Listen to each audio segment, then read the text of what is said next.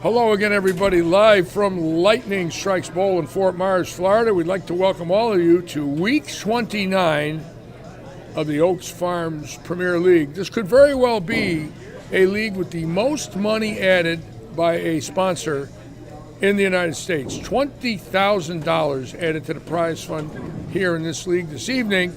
There will be 36 teams bowling, 4 bowlers a team. Tonight we start our 64-man match play. That's the 64 highest averages in the league will bowl one game against each other. There will be 32 winners, then 16, 8, 4, 2, 1. The winner of that will win $1,000 during league play over the next 5 or 6 weeks. I'm Larry LICHSTEIN. I will be your host for tonight's action. Obviously, let me show you the lanes. We do have a split screen here that we use all the time. Lanes 9 through 24, 25 through 40. We have our close-up cameras as well. In case somebody's on a big string, we'll be watching them, of course. And going right up the house. In case of large strings, big scores, we will try to be on them for all of you. As you can see, these are the cameras we use every week. And, of course, we also have our concourse cams. I always like to show the bowlers coming in, getting ready to bowl, family night, a lot of kids in here, a lot of friends, a lot of good food, and a great, great league. And we want to thank all of you for being with us this evening here at Lightning Strikes Bowl in Fort Myers, Florida. Again, another great night to be with all of you, and great competition. We have some great bowlers in the league. Evan Baranicki, who finished second this past weekend in the regional event here in the 49 and under division, bowled for the title. And of course, Dave Stouffer in the league, just getting back from the World Series of Bowling. John Rakoski, the 2-time Amateur Challenge champion, and many other really fine bowlers. Last night in the Audi League, we did have 6 wins. 6 two-day usages were won. Jimmy Shirk got 2, and a few other people, I forget their names, but 6 went out last night. So it's great again to be back with all of you this evening here at Lightning Strikes.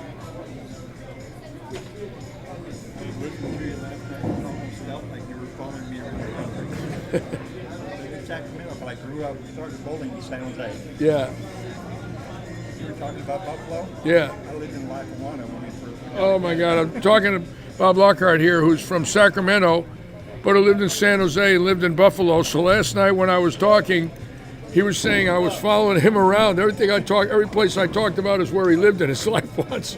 That's hilarious. Thank you. Anyway, it's great to be back with all of you tonight for this great league, great action here at Lightning Strikes in Southwest Florida, and we'll be rolling again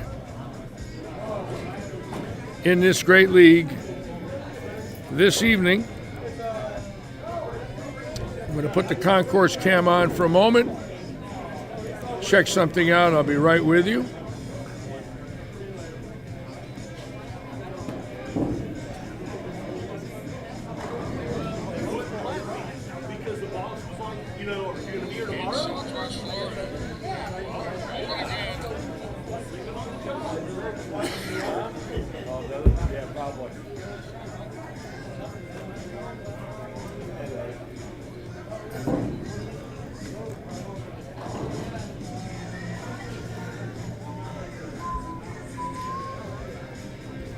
Just going to make a few adjustments, folks. Bear with me for one moment. A little something we have to change here. Not that important, but I want to do it. Just bear with me.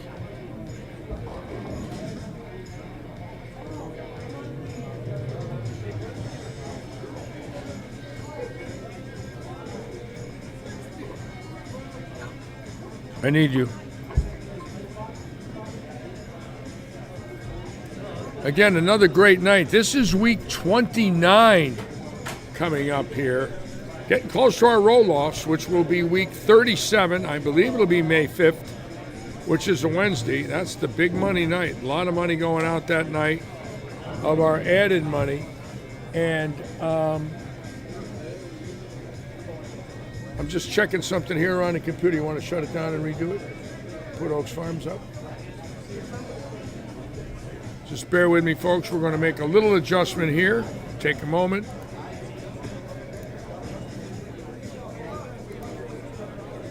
Sometimes we have to make adjustments for our live stream before we get the night going again. There it is. We just made it. All right, great. Thank you, Larry. And we're back with you. Again, what an exciting weekend we're coming off of. We had 110,000 minutes watched, 8,000 views on Saturday and Sunday for the non-champions event. And that's not counting when people watch after I'm off the air. In other words, those were live numbers of our live stream. I have analytics here, and I can follow it. And again, I want to thank all of you that joined us this past weekend. It was an exciting finish with John Huff winning from Naples, Florida over Ralph Brunt Jr.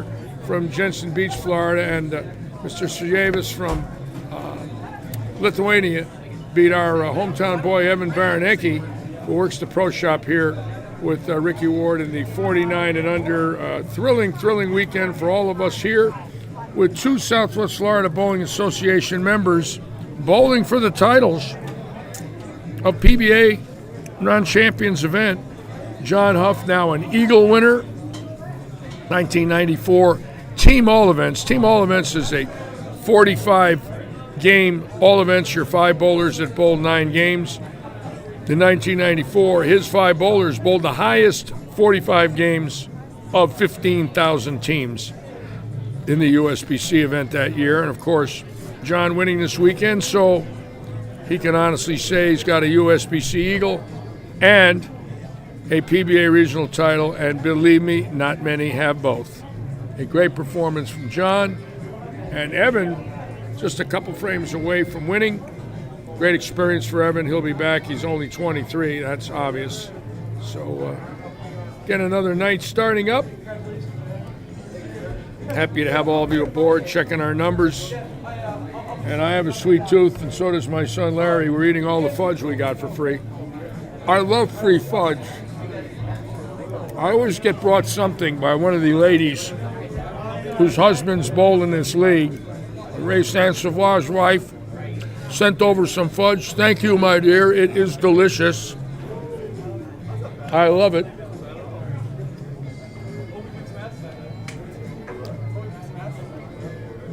And the center's starting to fill up.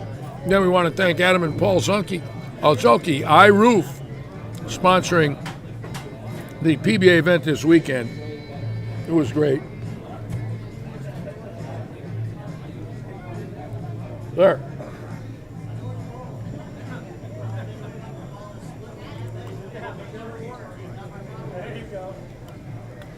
Don't you have to start that up?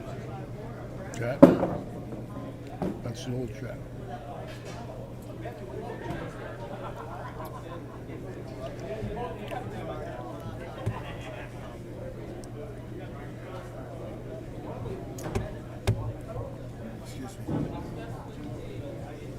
Bear with me, folks.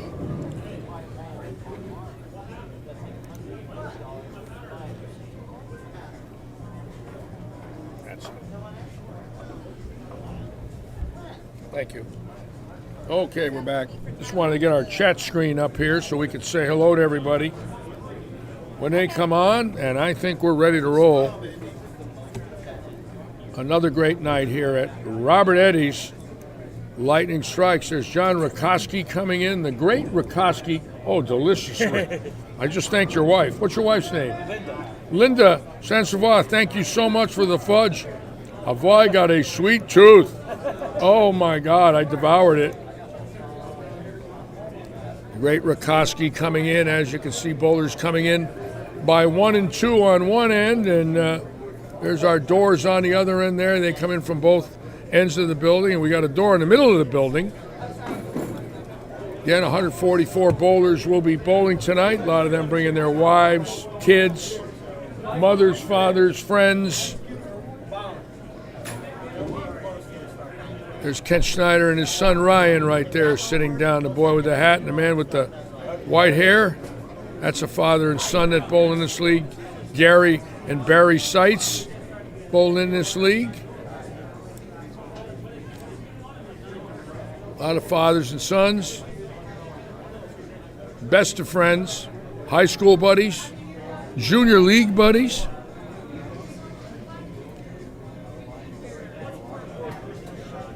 Cooper, welcome aboard. No, my tooth is pretty good, Cooper. It's holding up. And did get a couple of throbs yesterday, but not today.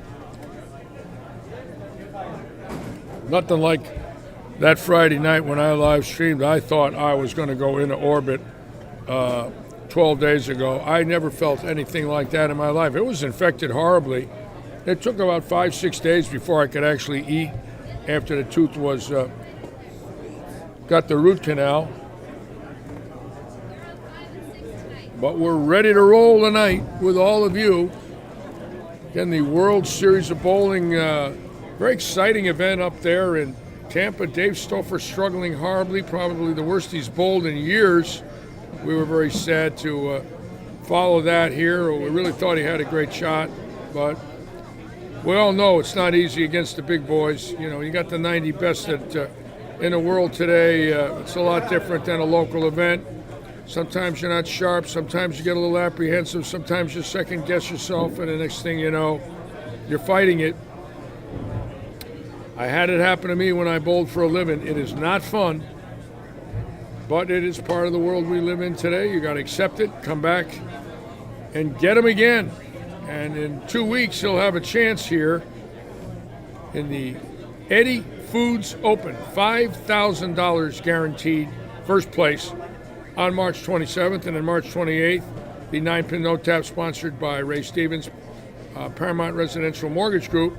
This weekend, we have Brian Copeland's company sponsoring our 50 and over bowlers, Paradise Vintage Market. There it is right there. They'll be sponsoring this weekend. We want to thank Brian for coming aboard here as one of our weekend tournament sponsors, along with Jerry McElanick, who's bowling in this league tonight, Royal Palm Realty Group. So we've got Ray Stevens bowling tonight, Brian Copeland, and Jerry McElanick, who all sponsor events in here. And, of course, Robert Eddy, our owner, who just sponsored the Seed to Table event this weekend. Keep in mind, the PBA Tour, the Audi Pro-Am is a month from today, April 10th. Pro-Am Day, we were already up to over 80 entries, over 60 balls have been sold in the package. An unbelievable deal. You get a Pro-Am spot, a brand new WebMB, or a Hammer 2.0, 3 days of tickets, the ball drilled, outers, finger grips, experts, Ricky Ward, Mark Pulaski, Gary Seward, Evan Baranicki, all for $200. If you don't want the ball, it's $55 to get into the Pro-Am, $5,000 guaranteed in prize money. So right now we have 85 bowlers bowling for $5,000 guaranteed prize money on Saturday, April 10th. It's the best deal I've ever heard of for $200. Brand new ball, drilled, grips, outer, and you're bowling for some big money. So call up the bowls, sign up, get in the Pro-Am, come over here on Sunday, Monday, and Tuesday and watch the greatest legends that ever lived. I will not be live streaming. I will live stream the Pro-Am Saturday. I'm going to have Johnny Petraglia in the booth, several of my friends. But I will not live stream Sunday, Monday, and Tuesday. That is Flow Bowling. That's part of their deal. And quite frankly, I'm glad I could be a spectator, finally, and walk back and forth for 3 days and watch all my dear friends bowl and go out at night and maybe have dinner with Johnny and Bobby Learn and Parker Bone and reminisce about our lives together on the road. I really love the live streaming, but I got to be honest with you. This will be a weekend off that I really need. I've gone every weekend since last August, and be nice to kick back a little bit and be with some of my dearest friends in my life and watch them bowl.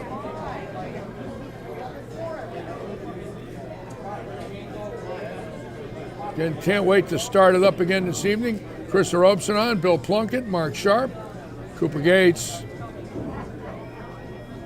Again, last night we had 6 Audi wins. Jimmy Shirk coming up to me tonight telling me he won 2. He had a game over 300 and 827 with handicap. And Jay Butler won 2. So I was thrilled to hear that because at the beginning of the night they didn't look too easy. And then as they broke down a little bit, the bowlers bowled very well. And it was so cold in here, I think that had a lot to do with it. I mean, it was freezing in here last night. A little warmer in here tonight, thank God.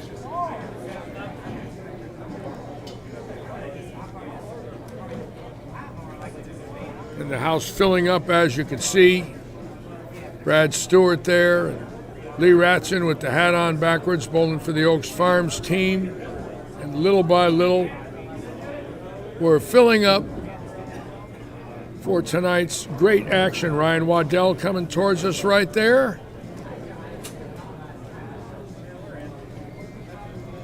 Ryan's mother's always on, watching Ryan bowl.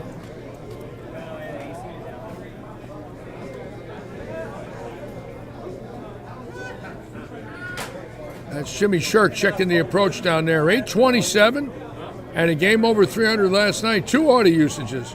Retired, working for the city of Fort Myers for 30 years. Now enjoying his life bowling.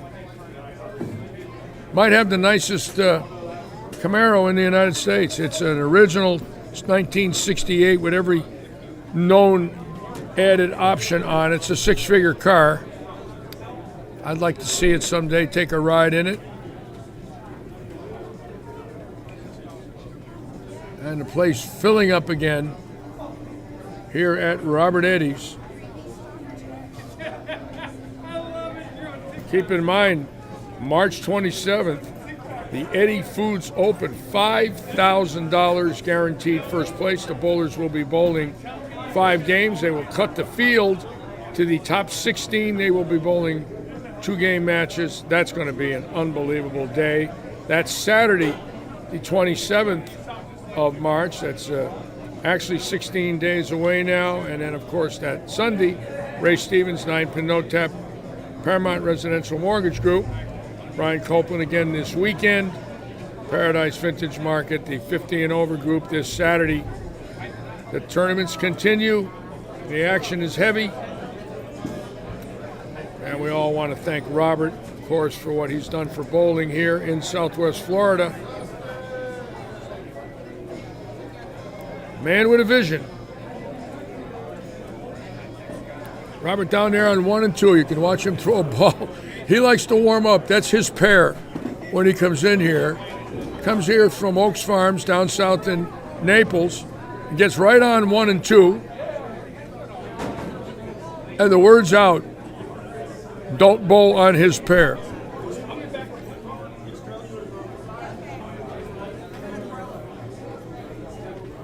Carissa Robeson, I bowled for a PBA title, Carissa, at Valley Bowl in Beaverton, Oregon in 1969, my rookie year at the age of 20. This coming June will be 52 years ago. There was nothing there on, I think it's the Hillsborough Highway or something like that. There was nothing there at that time but a small shopping plaza with a bowling center right in the corner called Valley Lanes. And Cooper Gates knows of that. He's from Beaverton. So, small world. In fact, Cooper didn't know I bowled for the title there when I was a kid, and I told him that. That was my second title match. It was my 4th PBA event. My first 4 events, I bowled for the title twice, once at the age of 18 and once at the age of 20. And fond memories of Beaverton. That's before Nike was even a company that's out there now.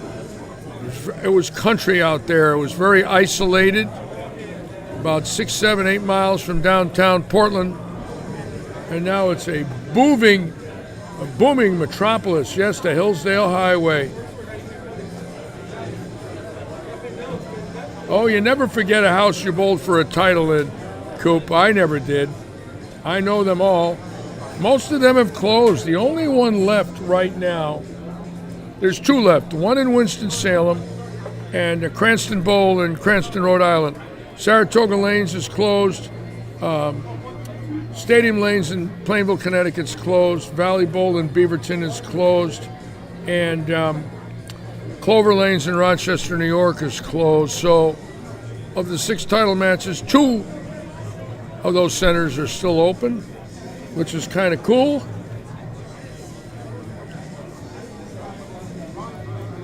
I could even tell you the pair I lost on, Cooper. I lost on 13 and 14. That was the position round pair at Valley Bowl.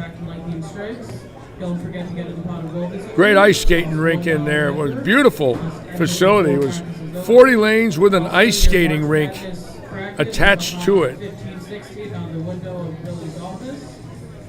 I'll be turning your lanes off for your 10 minutes of practice. Oh, it's named Super Play. Oh, okay. Has renamed Super Play. Okay, I got it. That's the one in the corner there, right? As you go into the shopping plaza. Coop's on the left-hand side in the corner. Cooper's Timber Lanes. Oh, I was at Timber. They became Hollywood Bowl. I love the Hollywood section. I had a blast over there. Used to shoot pool. A couple of blocks over, shot George Pappas pool there. Love Timber. Was there during when Mount St. Helens erupted. 2 weeks later, we were at Timber. There was pumice everywhere. 2 inches of pumice in the streets when we got to Portland in late May of 1980. And here we go. It's practice time here at Lightning. Week 29, getting ready to start.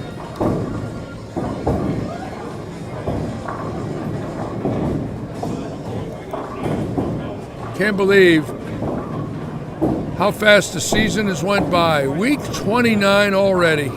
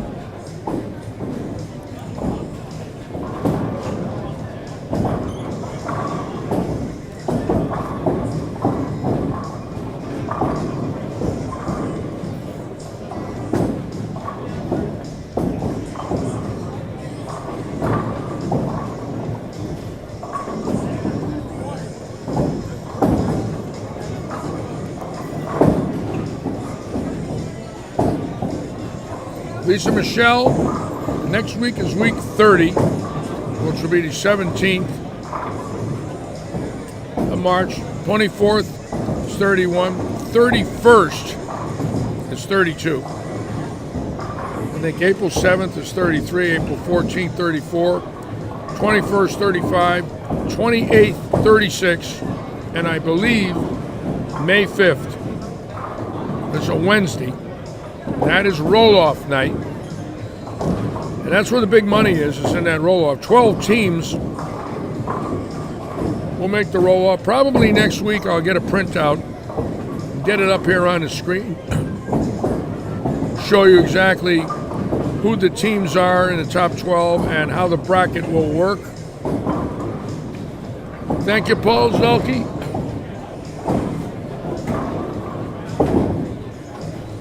I want to thank you and Adam again for your great support. Your son's a wonderful man. Well, what a business mind. I was loving listening to him about his business plan and his business, iRoof. Great bowling family from Wisconsin, now residing here in Southwest Florida. iRoof stepping up this past weekend a great event. 110,000 minutes watched, 8,000 views live, not counting when I got off the air. Largest group we've ever had watching. So we roll on. That's what we do here. We roll on.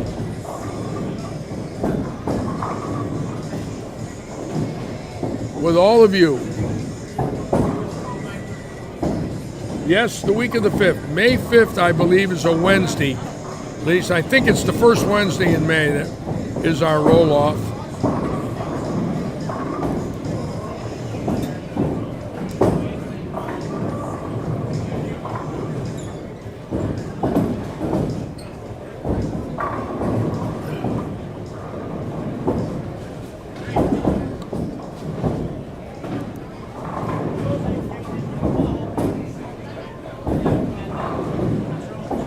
House Brown on 15 and 16. House Brown retiring from the Navy. I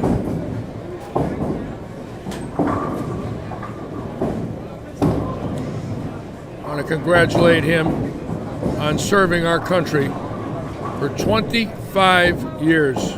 What a major, major contribution for one man to become a lifer. 25 years. Wow.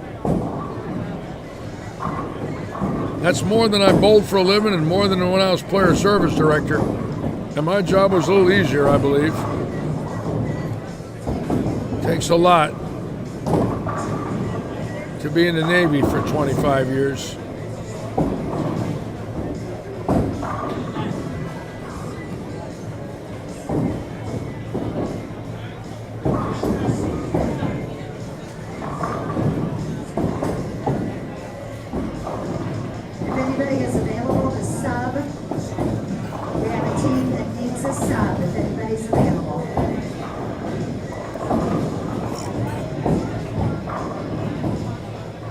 So we've got a reboot on 11 and 12 for scoring. Probably down there now. One of our concourse kids working on that.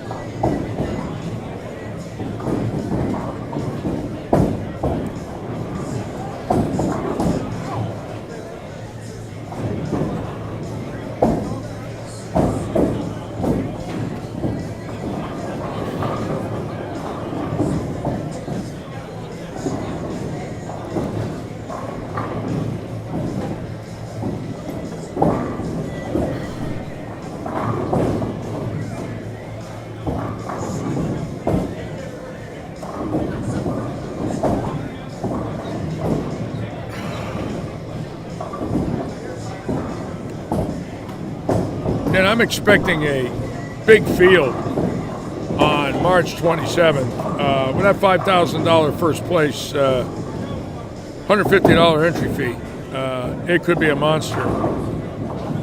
I don't know how many pros are going to stay in Florida after the World Series is over, but I would presume some just might stay here a week and hang out, being that there might not be any tournaments in their region.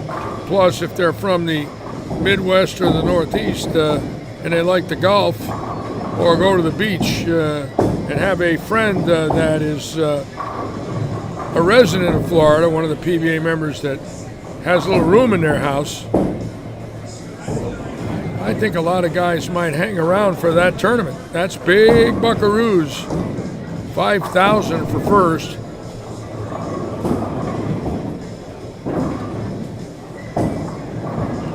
And that's something, Mike Sharp. I always like to mention that because I'm amazed when House told me how many years he had done that. And I think that is so special.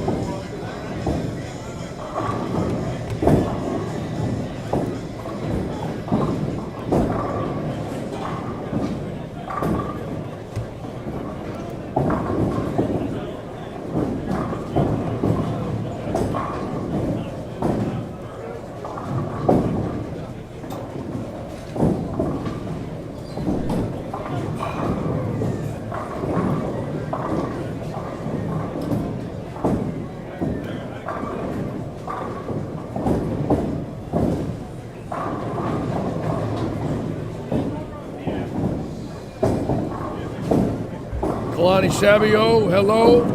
And for all of you, next Wednesday at noon, I will be on Brad Angelo's show at 12 noon on Skype. I'll have the link for everybody this weekend. If I can get it. I know I'll have it next Tuesday. But Brad Angelo has a live stream, the great PBA champion from Lockport, New York, the Buffalo area. And he wants me to tell some stories about my life in Buffalo. And I've got a story for all of you that it is hilarious. It is crazy. It happened in late August of 1975 when I was 26. And the name of the story for all of you is called The Buffalo Brake Job. Okay? That's all I'm going to tell you. But when you hear the story, get ready to laugh, because you have not heard anything quite like this, and I know you haven't.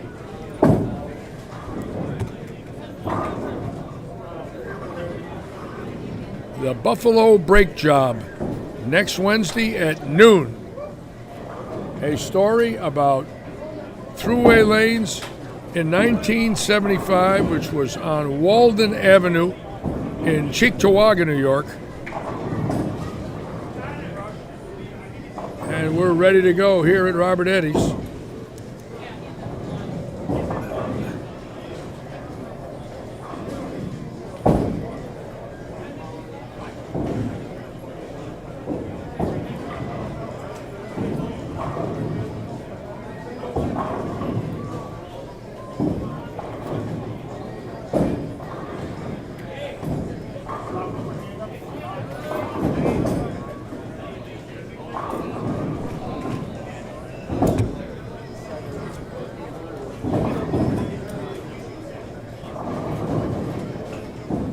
That's the name of it, 10 in the Pit.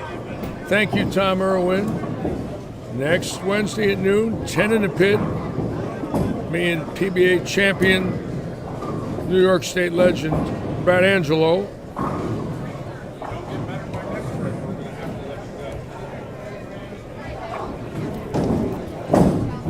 You'll love this story. It involves the police. Johnny Petraglia is in the story, but he didn't do anything wrong. But wait till you hear it. It's a classic. And Johnny Petraglia is my witness, and Mike Kelly from Seattle are my witnesses, still alive. Larry Matthews, who was with us that evening, has passed on. But it's also what happened after this incident over the years, and it's hilarious, and it could have got you in a lot of trouble if you got caught doing what I'm going to tell you happened. A lot of trouble.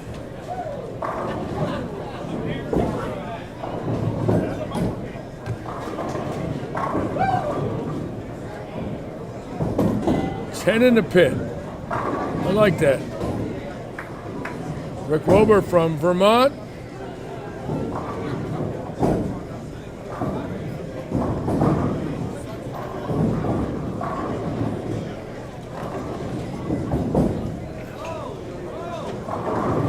Rick Wilbur, is that house you guys bowl in a Bowl New England house in Rutland? Curious about that.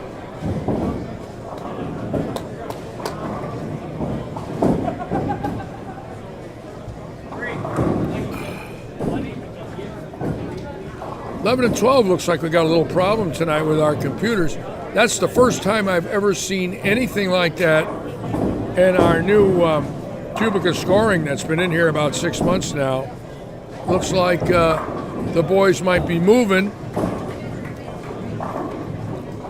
That's the first time I've seen one of those up.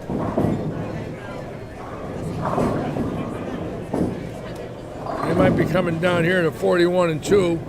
That's possible. don't know, but that might be one of the alternate pairs.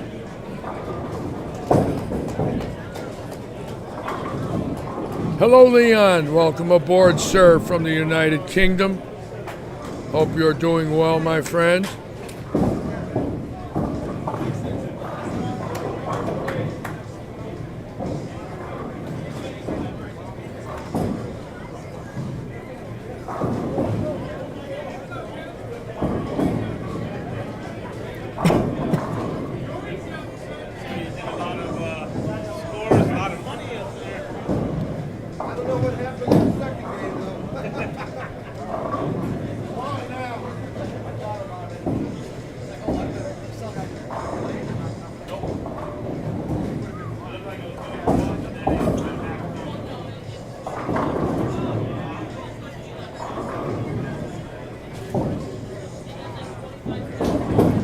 I've been working a little bit with Jared Drury, that big man that just threw the ball on 13 and 14. I've given him, about an hour on Tuesdays, a couple of half-hour lessons, and I've asked him to focus on some things. Most boulders, and I say this with respect,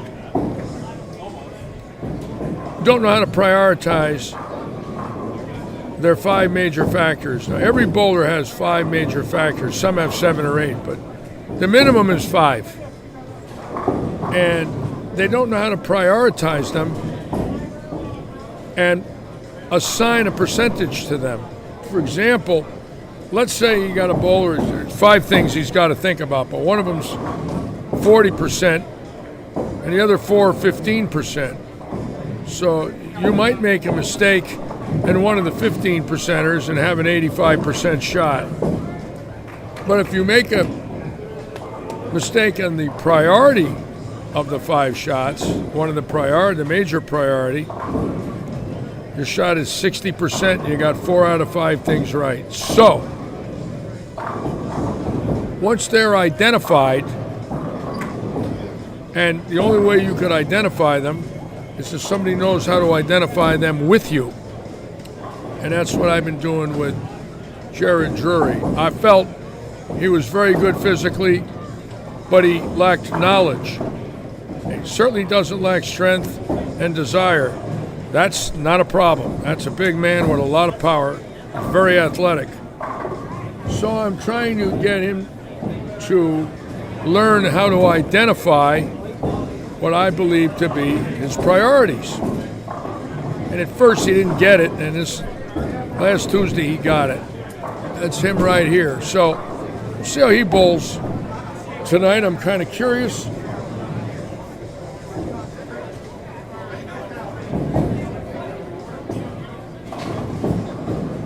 I'll teach you. I'll give you a lesson, Lisa, over here some afternoon. I'd be happy to, my dear.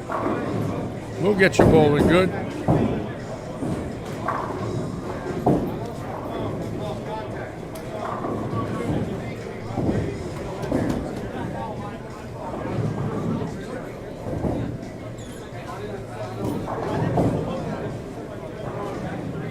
And those are 2 good shots. So it looks like he learned a little from Tuesday so far, and it's all predicated on how hard you work, how much you practice, and how focused you can get before you bowl. It's all mental. Earl Anthony told me his game was 90% mental and 10% physical, and I believe that to this day. Most house shot bowlers, most bowlers from a region that bowl in 1 or 2 houses really don't know what to think about. Most don't.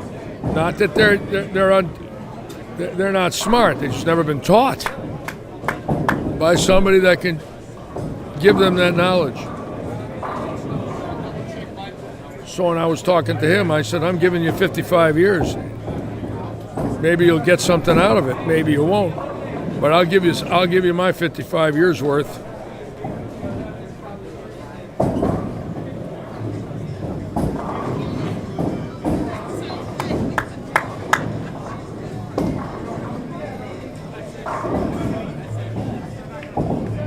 Good evening, Renee. Welcome aboard, my dear.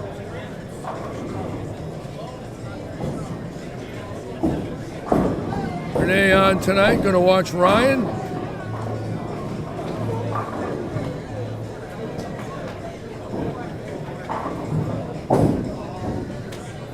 Rick Ratchin told me today that every time I put the ball on Lee, when Lee's getting ready to release it, I switch cameras, so I ain't doing that again. His father gave me a lecture. Sorry about that, Rick. From now on, I'll not only watch Lee release the ball, I'll watch him walk back and sit down in the settee area, and then I'll get the camera off. Rick Ratchin, a master craftsman, carpenter, woodworker, cabinet maker. He can do anything. He's doing a lot of the finished work in here and relaminating all of our countertops in a bowl. And he works with Lee, his son, and Dave Stouffer on all kinds of fine woodworking products, carpentry, as well as fine work. Rick, a heck of a bowler in his life, bowled the senior tour.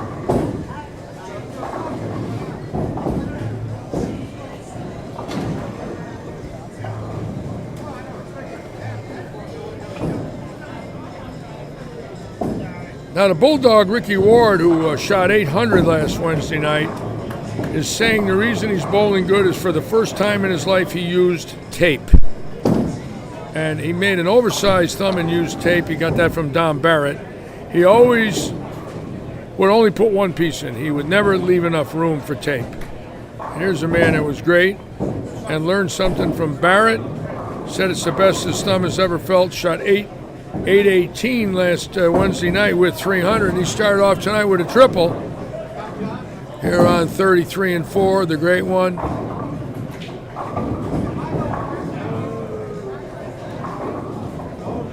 He likes that taped thumb.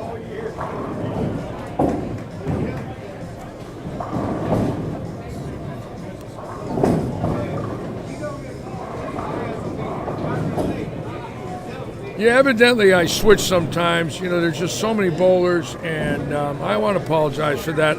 I really don't mean to do it. We've discussed that about our production and tried to see if there's a way.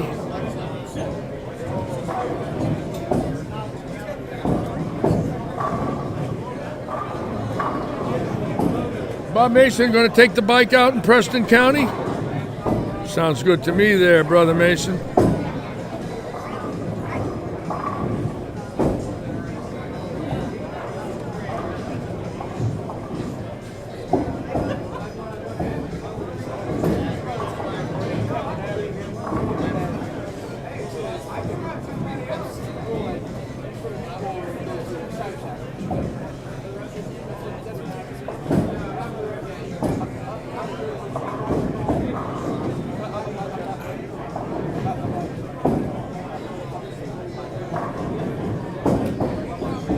Tyler Altman, who we had on last night, is on some mission this year. 8 300s, 8 800s, 867 Sunday. 12 pins shy of the association record.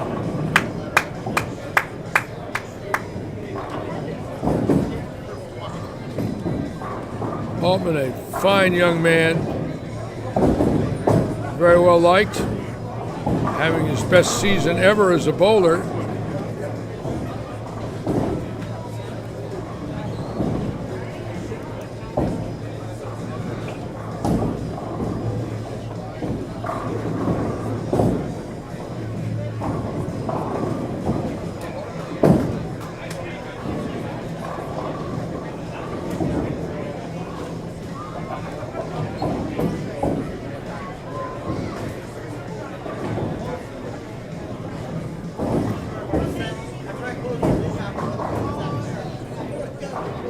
Flip over here to Baranecki, who bowled for the title this weekend, was very disappointed after his loss, but he didn't disappoint us. We so proud of him by the way he handles himself and his great showing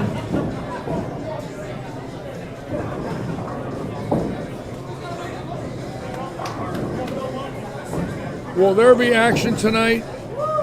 I would presume there will be, Joe.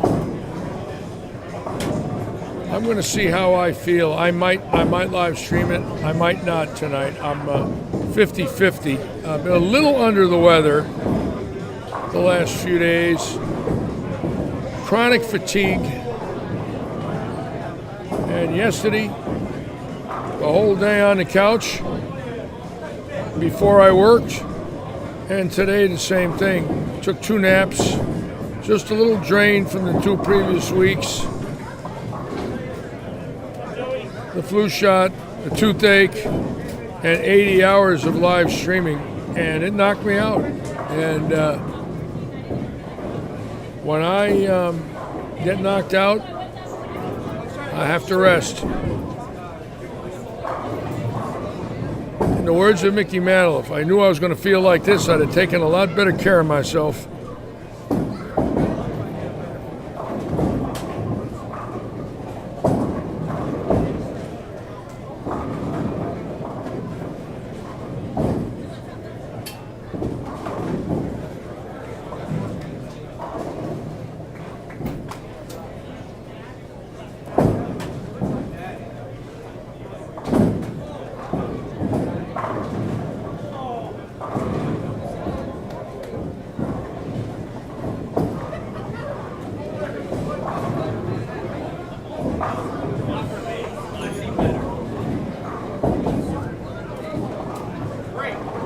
I was watching Jillian Martin bowl this weekend, a few shots on Fox. My God, is she a phenom? Holy mackerel. That little girl right there, no fear in her body. None. Zero. She is a phenom. And I'm now one of her fans, Jillian Martin.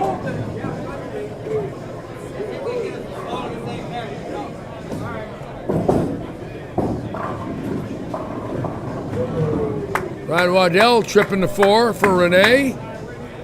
And Renee dancing in the living room for Ryan.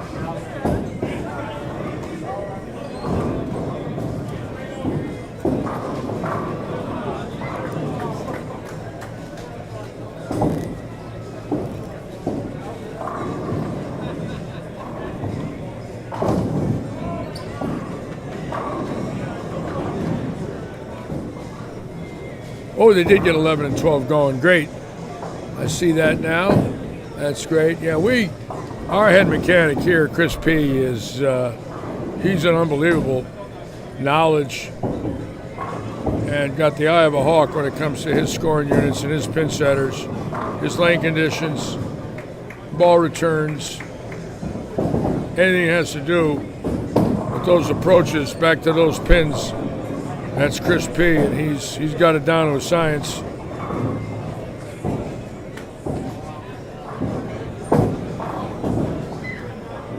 No, Joe, he had 6 last night. I made a mistake. Jim Shirk, who's bowling tonight, had 2 and came up and told me that, but he was down at low end last night. I didn't see it.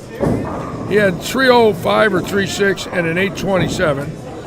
And Jay Butler had 2, and Freddie Fry had 1, and somebody else had 1. 6 that I know of. It could be more, but 6 has been the average basically. Other than that 1 week, 2 weeks ago, I don't know what that was, but that was from another planet. No one expected that. No matter how easy the lanes are, no one expected that. Not in the handicap league. That was crazy. I mean, they're full handicap. They were bombing them.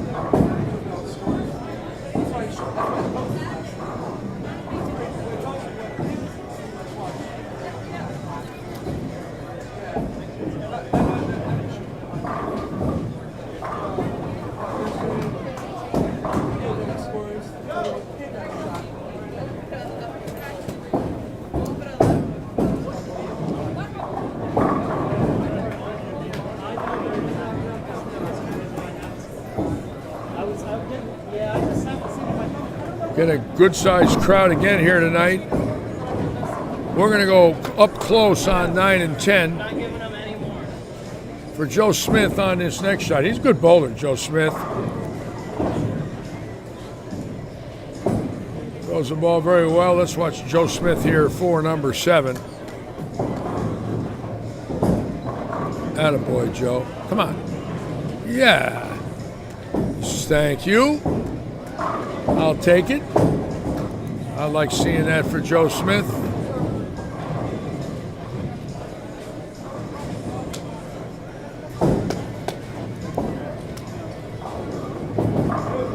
And Baranecki. Wow, an electronic messenger that shorted out. Did you see that head pin? How did that not hit the 10 for Baranecki right there? An electronic messenger that shorted out. I'll remember that. Let's watch the great Robert Hilton.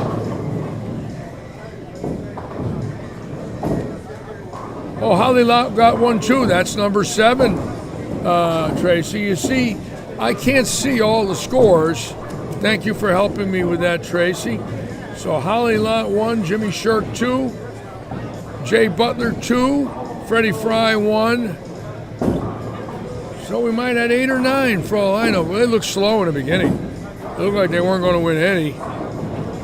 And I was wondering, how do you go from 20 to 0? And I think everybody else would have been wondering. They would have said, well, what's with that? Why did Dick Weber carry so many wall shots? I'm going to tell you why. Because he knew when the house frequented it, he could play it. That's why. I knew that too. Certain houses had a characteristic for a wall shot, especially if you threw the ball hard and straight. And when I realized that was a characteristic in a house, I played it. And you could do that back then because of the straight angle going into the pocket with a 3-piece ball, pancake weight block, core cover, very little diff, very little RG, and very little surface. So you could throw the ball hard because there was no friction. A lot easier than now. These things will slow down on you. Well, anyways, if you saw a wall shot go, you played it. Same with a trip 6. I played trip 6s in houses, knowing that I'd rather go high than light. And that was the old game. And we all know that this game has been very environmental in the last 60 years, starting with shellac and pin boys in the early 50s, and then lacquer and pin setters in the late 50s, and then 60s, the urethane surfaces coming in, and the pins with voids. Then in the 70s, plastic, soft rubber. Then the 80s, urethane. Then in the 90s, synthetic surfaces. And then, of course, resin and weight blocks that are from the nuclear age.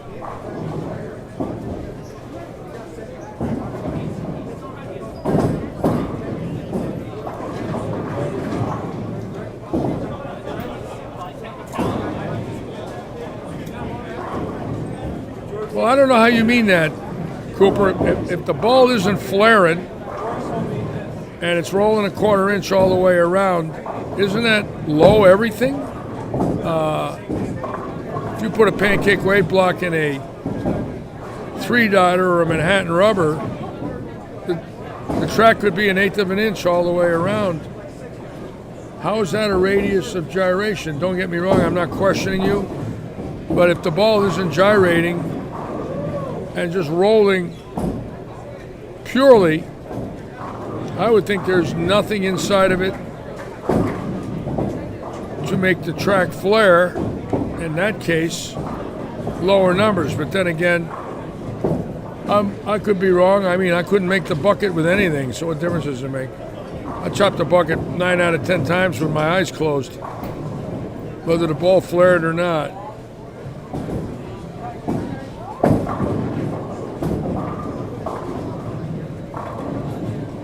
Oh yeah, definitely low def.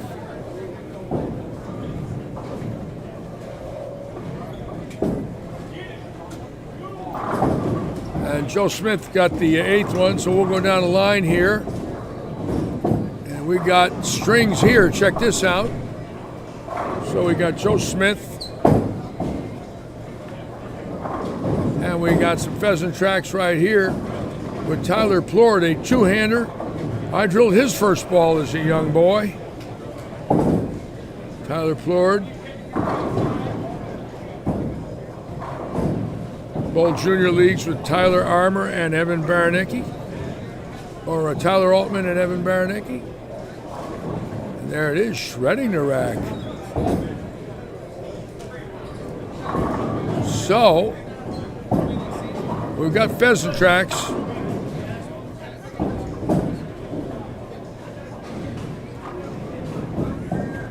We got House Brown walking into Lisa's living room right there. Pheasant tracks.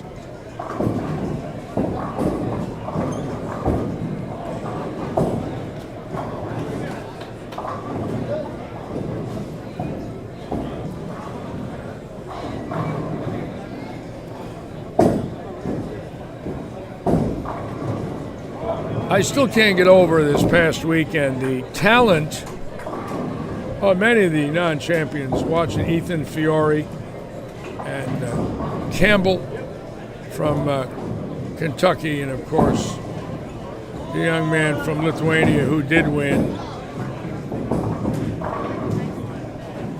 Just a great group of young men, all trying to become PBA champions, and other than an eagle, that's it. You know, you got an eagle or PBA regional or national title. Those are the 3 biggest titles in bowling, in my opinion. Maybe the Tat. The Tat's a great honor. That's serious. Go out there and beat 700-800 amateurs. Strange House in Las Vegas.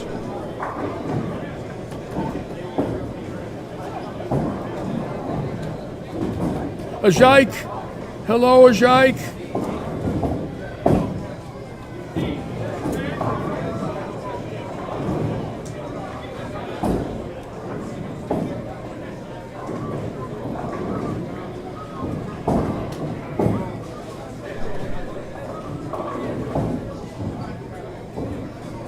We're going to stay right here and let's see what we got here.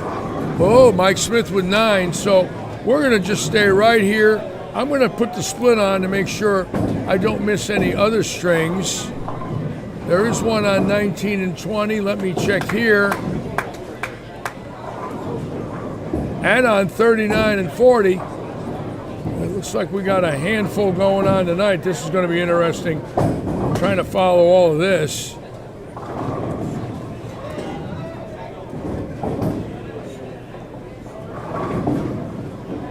Keep my eyes open.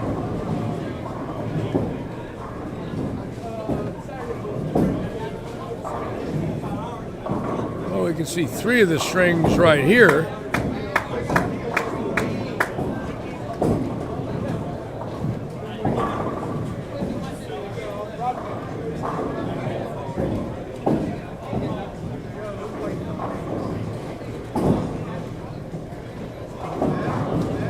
That's Robert Hilton. We're going to watch Hilton right now. Let's see who goes first. Hilton's going first. There it is. And Plord just missed. Okay. Hilton with 9.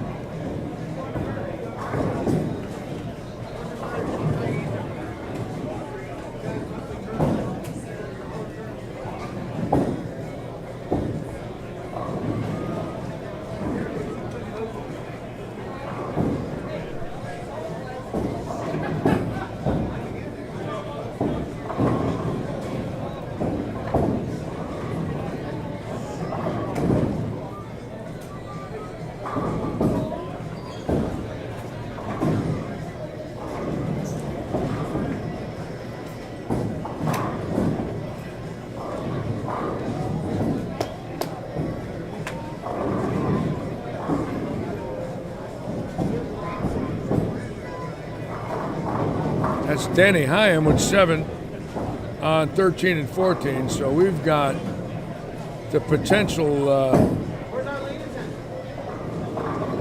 for quite a game one here. Kenny Lowe on. Hello, Kenny Lowe.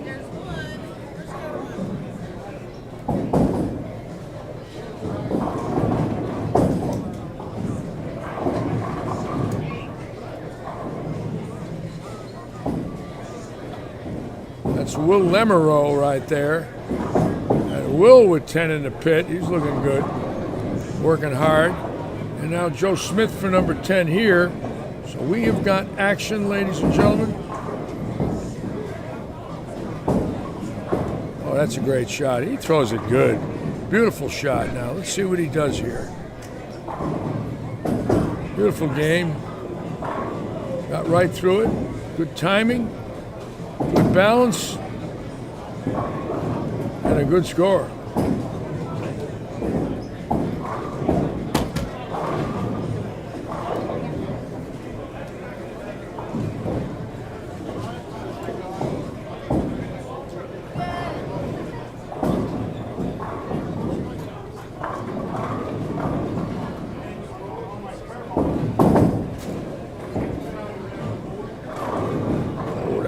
Pretty good. Week 10, really good shot. And Pulaski Jr., who we really haven't heard much of in the last 3 months, was leading the league, really dropped down.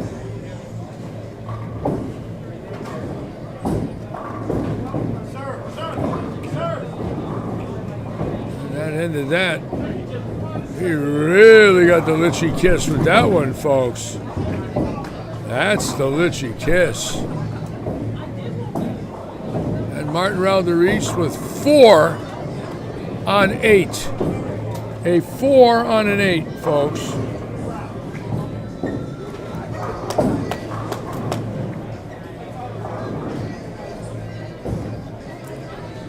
A 4 on an 8. Unbelievable.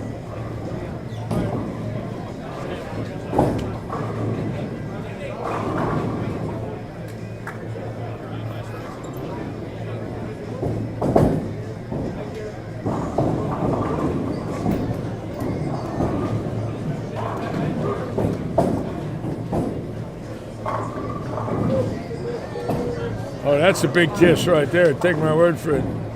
That's right on the lips.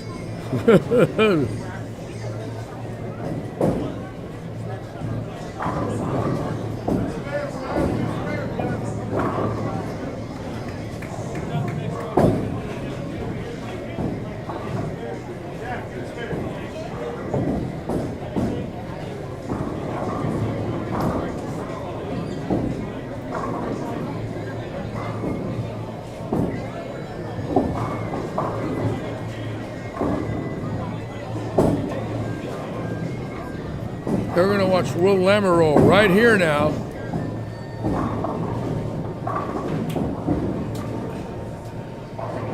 He's been close before in the league.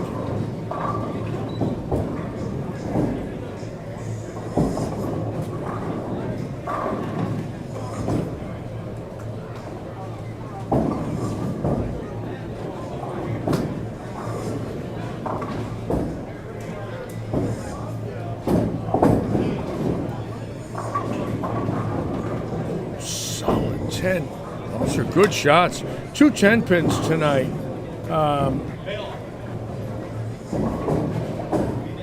Great shots. Could have been.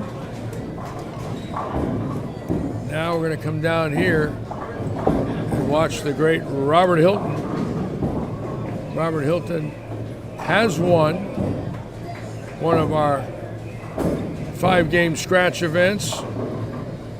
And he'll be bowling the end of the month for the $5,000 first place prize in the Eddie Foods Open.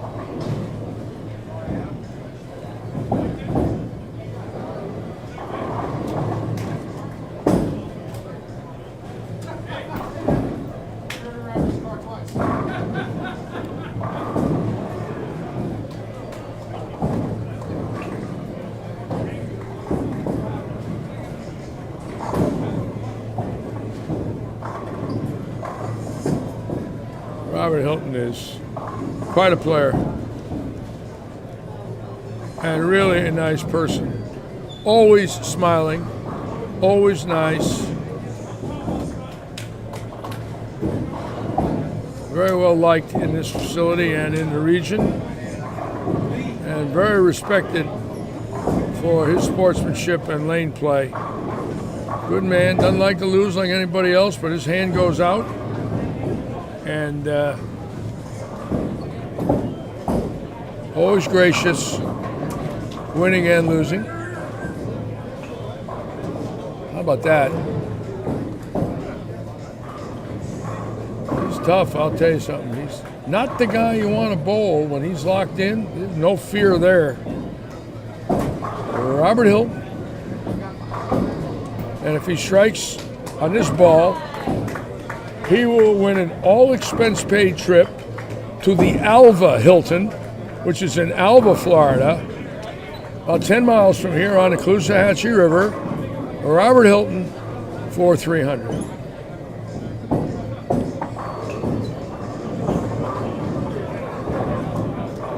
Come on. No, week 10. 3 10-pins stopping the streaks tonight. And Gary Seward now, who last week bowled great, with the first 7. 3 10-pins.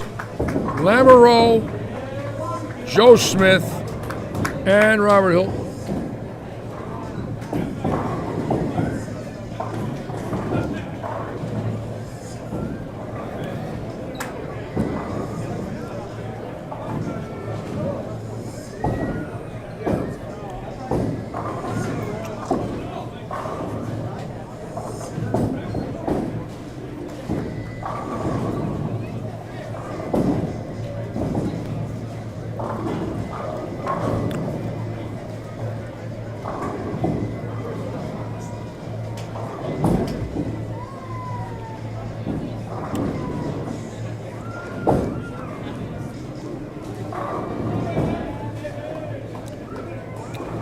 And Seward with 8 in a row has been bowling very well in recent weeks. Carissa Robeson's liking that.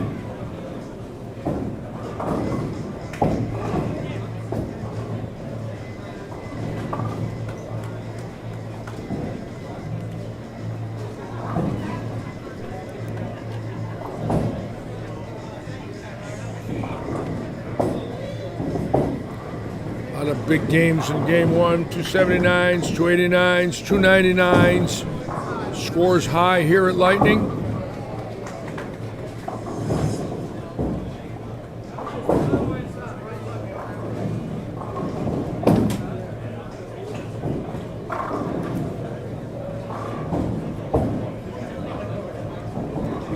Kalani, let me see if I can find Ricky Ward for you, the Bulldog. Bowling out of North Fort Myers, Florida. Went to North Fort Myers High School. And so did Deion Sanders. Neon Dion and Ricky Ward went to the same high school, folks.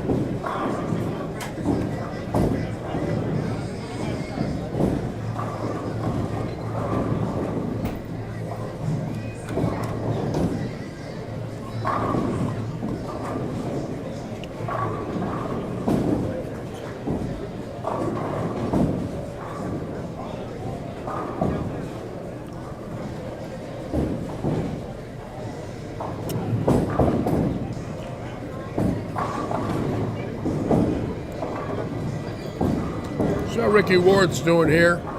Ricky Ward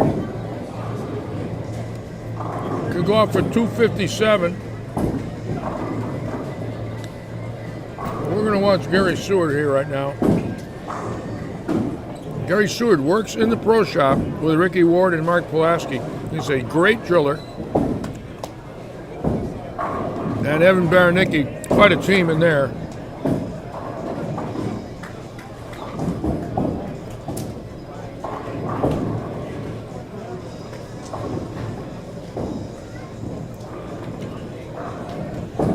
Well, that's good to know, Rick. I didn't know that.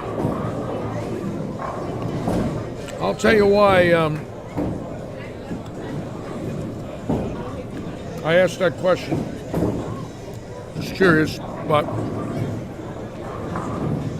I was wondering if there was an independent owner there up in Rutland.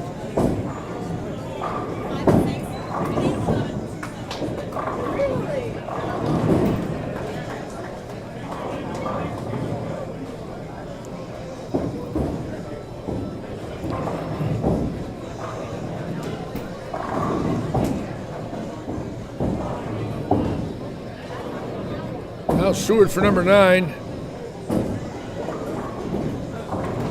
And Gary went there also, okay.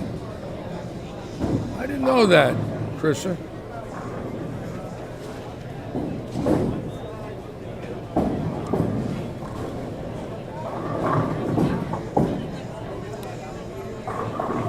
Oh boy, you got a break there. That was a little tug-a-roo on that one. That was called the high hard one. We'll take it.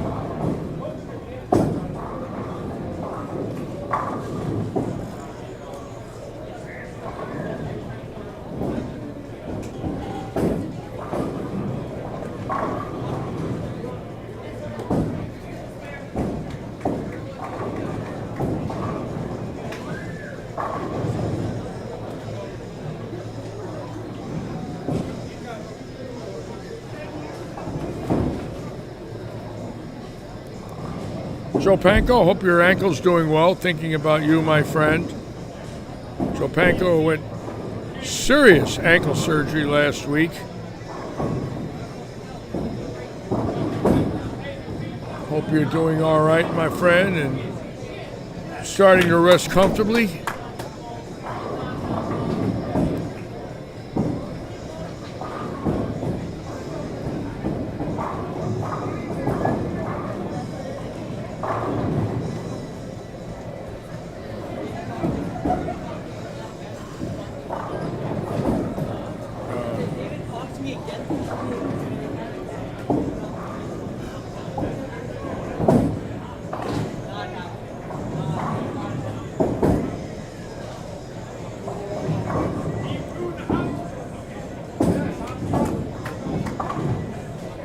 Finishing game 1. Again, another great evening here at Lightning Strikes. Gary Seward will be coming up on 31-2 with a shot at 300.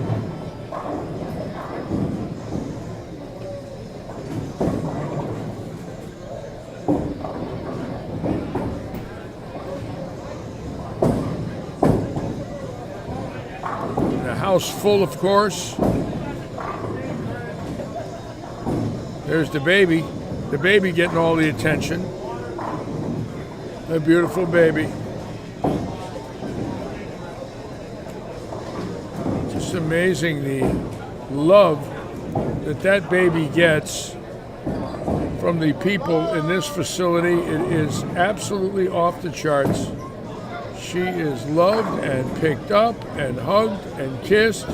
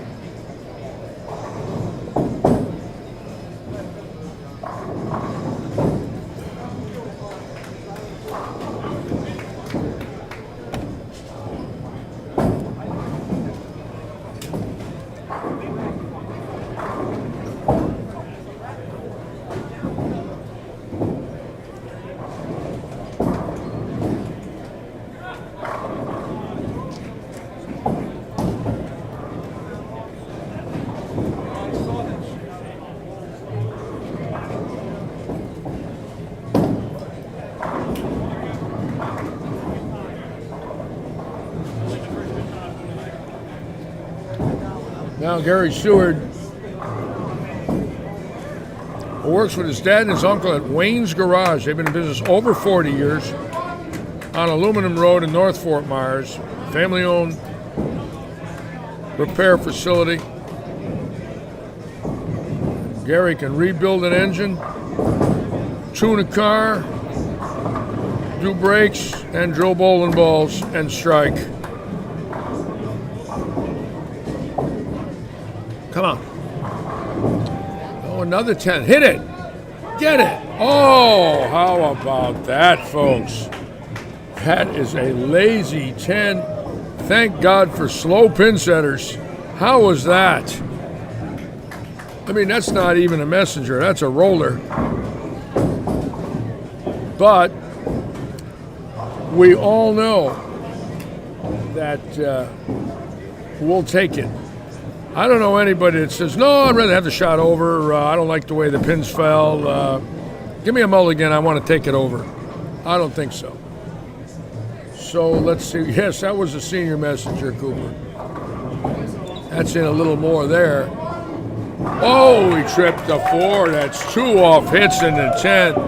I got to be honest with you. Very rare in this house to get back-to-back off hits. A late 10 and a high trip 4. Now, what'll probably happen is he'll hit the pocket flush and leave an 8 or a 9, and get a Randy. I can see it now. Got 2 lucky ones in the 10th and then a Randy to end it for $2.99. But let's see. Hopefully, Gary Seward will start off tonight with 300.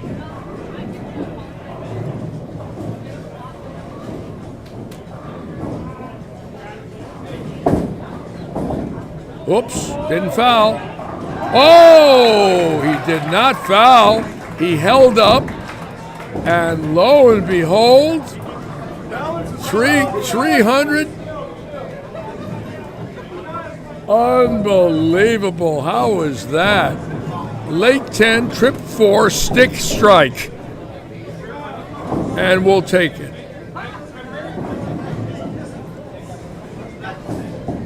How about that? Late 10, trip 4, trip strike. Wow. Wonderful to see. Okay. Gary Seward.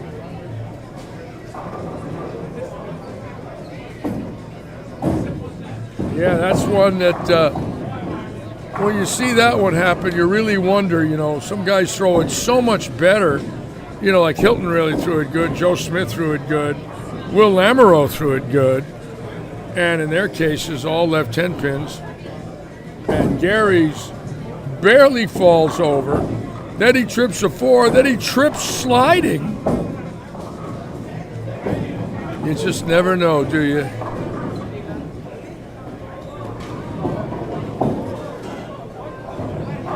In those famous words of Billy Ray Lucas, it's not how, it's how many.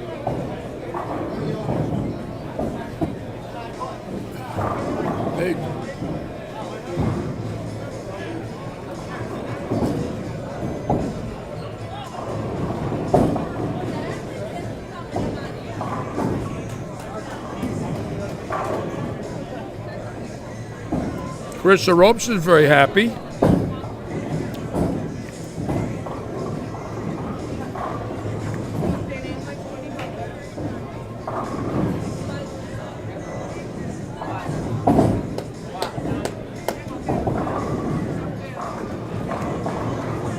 Gary's so nice, the first thing he'll say is how lucky he was.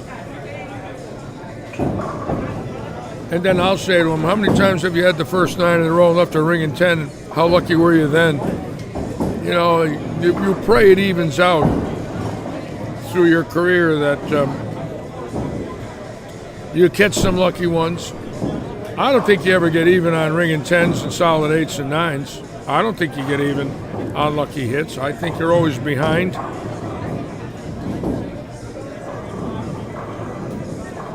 Yes, John W., that is a remote control ball. It was a remote control stop, too. Looked like he was going to foul on that.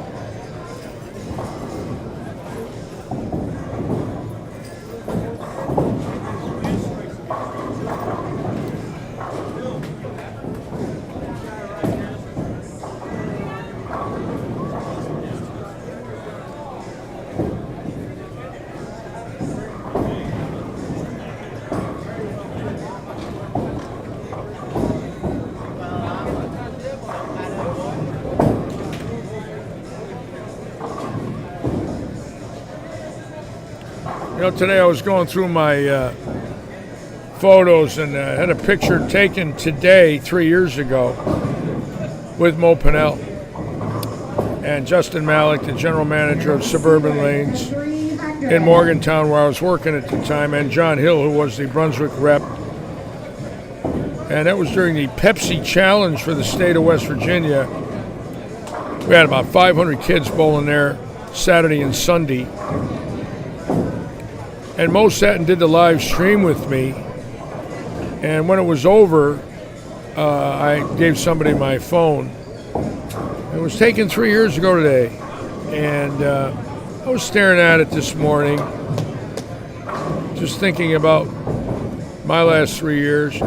2 weeks after that picture was taken, I left there abruptly.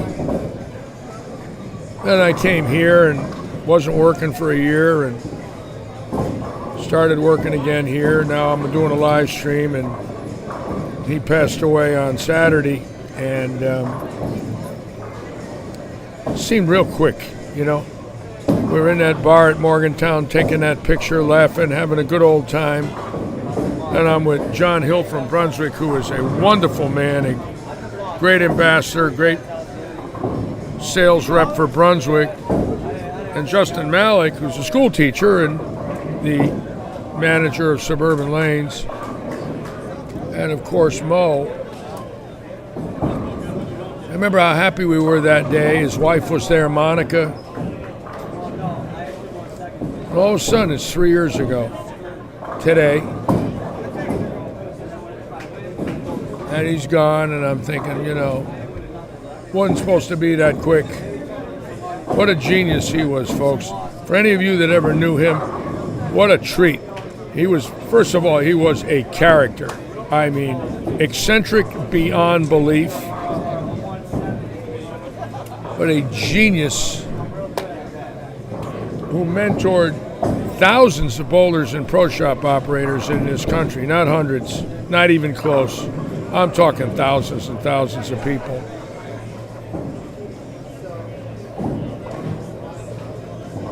One of the gifts I had in my life was to know people like him that had this insatiable ability that no matter how old they got, they never stopped teaching or traveling or coaching.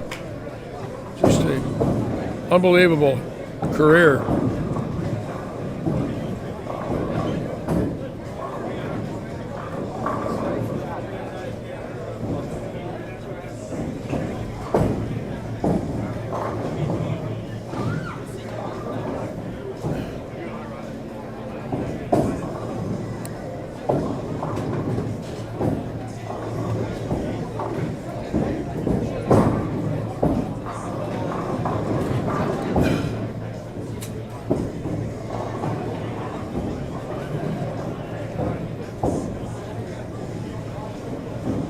Where does Mo rank? I don't know, Mark.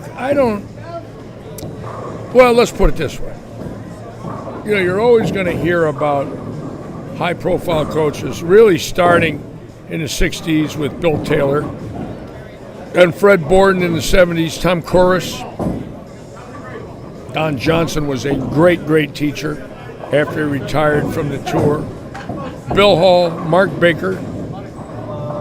Of course, some great tour reps, Del Ballard, Tim Mack, Ray Edwards with Brunswick.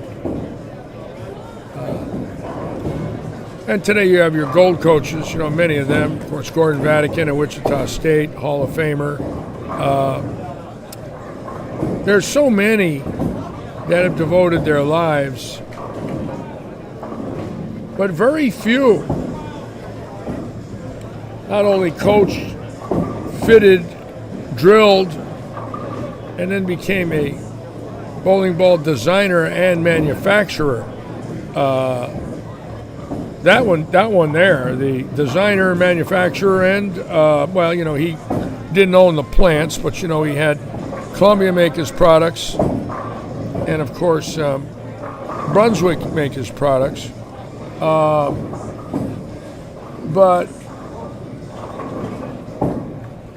I think the most amazing thing about Mo was that he worked, into his late 70s, and that's really unheard of. Taylor coached, but Taylor didn't have the layout knowledge, core knowledge, cover knowledge that Mo had, the manufacturing knowledge that Mo had. And Taylor was not well liked by a lot of people. Taylor rubbed a lot of people wrong. He was very, very rude and very derogatory to a lot of people, including myself. Later in life we became friends, but he was nasty. But Mo was different. He was just a very different type of person. If he rubbed you wrong, he didn't want to. If you can understand that. It was not his nature to be mean. Never. If he rubbed you wrong, he might have said something you disagreed with, and he disagreed with you. But that's normal amongst experts. But what a contribution to the bowling world. And for me personally, because I saw it from day one in the 70s, a lot of people don't know that I went back with him 45 years. So amazing what he did. My God. Oh, Dick Ritger was a dear friend of mine. He coached 25,000 people in his life at those schools, Rick Wilbur. 25,000 people went to the Dick Ritger schools. Talk about, again, a man that even though he quit bowling, he didn't quit serving the game that he loved. He became a world-renowned coach. And his method was different. He went after the kids in large camps, like Mark Baker does now with Joe Hutchinson, Dave Husted, Barry Asher, and John Gaines. They have camp bakes. And Don Johnson did that. I gave lessons in 2014-15 with a CAT system, but I went in alone in the Walnut Hill Lanes in Woonsocket, Town Bowling Academy in Albany, Westgate Lanes in Brockton, Silver Lanes in East Hartford, and Trade Center Bowl. I liked one-on-ones, one-on-twos, one-on-threes. I liked that sort of deal. Certain coaches like, large groups. That group that Mark Baker has out in Vegas, I watched in May of 2019, I watched them coaching at the Sunset Station, and I was amazed. I was watching Husted, Hutchinson, Gaines, Baker, and Asher coach. And you talk about a mechanized machine. They can coach 200 people in 1 week. That's how good those guys are. They're unbelievable. That takes some skill.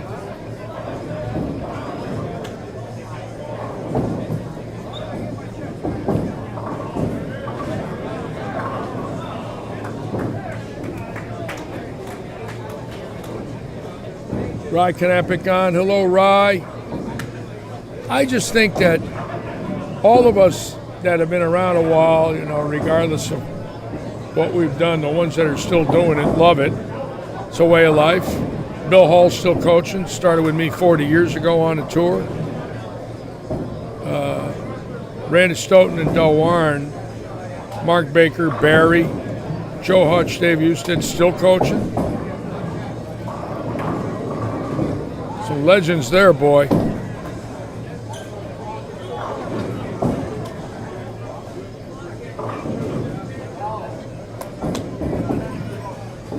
I think Brad Angelo is doing a lot of great coaching now with Rick Benoit.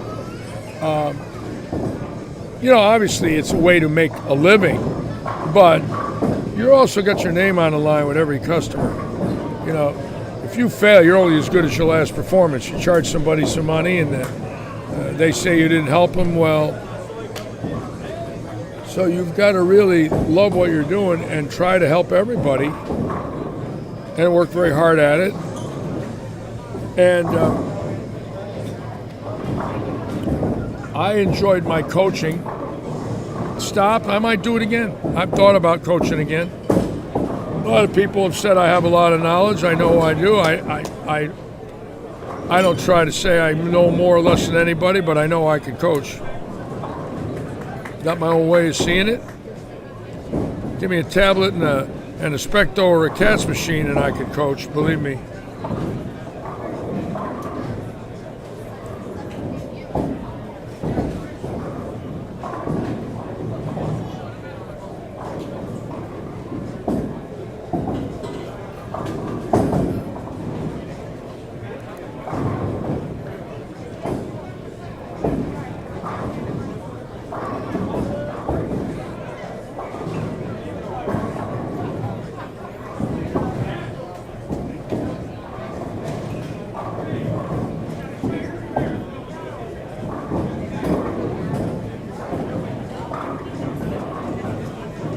Taylor was so advanced as a coach that he had a bowling center in LA.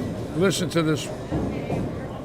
Where he had a track on the ceiling and a harness coming down from the track. And he strapped Glenn Allison into the harness. And you can only walk forward and back with this harness on. And he was training Allison while he had Allison in a harness in the late 60s, early 70s. I had heard stories of it. People saw it. I once asked Glenn about it, and he told me, yeah, he strapped him in, and the track was right above the approach, built into the ceiling. How about that one? Takes some mind to do that.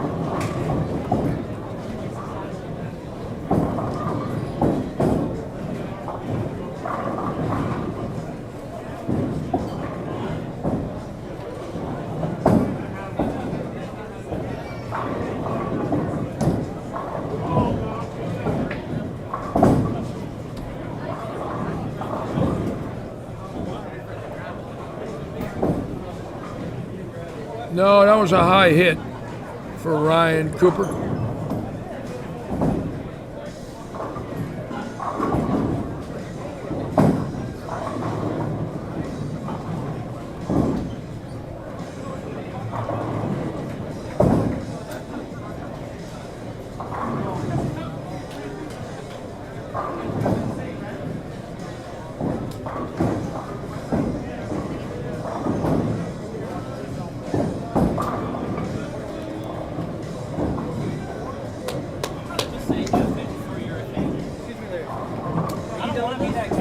You can take it. Thank you.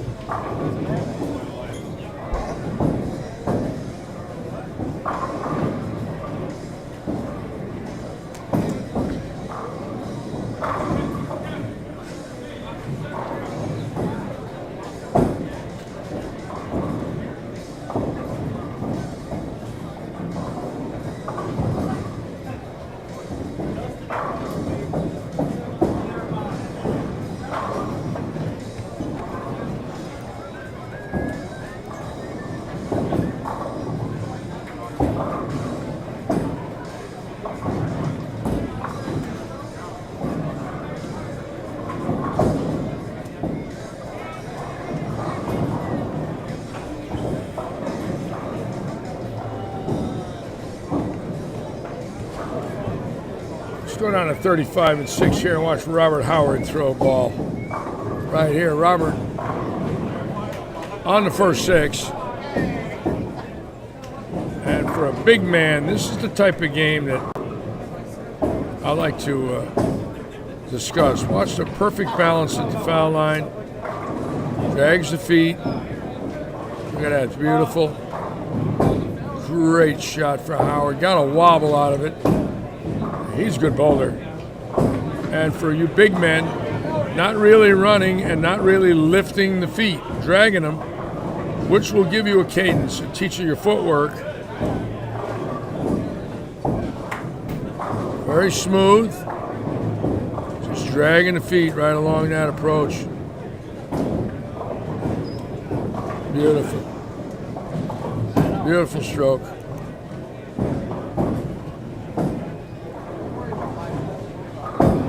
Bob Strampy did that.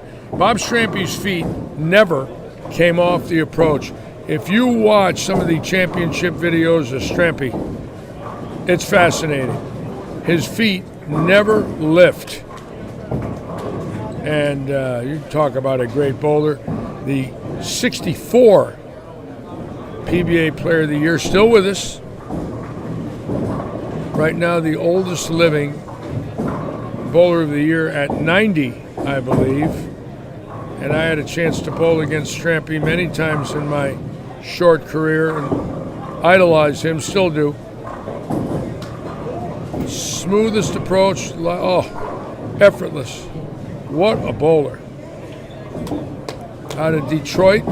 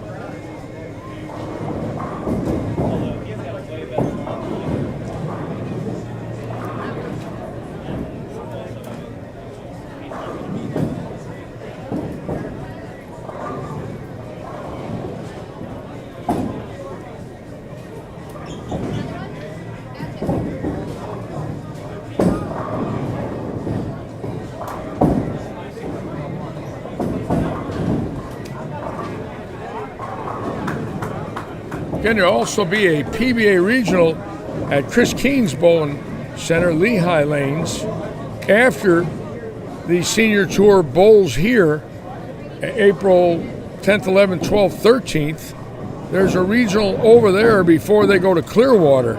So we had 2 days this past weekend, or 3 days of Senior Tour action, or Senior Regional action. Then we got 4 here, 10, 11, 12, 13.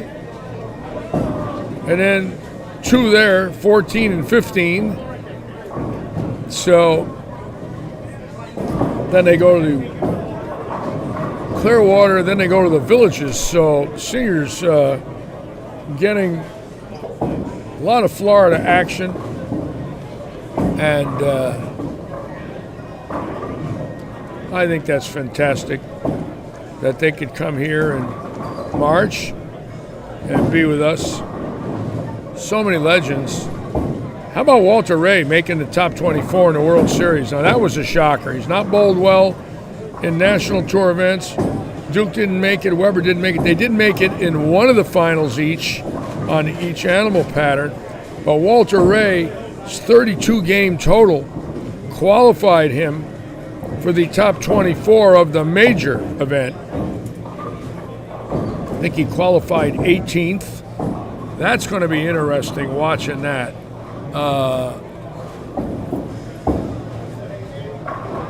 That guy's amazing.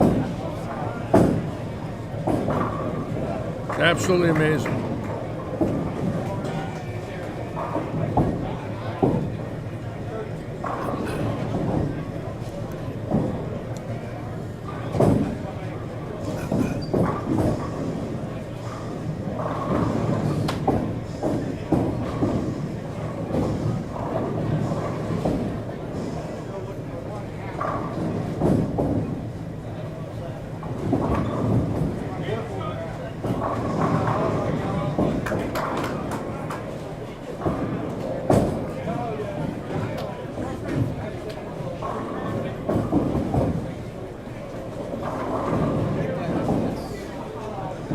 How can that stand? Oh my God. Did that go? Did that go on the third rock? That's a wonderful thing. Mandy Moore, hello.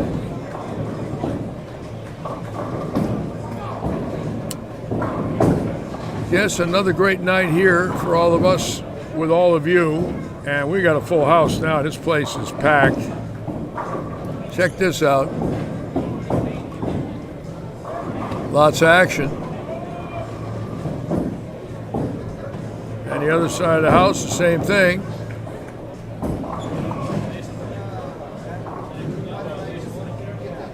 See that boy right there with that black sweatshirt on, folks? Right there. That's my son, Larry. That's Larry. There he is, my tech director. He's thinking about bowling again in his life. I hope he does. Good bowler. Averaged 225 when he was 14. He's sitting there with his friend Bobby Hamilton. They've been friends ever since junior league. And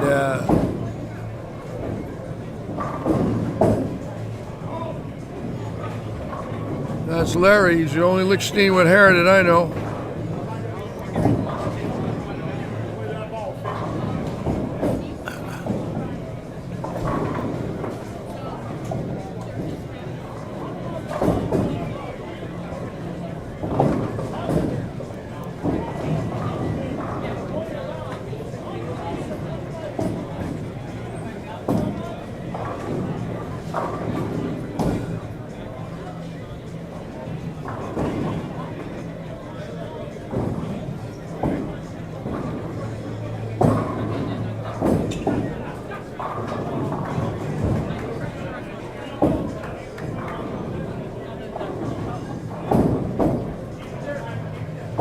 Yes, Rick, he looks like me. He's a clone.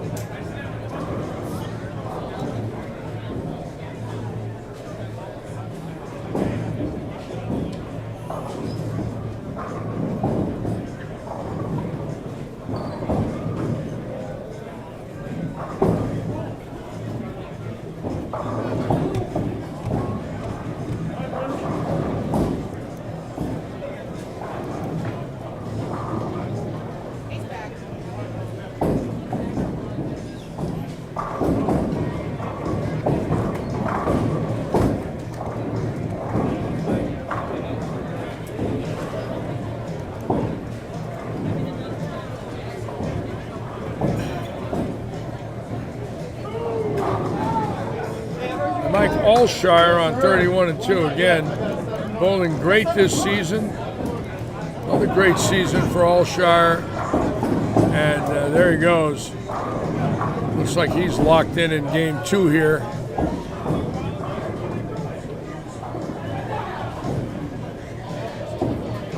And the scoring pace is slowed down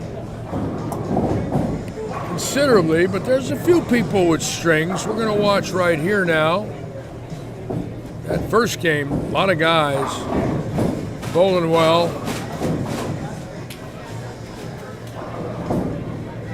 I can't get that Doug Kirk's pair, Adam. He's got to be on 1 through 8.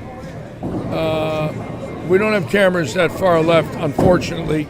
If we don't see him from 9 through 40, I believe he's down the low end tonight, so I'm sorry that we can't get him. I love watching him bowl. Very good bowler. There you go, number 7. I don't think I got Doug Kirk in the stream tonight.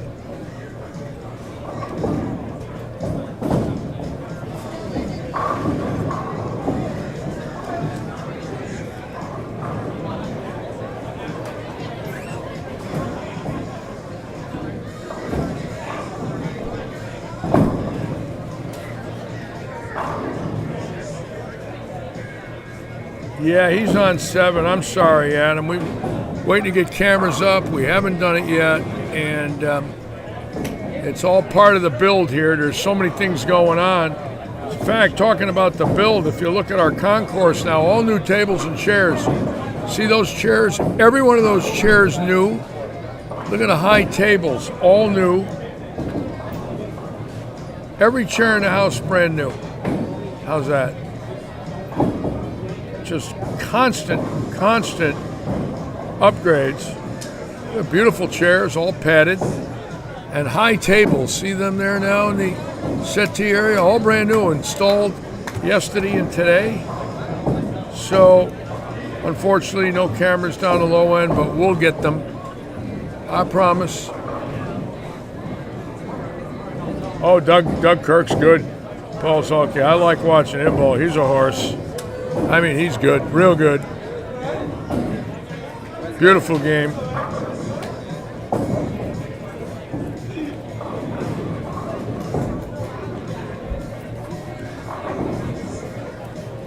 Doug Kirk's got a birthday tomorrow, Evelyn. Very nice. See,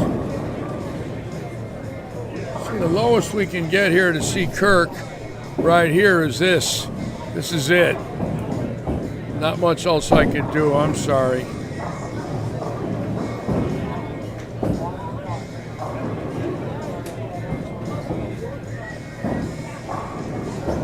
Paul Zolke likes Doug Kirk. Paul Zolke can bowl. So can Adam.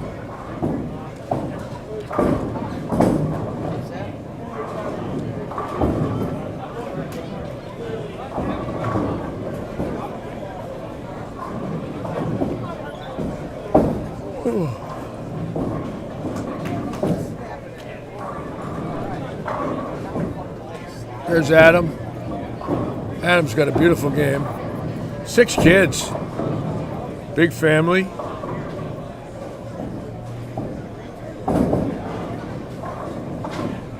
Got a half dozen there.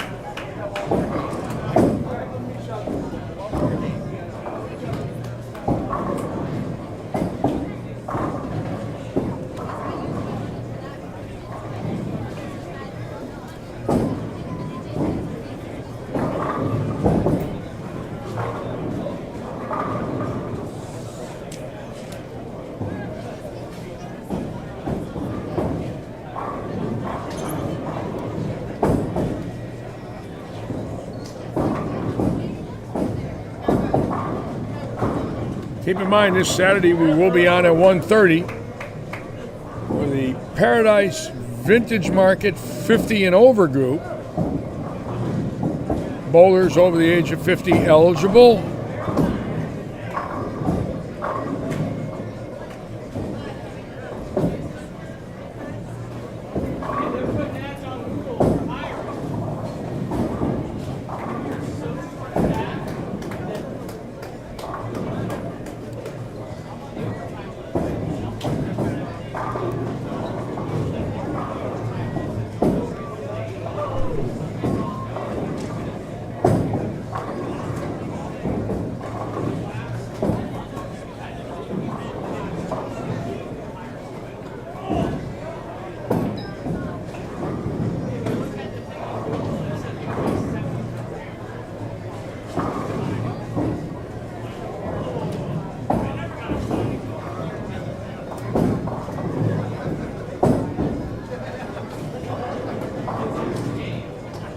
I'm sorry you got COVID, Paul. I did not know that.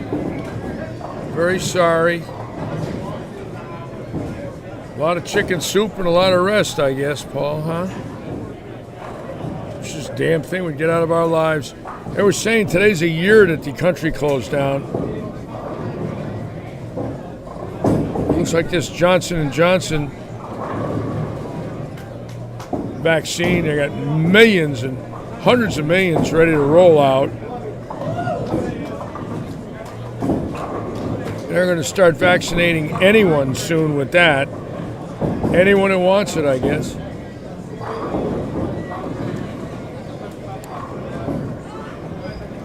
I go for my second shot a week from Monday. I guess that's the one I got to worry about. They say that one there might get you a little bit.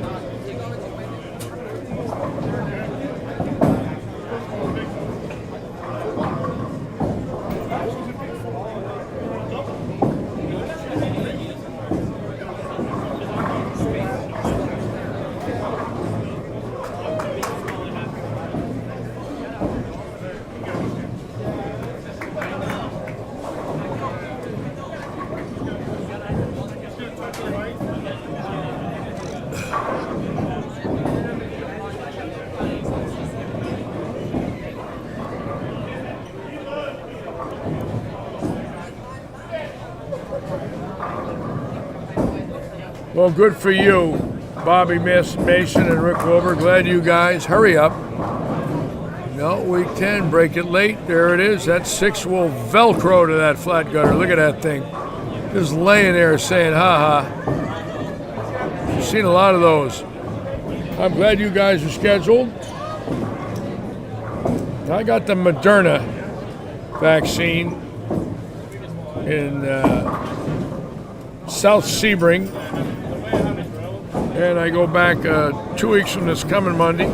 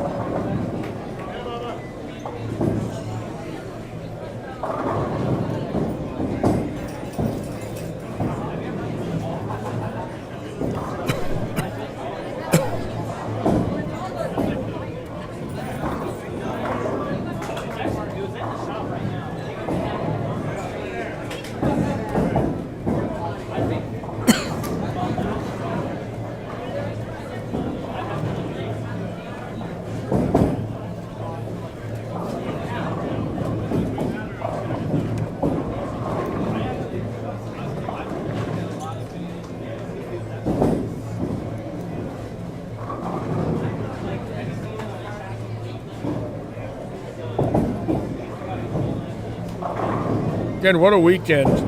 I loved it. You know, in all of my live streams so far, the tournament Saturday and Sunday was the most exciting for me because naturally I worked for the PBA, you know, as player service director, and I bowled. And I saw these kids, a lot of veterans, and none of them had ever won an event. And I remember thinking, as I saw some of them bowl, that they were more than capable of having to win one.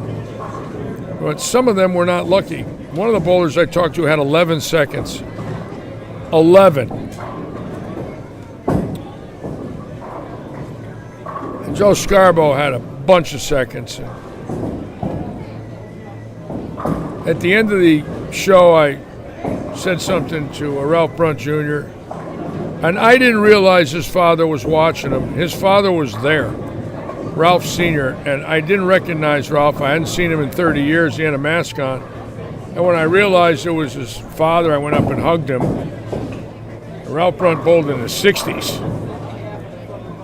And his son threw the ball great and shot 257 against John Huff and lost. And the disappointment, you could read him. You could read the hurt. You know, he's in his 50s. He had the tournament won. You know, if Huff doesn't double, he wins. And John the great veteran that he is, beat him. You really didn't want to see a loser in that match. John Huff and Ralph in their 50s, great bowlers. But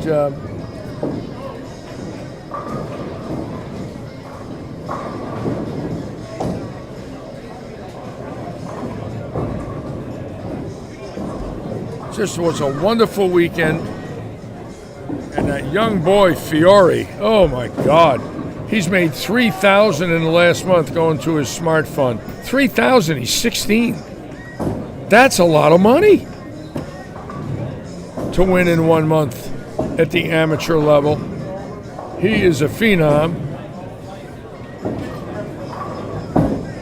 He's the nicest kid.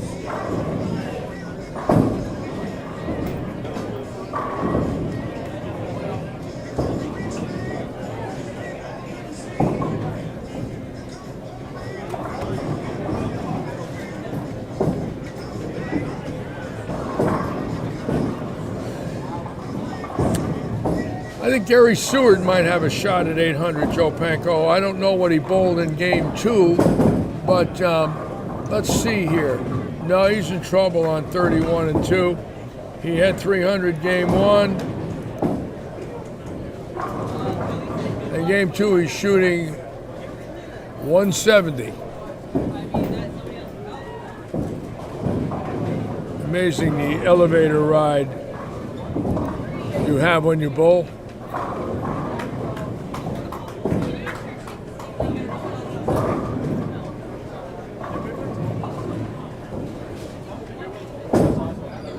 Well, he better go to college or he ain't going to get a dime of it.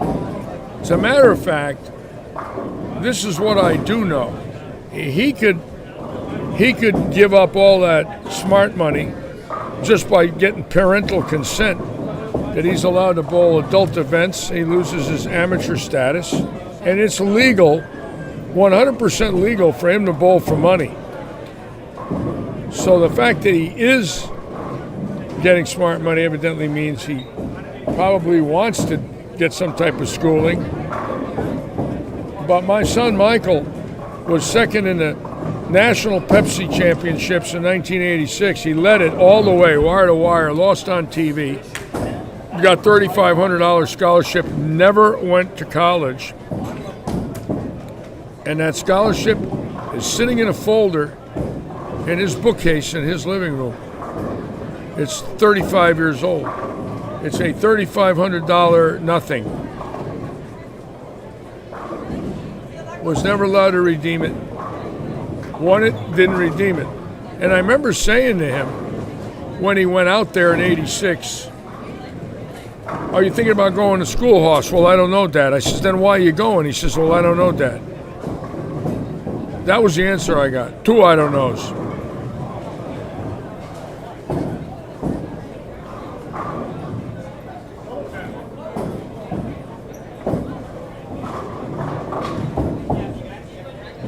Got to go to school.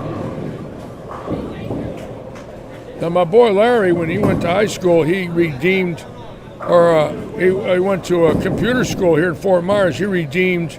He had won some money, stopped bowling at 14. He had about $2,000 in there. He redeemed it and got books and all kinds of supplies when he went to the tech school here.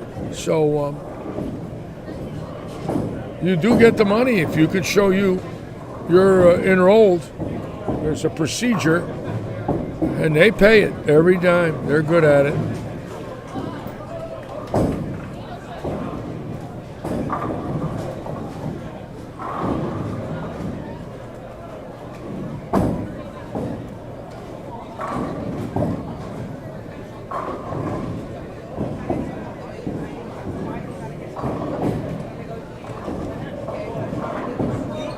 Renee, that's a lot of money he has sitting there, Renee. I'm sure he'll find some type of educational facility here in Southwest Florida. They're everywhere. Find something he wants to do. Use that money.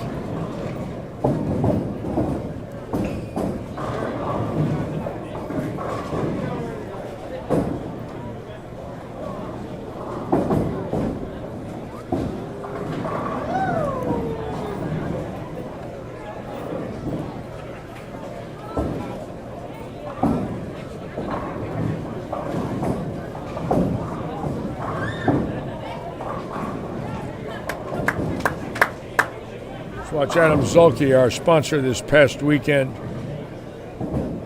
Beautiful game. Look at that swing right by that ankle. Wichita State.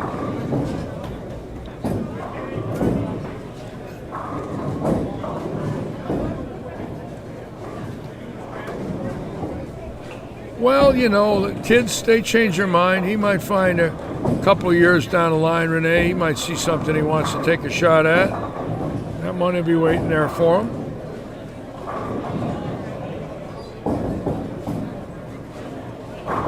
Wow, there he goes.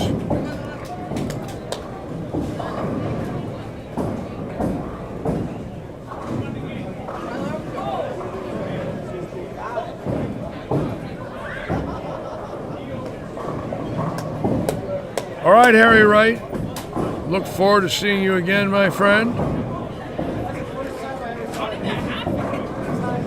Pro-Am Day is 30 days from now. I didn't even throw it on the left side of it. Larry, did you see that? No, what? What's the pins? 6, 7, 9, 10.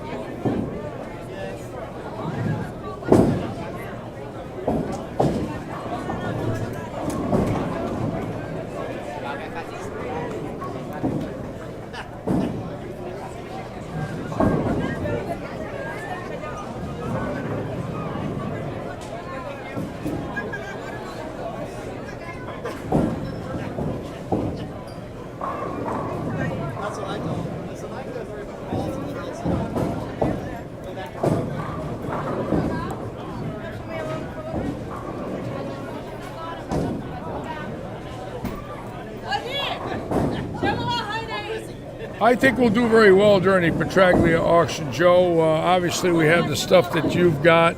I've got a few little...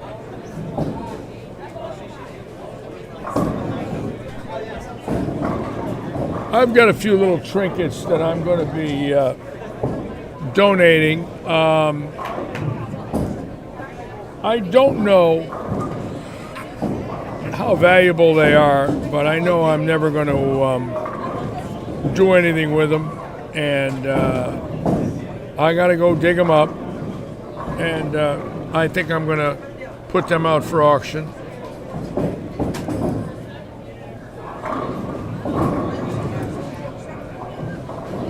We'll find out.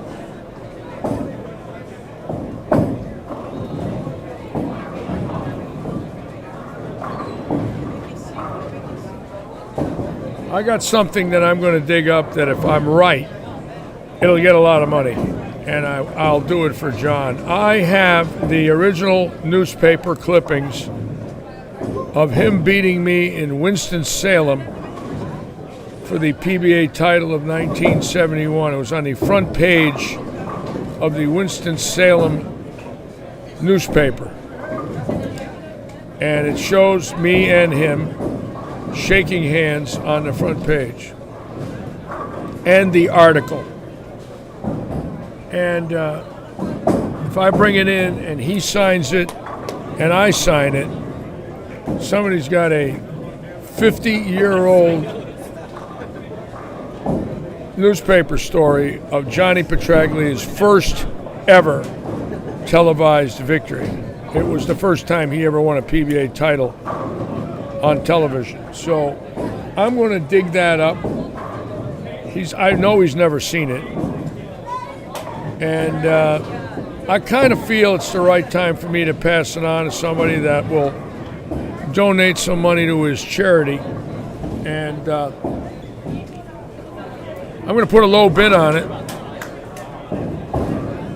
Somebody wants it, they're going to have to pay, and then we'll sign it.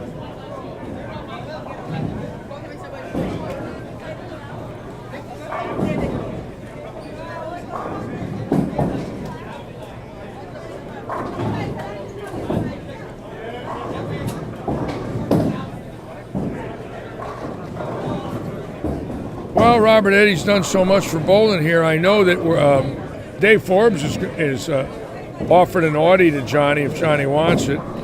And naturally, we're taking care of Johnny's rooms, which is automatic, really. Yeah, and if he bowls, he's not going to, his entry fee's covered, believe me. It's not going to cost him any money to be here.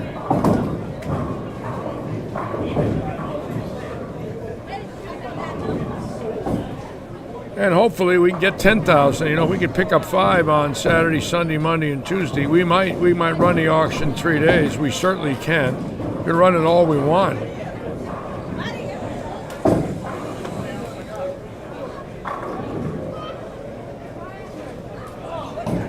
Yeah, I know. I was thinking about framing it. I might. I got to dig it up. It's buried in archive boxes. I got to find it. That might take a little time, but I think I can get it.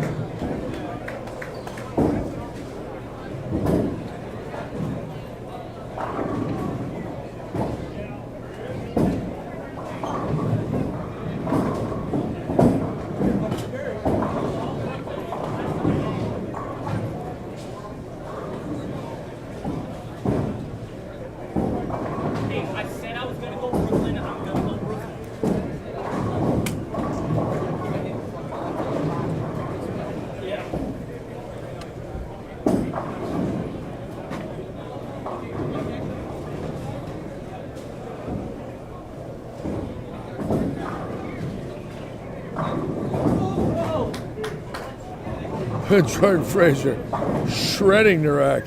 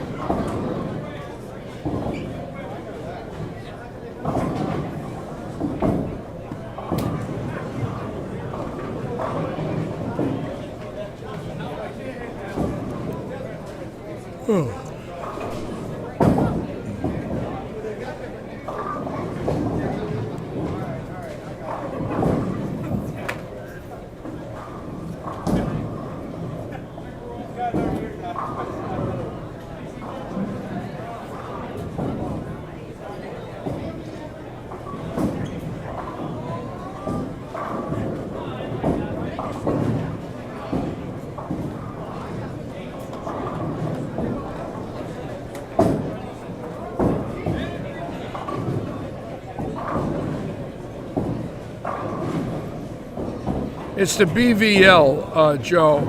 It's it's not Bowler's Victory Legion. It's Bowler. Oh, he told me the name, but the initials are BVL. Shame on me for not knowing. I might have to call him tomorrow and or text him and have him tell me exactly the name of it. He was thrilled when I told him Dave Forbes was going to give him $5,000. Just in the way. I said, oh, yeah. I said, this man's dad's still alive, a Vietnam veteran, and not in good health. And pretty cool, really. I'm going to give Johnny $5,000. I'll find out, Rick. I'll know what it is the next time I live stream. I've got to text him. He told me, and maybe bettering veterans' lives. Is that it, Don Cornett? Bowling veterans' lives? It could be. But I know BVL are the initials, and it's not Bowlers Victory Legion. Sorry for not knowing that, folks. My bad. I'll find out tomorrow morning. I'll text him, and I'll know Saturday for all of you.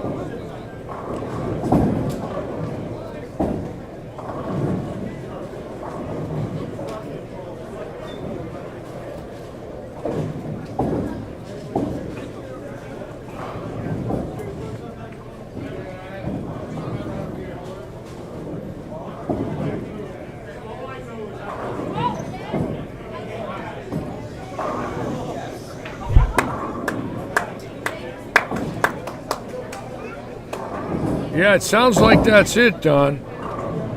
I think that's it. Sounds right. You know, he's told me twice, but I should have wrote it down.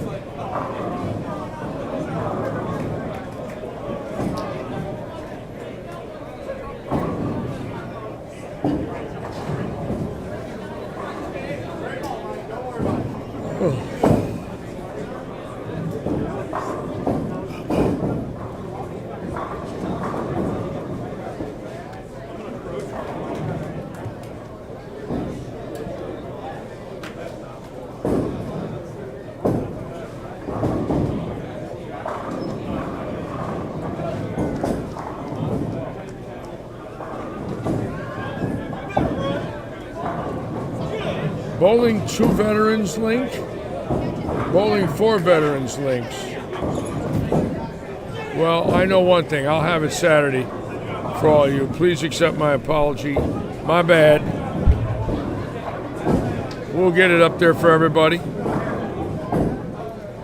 And I will find that clipping and I will show it to everybody. It's beautiful. It's 50 years old. February 21st, it was 50.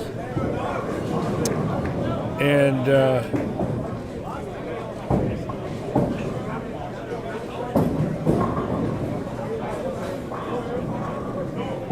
was a great day for him. He went on later on that winter to win the last 3 events.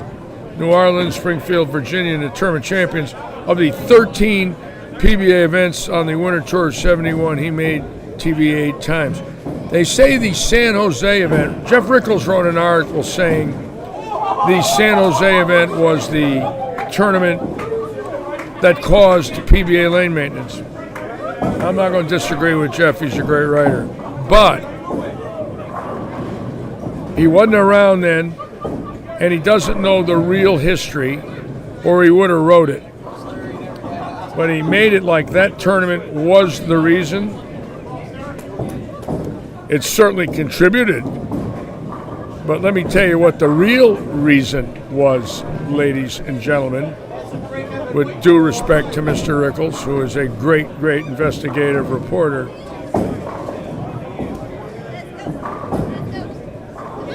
That winter, of 13 televised events, John Petraglia won 4, Earl Anthony won 1, and I won 1. So 6 of 13 were won by lefties. But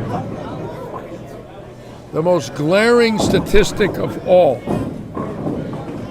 was that 17% of the bowlers that winter, 17%, 17% were left-handed. and they took home 49% of the money. That's the real reason the PBA had lane maintenance. And Eddie Elias said it at the Tournament of Champions dinner at the Firestone Country Club. He called the 48 champions in with him and the PBA staff, and he told us that the PBA is going to have lane maintenance because of the fact that 17% of the bowlers won 49% of the money, and if we didn't like it, we should go home. And he's running the PBA, and it was his decision, and solely his decision. And at that point,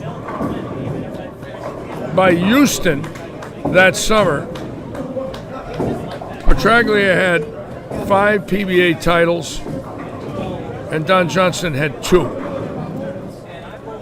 And going into the fall, Petraglia had 5, and Don Johnson had 2. And Johnson won 3 tournaments that fall with a second in the middle, and caught Petraglia for Bowler of the Year and beat him. And I'm sitting here with Dave Stouffer now. Litchi House. You're sitting with David. Nice job today on our countertops there. Looking real good. Our new tables Doing look good. fantastic. Place is shaving up. Place the is tables and chairs. Oh, the tables and chairs. What a look. It's awesome. My God, look at those new seats. I love it. So I will tell you, for our viewers listening, I was at lunch the other day with Pete Weber. You were talking. And- Okay, you were at lunch with Pete Weber. Yeah, he's working on coming here for the PBA 50. Is he really? Well, you had to twist his arm. What'd you offer From him? his mouth to God's What, ears. you had to offer him something. We told him we'll put him up for a room. We get a room. We get him an Audi. Yep. Get him an I've Audi. already talked to Dave before. Get him a He said he would room. get So him a Pete Weber's going to be here. Yeah. Good. He's gonna give me a definite answer next Wednesday. Next Wednesday. So a week from today, we'll know if he's gonna be here. Now, no chance for Chris Barnes. No, yeah, there is a chance. Absolutely. Oh, there is a chance. If he misses, he's coming. If he misses, he's coming. Oh, that's fantastic. That's 100%. So the only one we really, because Norm doesn't like to be asked about that. No. It's Norm. He's not. Well, into Norm's that. got the right mind frame. Though. He's got the right mind Yeah. frame. He's there to win. Don't look for the next one. No, what's that? The next tournament. Oh, yes. Try to Oh, tackle yes. that one that he's. Oh, going to. oh, I agree with that. That's a So great. he's right in that mindset. Oh, I do too. I agree with that. So we do have a chance to get Barnes and Weber, and that would be great, folks, if we had Yeah, Barnes. it's going to and be a Weber. good field, anyways. Oh, yeah. It's going to be cool. I mean, for our local bowlers here, our local community, to be able to be in the atmosphere of those Yes. gentlemen. Yes. No doubt Yeah, about it. it's awesome. It's awesome being in the middle of it. It's just different. Is Pete Weber going to give a "Who do you think you are? I am"? Is that, If you give them about 7 or 8 in a row and somebody smacks one off in the crowd, yeah, they probably would. That's what Harry Wright wants to know. That, right? And He might. You never know. You know that's good about Pete. You don't know what you're going to get from him. no, you don't know He's a what you're gonna competitor. get. Oh, he's a competitor. That's it. He's here to win. When he puts a ball in his hand, he's there to win. And that's it. And he wears it on his shoulders. So, but he's cool. He's cool. Him and his wife. I just met his wife. Did he get married? So I didn't know he remarried. I don't know. I mean, The girl, I think I know the girl though. I saw her. He might have married her. I don't know for Maybe. sure. But she was super sweet. Whatever. Yeah. I don't remember her name, but she was very kind. I was very good friends with his first 2 wives. They were very nice. I knew Yeah. them well. And Kim was my secretary on tour. Oh. She was Oh, married to really? Pete. Yeah, Kim Schultes was my secretary for 3 years. Yeah. And He's such a good dude. oh, he's wonderful. Yeah. A lot of people need to get to know him off the lanes. I know. All right.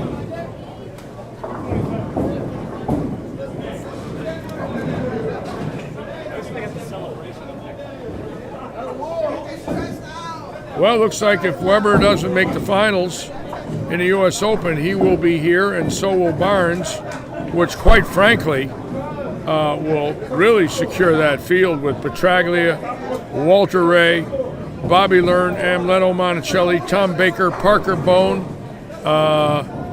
Jason Couch. Wow. What a list of horses.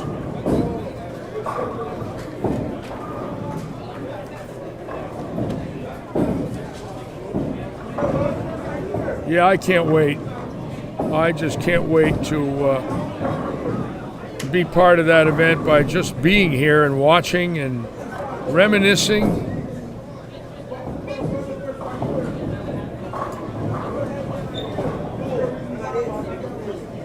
I'm actually happy that I'm not live streaming. I would love to, don't get me wrong, but Flow Bowling does such a great job, and they do so much for the world of bowling that sometimes you got to back it down a little and make sure you support them, because they're doing it every week.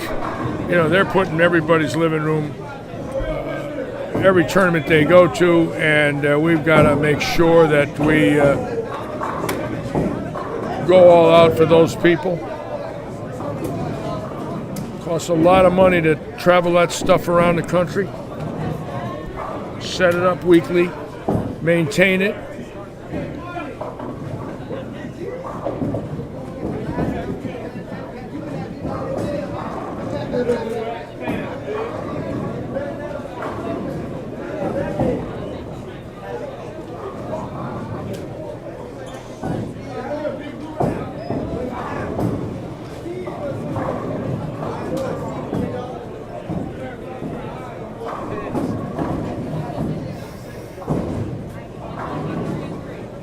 Going to watch Mike Alshire throw a few shots here. We'll move the cameras again for all of you.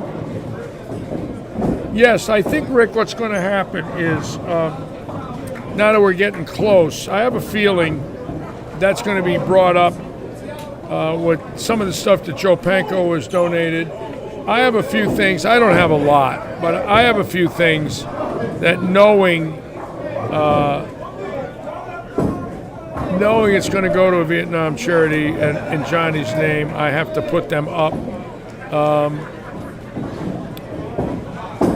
Hopefully I can, maybe 300, 400, 500 will go in from that stuff. It'll sure be nice if it did.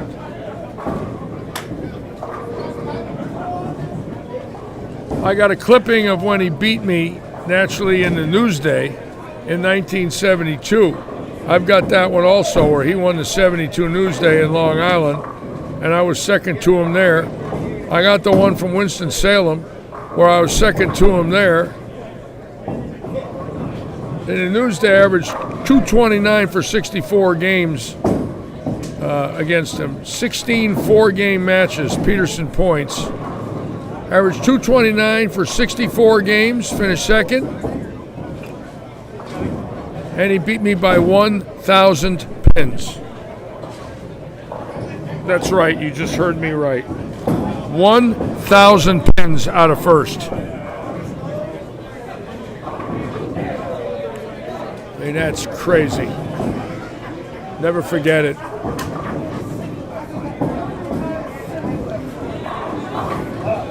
Alshire looking good tonight. And look at this. Tyler Altman.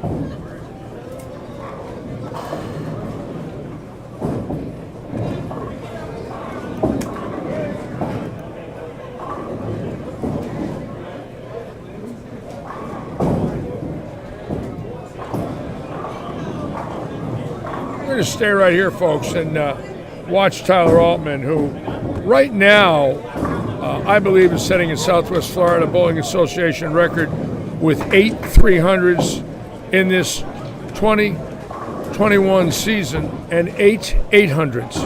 I don't believe there's ever been a number even close to that, although Mike Alshire, when he did average 254, I'd have to find out from him how many 300s and 800s he had 5 years ago. But Altman might be right on either one of those records right now. And with 6 weeks to go in the season, you never know. 8 300s in one season is a lot.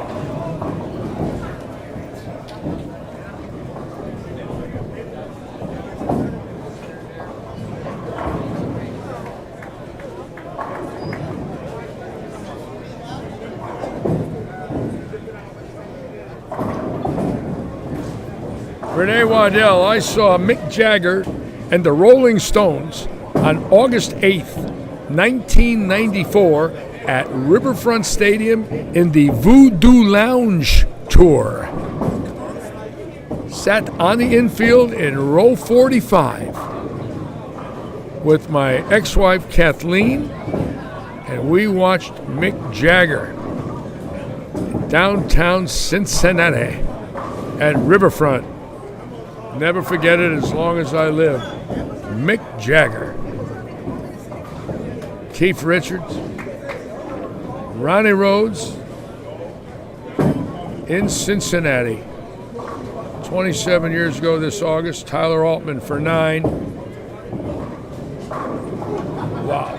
It's amazing the amount of strings he's had this year. So we're going to come back now and watch that shortly.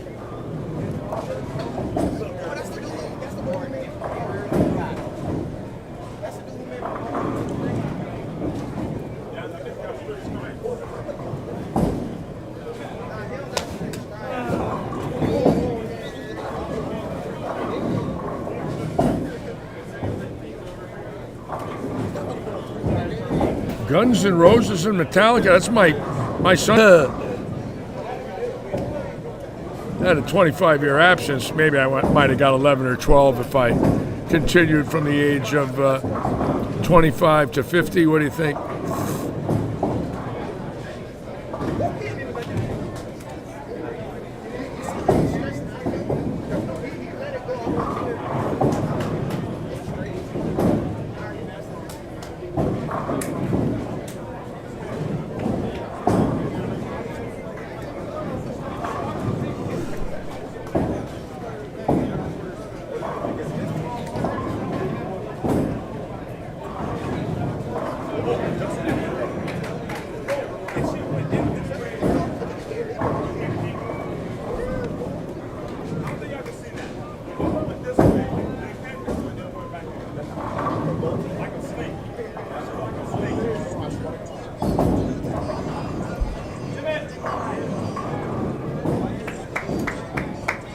You know, it's amazing when you watch a league like this and you see some new bowlers come in. Now, there's some new bowlers standing in front of the front desk, and they're getting ready to bowl.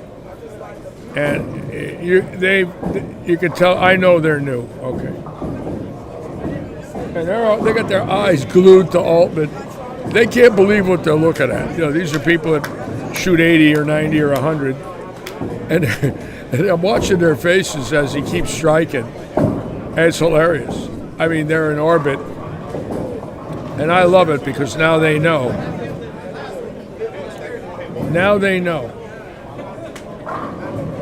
that they're watching some real good bowlers.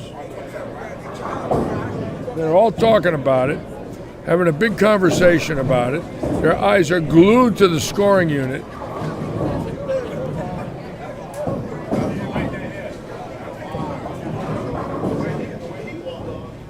And I'll make a quick look here and then we'll come back just to make sure I'm not missing anything.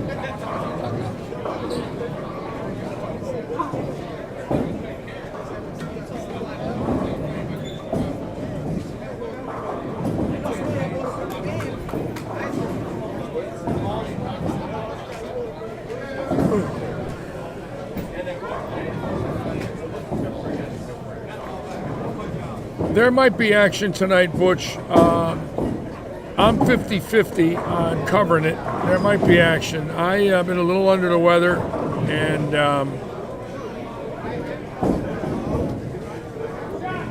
I'm not saying I'm not going to do it, but I'm fighting it right now.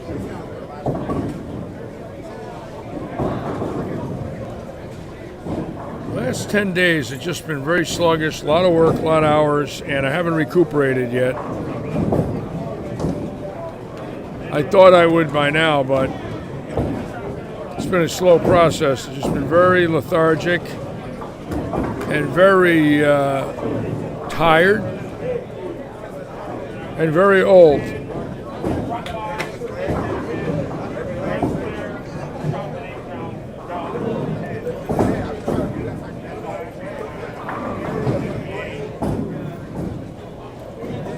Now we're going to watch this young man go for his 9th 300 of the year. A fine young man, two-hander.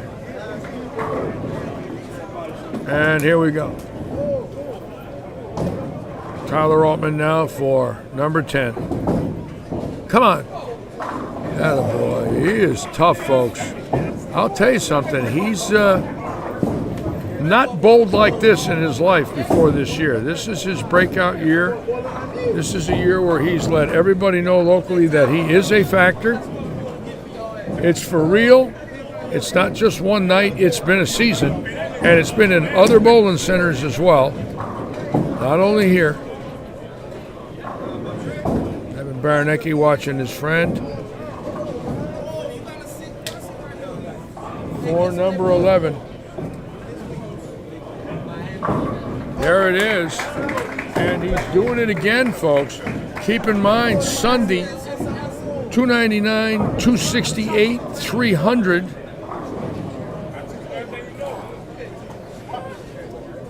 What are they talking about there? What are them two boys talking about?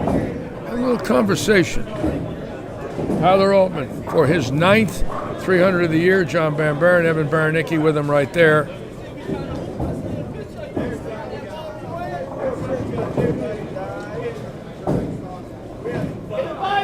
Come on!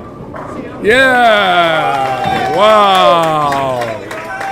He's unbelievable, folks. This is the real deal.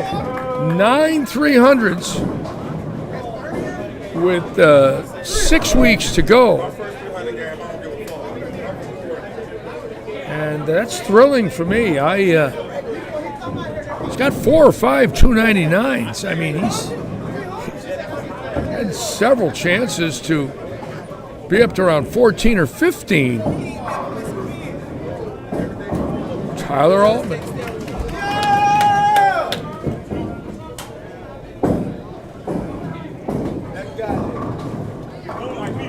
And a big crowd watching him right here.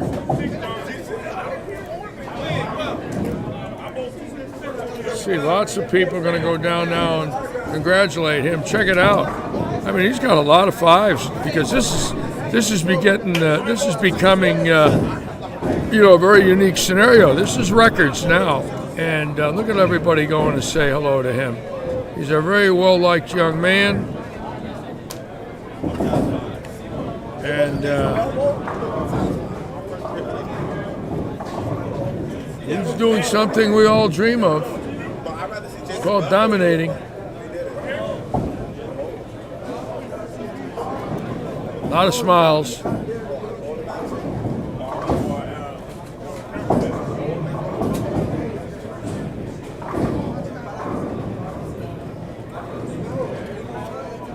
Tyler Altman, 300.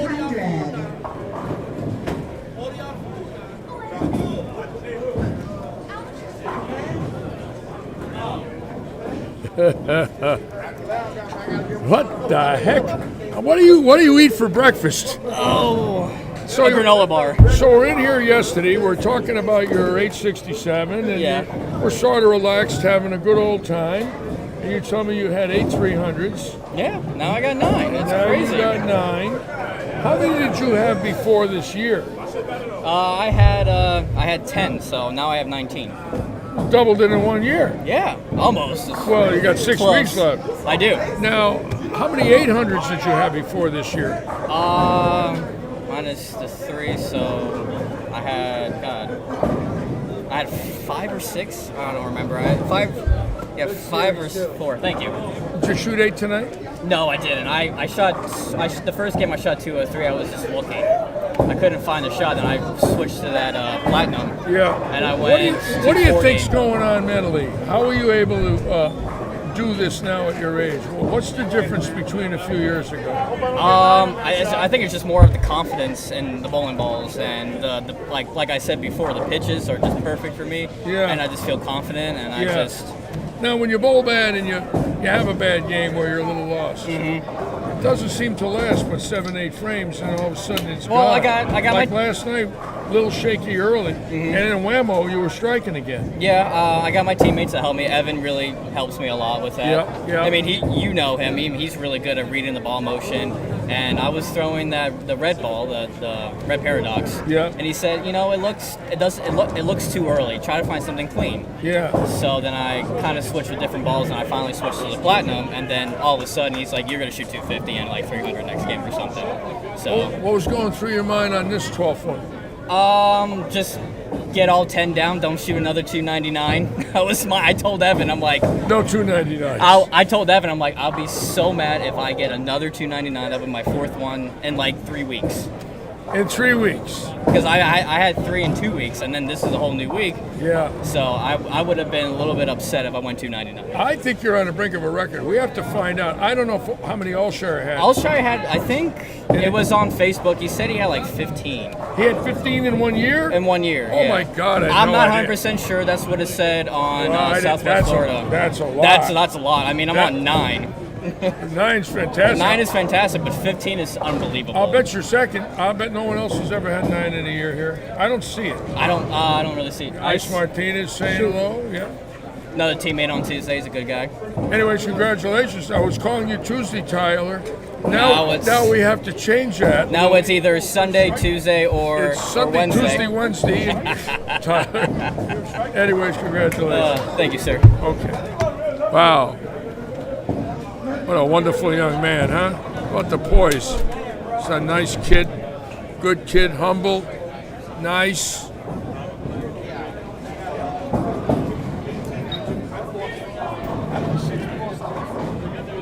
All of us as bowlers really appreciate that when we see a young man blossoming. You know, it's fun. I've seen it many times in my life, but that does not get old. I love seeing that thrill that they have when they know they're getting good, real good.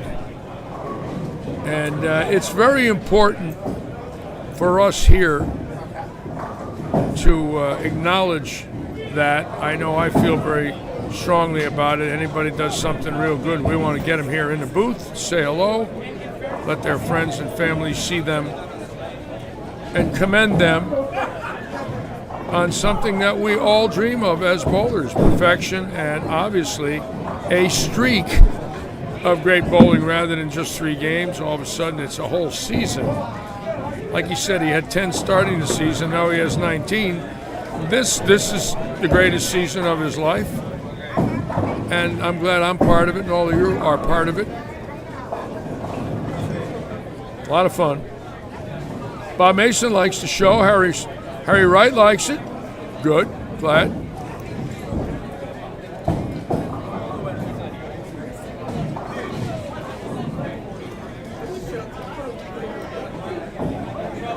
And there's more to come, believe me. We've got, next week is 30, so we got 7 weeks left for Oaks Farms, 7 weeks left for Audi, so we got 14 live streams left on Tuesday and Wednesdays.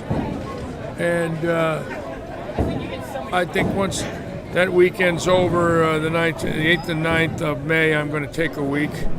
I got to get my RV into a garage and do a few things as I'm going to use it this summer. Found something I got to get fixed, so I got to bring it to a place and live in it overnight until they fix it. but I'm going to do that in May, and then I can take it for some rides.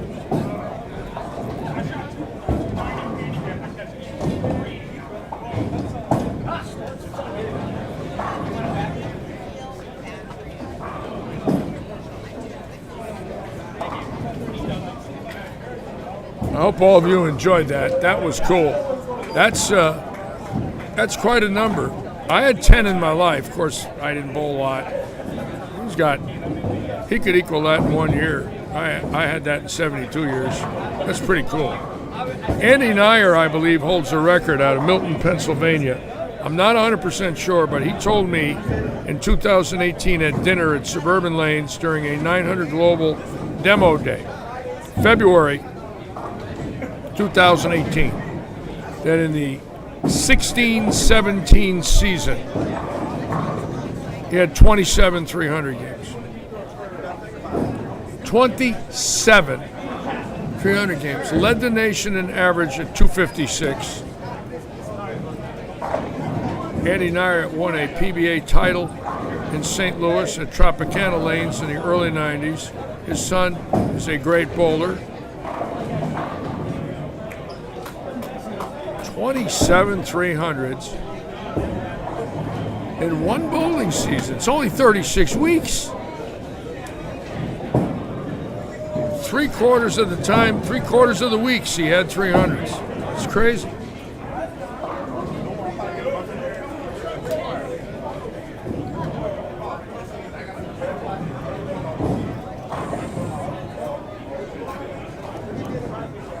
And as you can see, the league ending up, big crowd.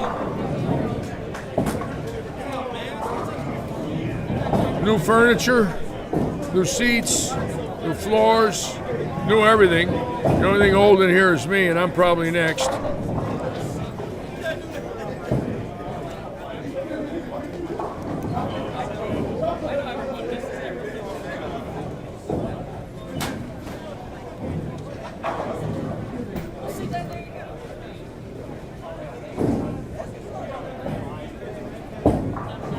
There's the man that made it possible, Robert Eddy, right there on lane 34, our owner, great entrepreneur, a man that just has this vision for this center, and it just keeps happening week after week, month after month. He bought this bowling center April 1st of 2019. So he's in his 24th month right now, and the transformation in 2 years is beyond comprehension.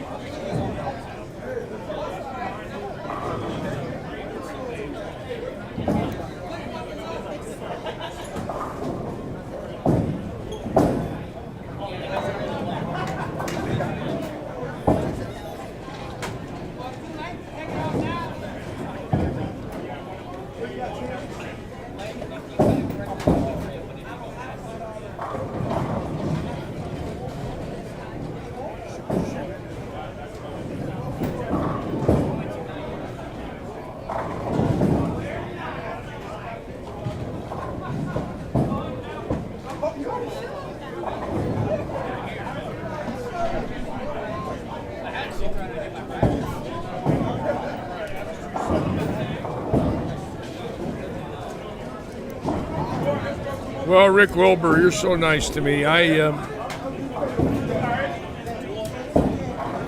just a lucky man to be doing this. You know, it's not often you can have something in your life again, if you will, where you feel the importance of your position and the fact that you're being creative. And for me personally, very rewarding, also very tiring. I'm tired.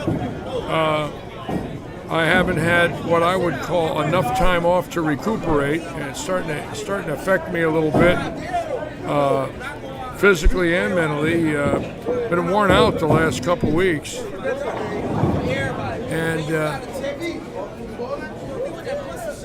sometimes I wonder if I'm overdoing it. It looks like my live streams from last August to now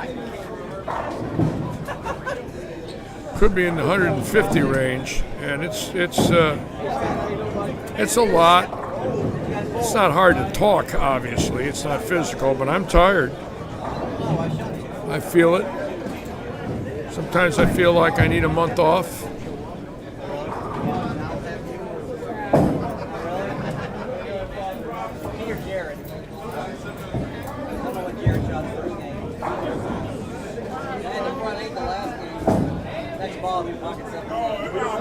The conceit table is leading the league. This team here in the top 12 roll-off for all the money. They are in first going into tonight. I will have standings next week of the top 12. Starting week 30 is when we put them out every year. We did the same thing last year. And we will show you the top 12 that will be going, I think, on roll-off night for about $16,000. A lot of money in those last 5 positions. That's big bucks for a league, just in a roll-off.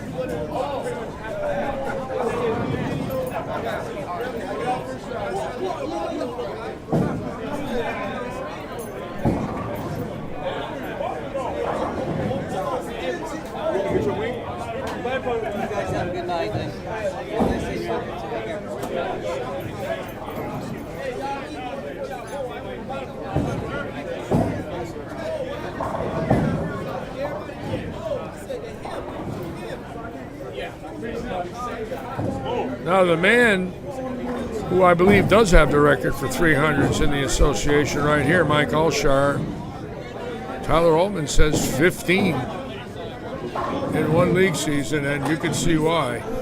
He is a great bowler.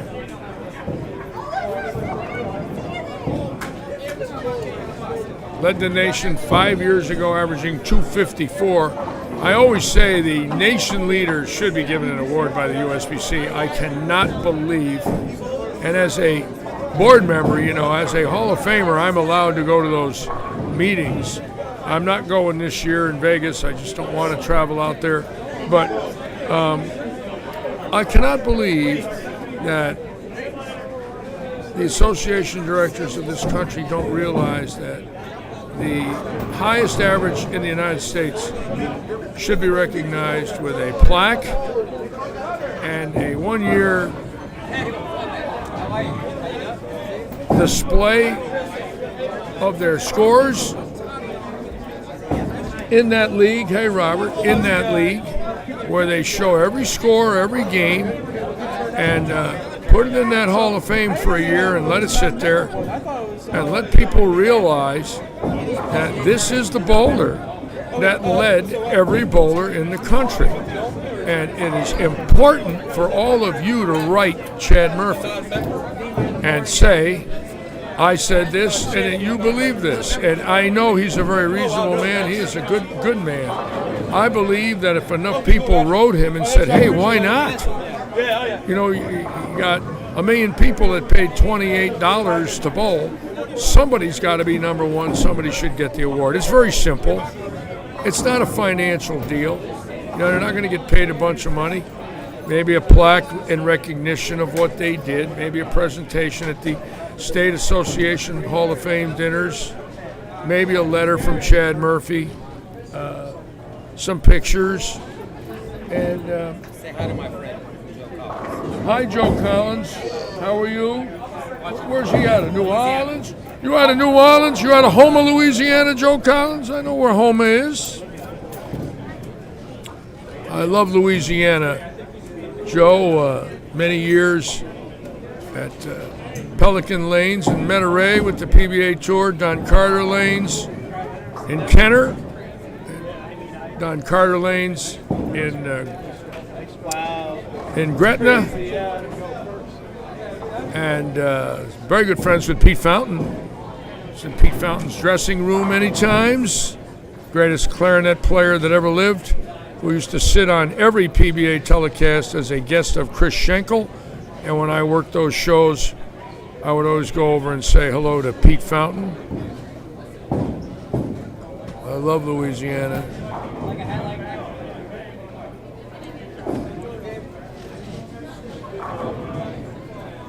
Made the finals at Pelican Lanes in 70, 72, and 70 and 72, I believe. Bowled pretty good over there in Monterey, the old Pelican Lanes.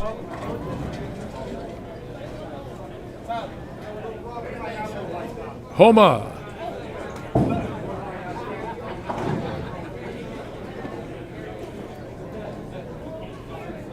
Broke down once in Hammond. Right there. 74 broke down in Hammond for about a half a day. Expressway Lanes in Gretna, owned by Sammy Blanda. Don Carter Lanes was in Harvey, over there on the West Bank. Expressway was in Gretna. Of course, the great Dean Cortade. What a wonderful, beautiful man he was out of New Orleans. Of course, the great Bobby Jacks, the great Bill Johnson.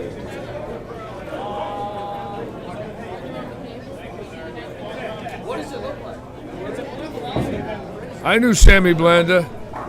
Joe, I was there in 77, 78 for the Midas Opens. 77 won by Don Johnson, 78 won by Pete Couture at Expressway Lanes in Gretna. Sammy Blanda, name from the past, huh, boys? How about my memory? Think it's any good?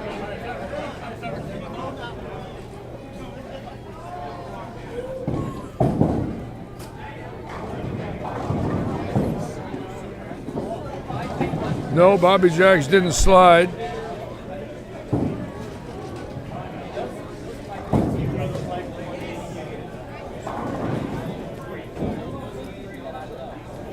Creole Lanes. Wow. I love that name. Creole Lanes. In my travels,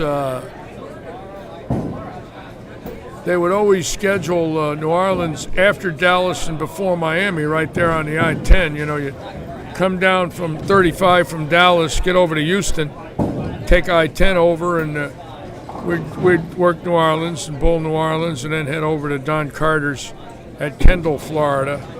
And that run was part of my life from 1970 into the 80s, that same run. And I loved going to New Orleans.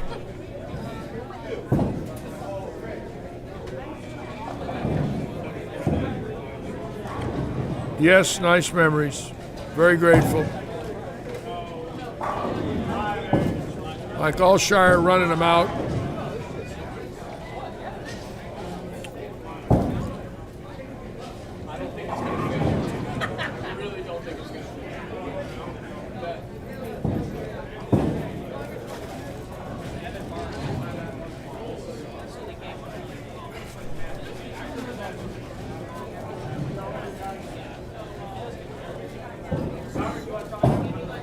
Look at the boss. Look at the boss over here. The boss is doing some cell phone action with all the boys. Kevin Day and Steve Medeiros with the boss. Look at the boss. Check him out. He is one cool dude, I'll tell you what. What he did in this bowling center is from another planet. It's absolutely beautiful. Clean, bright, and beautiful.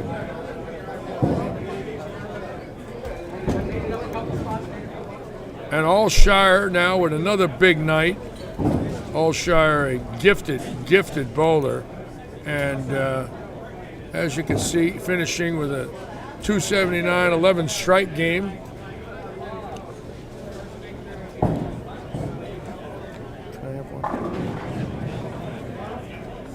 Thank you.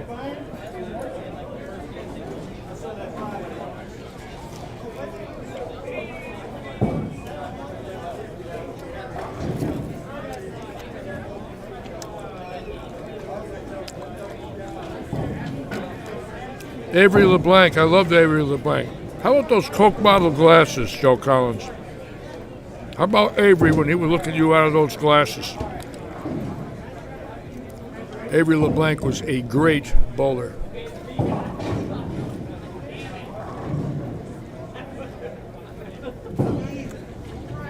I was friends with Joe Signorelli. Tater. Signorelli, Joe. 805 for Allshire. Danny Battles. Hello, Danny Battles. It's an honor to meet you, my friend. You throw it great. I loved watching you bowl this weekend, and so happy that Tampa Bay won for all people in Florida. Oh, Avery lives in Plano. Oh, I didn't know that.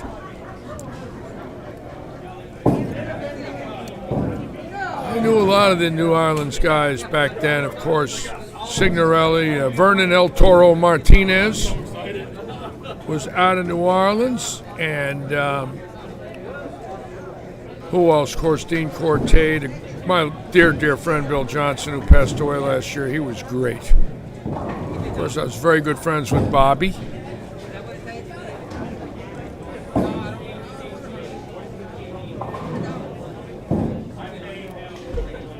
Danny Battles, I want an ID check on you, brother. You don't throw it like you're 50. I'll tell you that right now. What a game. Beautiful.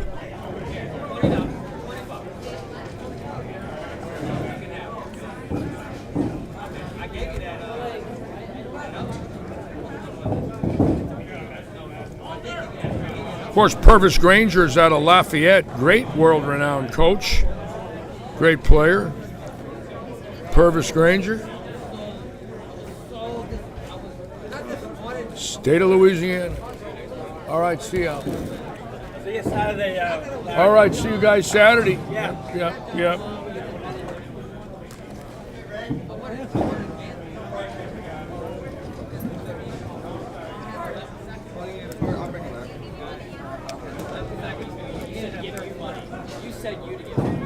Avery doesn't wear glasses anymore? That's amazing. He must have LASIK surgery, huh?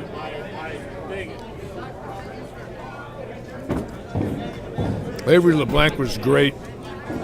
What a great senior career he had. He was always a good bowler, but after he turned 50, he whacked them. He was fantastic. Raging Cajun. Avery LeBlanc. 805. 815. How many 300s did you have in 1 year? 15? Tyler Altman said 15. Yeah, they posted it. I posted it on Facebook. I think it was 13 800s and 15 300s. In the year you led the nation. Yeah. Mike Allshire had 15 300s, 13 800s the year he led the nation. And 800 tonight. Yeah. How many 800s this year? I think that's 4 in this league. Really? Yeah. Pretty good, bro. Well, Rick Wilbur, I hope you have a very nice evening. And Joe Collins, I'm glad you and I know some of the same people. That's great. For me, when that happens, I just start rambling about my life in all these states and these bowlers that I knew. And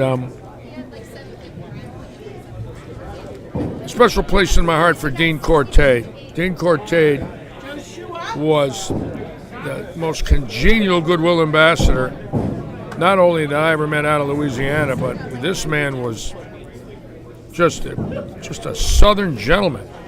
Loved. Best of friends with Carmen Salvino and Dick Weber.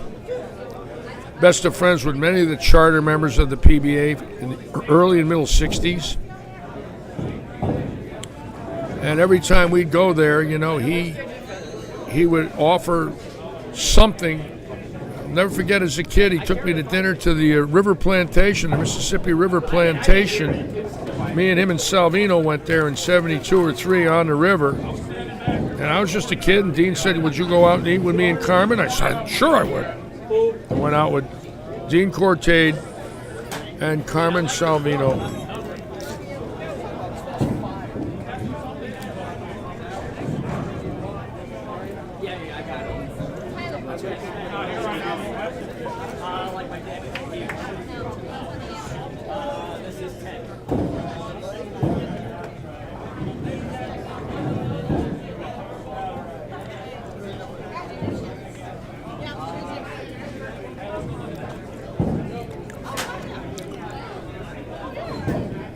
Danny Battles, I hope you come back here and bowl on April 11th.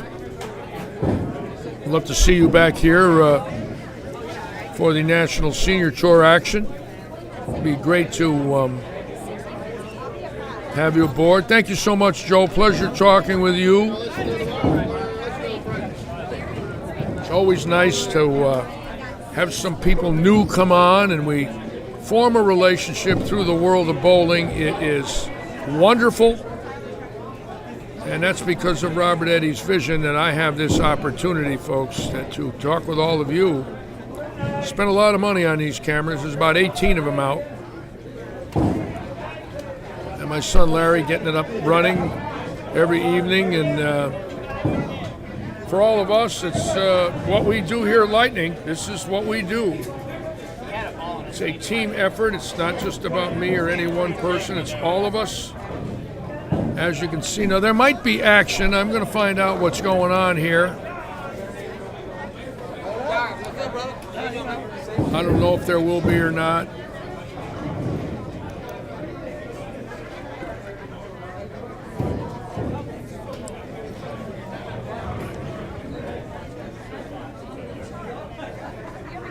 Dick.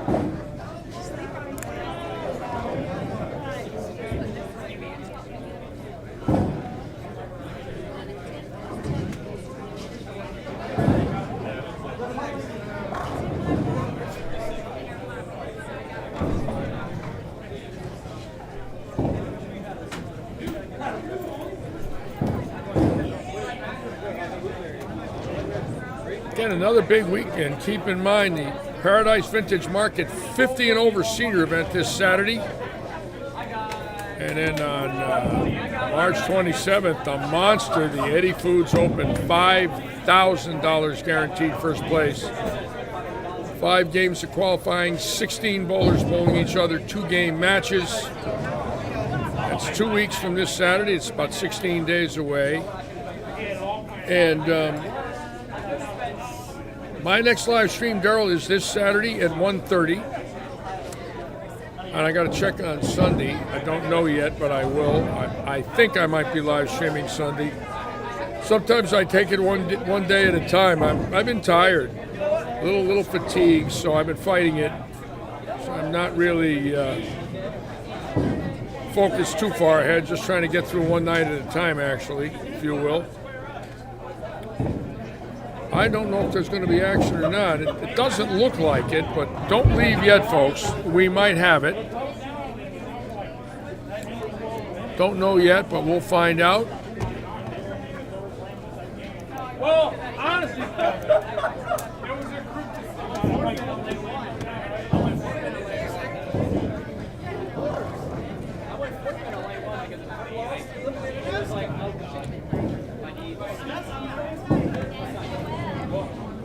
That's what I told him. I said, in any other house, it's in the 4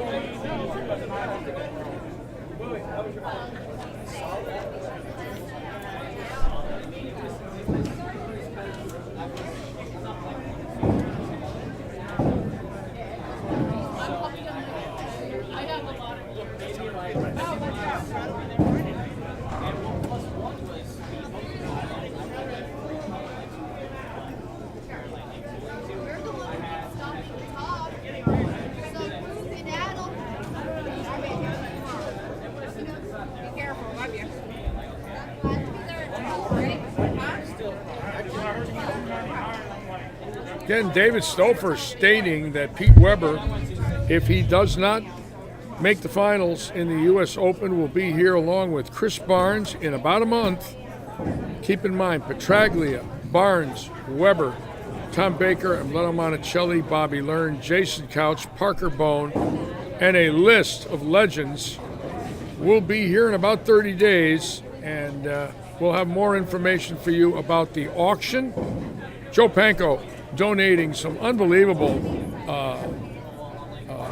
really treasures. He's got some autographed pictures of Arnold Palmer. Joe was very good friends with Arnold Palmer, and some drawings, and that alone is unbelievable, to be friends with the great legend in this country, Arnold Palmer. I don't know too many people they named airports after. Arnold Palmer Airport. I flew out of there when I lived in Morgantown. It's a beautiful airport. It's elegantly gorgeous. Statue of him outside, a big bronze statue of Arnold. And naturally, my memories of him go back to when I was a little boy in the 50s. Joe's good friends with Arnold. John Wayne. Joe, you met the Duke? I love John Wayne in The Searchers. He should have won an Academy Award for that movie. No doubt in my mind that, in my opinion, that was his greatest role. The role of Ethan Edwards in The Searchers with, what a great cast, with Harry Carey Jr. and, I can't think of his name. He passed away very young. He was a handsome boy in that movie. Great, great actor. Vera Miles, fantastic actress. And, of course, his buddy Ward Bond was in that movie.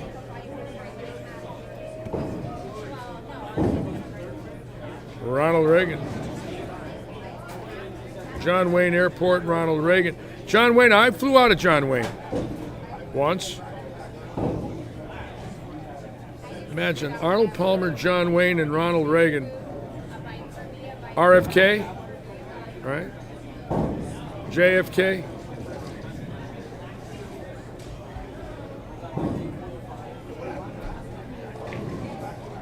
And we're waiting to see if there will be extra activity here at Lightning. Still a lot of people here hanging out. Lee Ratchin, John Rakoski and his wife Cheryl, and he's a legend. Went to Las Vegas twice and whacked him in the True Amateur Challenge. 2 times, 2015 and 2017.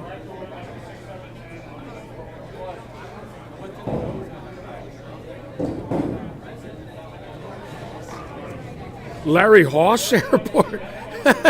Joe. They might name a bus stop after me. Yeah, there's Larry's bus stop. Some homeless people sitting on a bench waiting for the bus, but that's that's all they're going to name after me, bro. Larry's bus stop. I can see it now. That's funny. Well, hang with us a little bit, folks. We'll see if this is going to continue. I doubt it. Looks kind of quiet tonight. I don't see Stouffer really promoting. I don't think there's much going on, to be honest with you. Looks like everybody's had enough. They probably need a Wednesday off.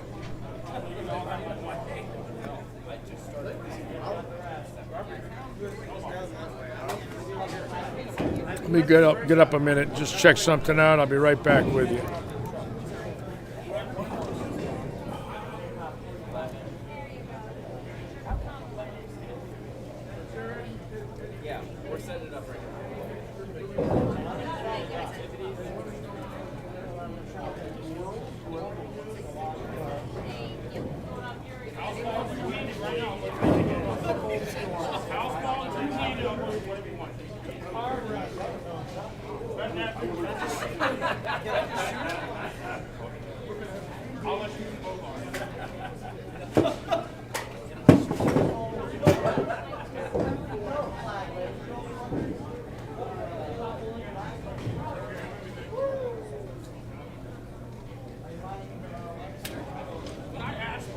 handing the house ball. You're not supposed to say, yeah, he's pretty good at that. You're supposed to say, yeah, John sucks.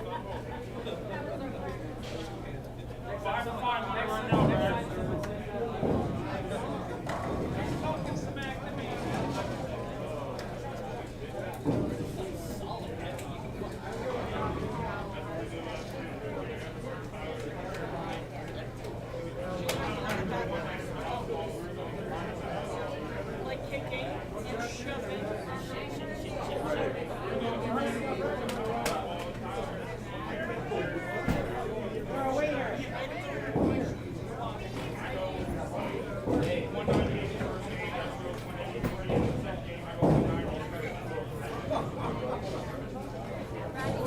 I actually had a hangover today.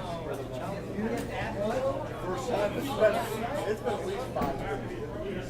I was puking on the floor and everything.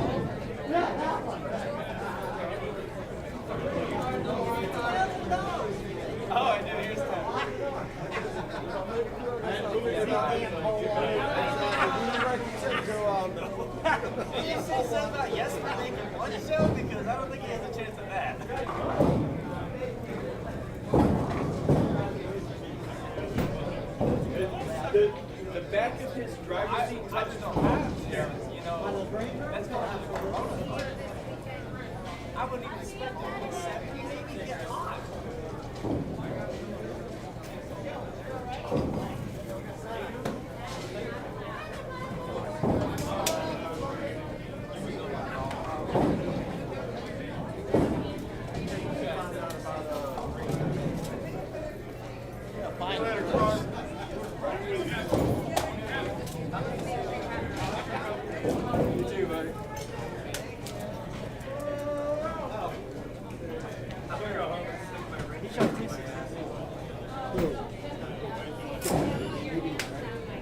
I got it. You know how this works. If you want to bowl the $50 sweeper, come behind lane 30. Let's go. Ain't waiting. I was busy.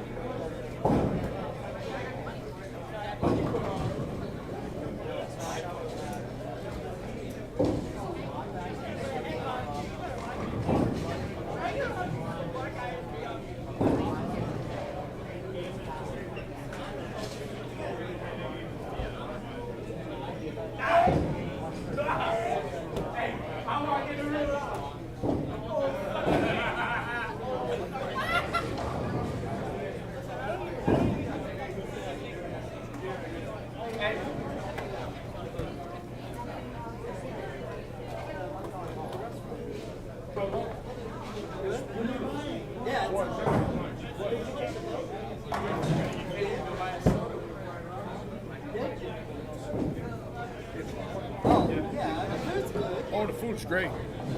Okay, it looks like there's going to be action, folks. So stay with me. I think we got something going on here. Keep in mind, I think we're going to have a little action, and I have decided that I will stay. I got Wednesday or Thursday and Friday off, so I could put in a little extra time tonight with all of you. If you want to watch, I will stay. If you don't want to watch, I will leave. So we're gonna watch a little 3-game action here. We got a pretty good group that's gonna bowl. So for those of you, I'd like to have you stay with us. Austin Andrews, thank you. I'm fine. Joe Panko, Joe's here. Anyways, for those of you still on with us, there will be action. Stouffer's going to start it shortly. So hang with us. Don't leave. If we're on the air, if we haven't shut this down, there will be action. I might get out of the booth for a bit. Elaine Medugno says, don't you dare leave, Larry. Doug Clark wants to watch. Kent Lee says, nice. Carissa says she's still here. Good, because if you all go, I'm going. You know, I'm not going to live stream for nobody. That's not good. What are you? Larry, are you interacting with your viewers? Interview. Come on, baby, let's get this interview. Sean. Why don't you ask me how I shot 650? Sean, I've been so respectful of you. I'm live to the world. How could you do this to me, John? I'm leaving. Ask him about that 650. I'm in trouble, folks. No. They want me to put Mark Jr. in the booth. I will not do it under any circumstance. Okay, Cooper's on. Harry's staying, right? Okay. You guys stay, I'll stay.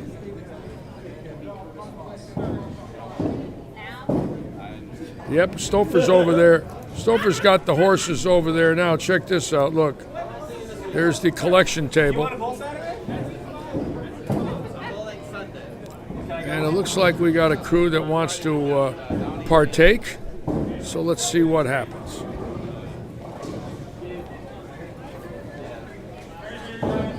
Hi, Larry. Hey, Sean.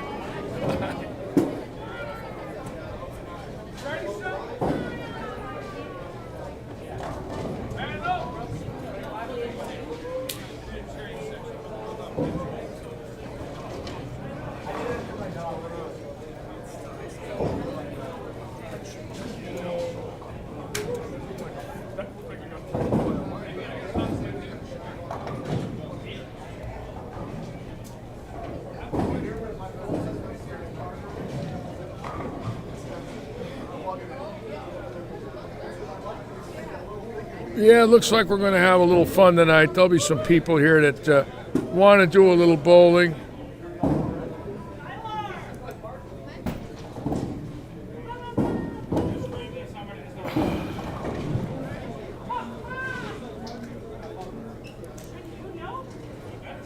Johnny's event, the Pro-Am, is the Audi Pro-Am, Doug. That is Saturday, the 10th of April. And it is a 9-pin no-tap Pro-Am. There's 2 squads. We already got about 100 bowlers. Some people have just bought the $55 package. Some have bought the $200 package, which includes an entry into the Pro-Am, a new WebMB or a 2.0 hammer, 3 days of tickets, drilling, grips, outers, and the Pro-Am has a $5,000 guaranteed prize fund. So right now, 90 people, let's say you pay 1 and 8, right? 8 people are going to divide up $5,000. That's a lot of money, folks, when you think about it that way.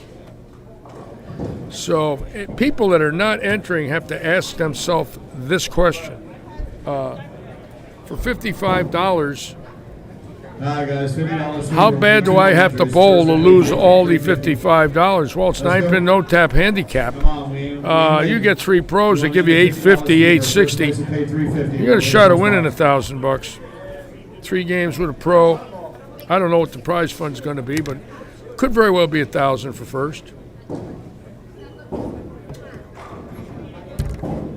It's a lot of money. I'd like to bowl the Pro-Am.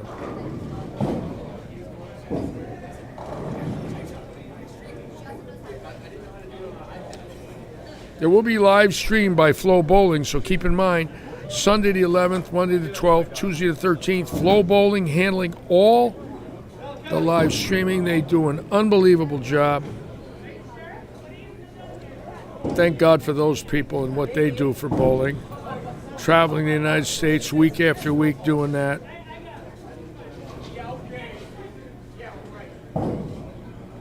Maybe they'll have me in the booth one day for a little commentary and a few stories. Would sure like to. But if not, I got my own little gig here, so it's no big deal.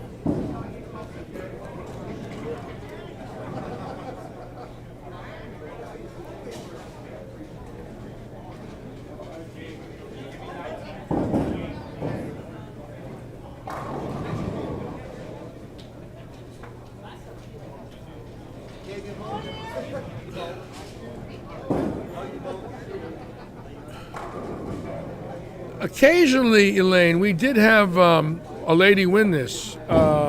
What the heck is her name? She won. Elise Bolton. Elise Bolton came in here, I would say, November, December, shot 750 and won it. Took it all. Missed the pocket once in 3 games, threw it great. Had 1 open frame, 1 pocket miss, and shot 750. I don't recall any other ladies bowling, but I believe some have. But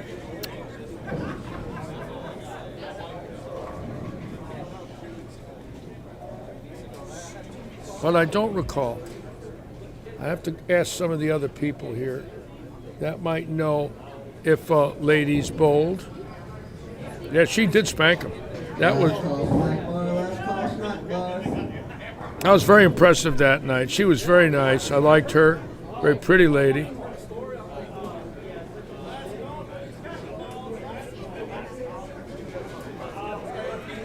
But I like Jillian Martin. I watched her. I said, well, what do we have here, folks?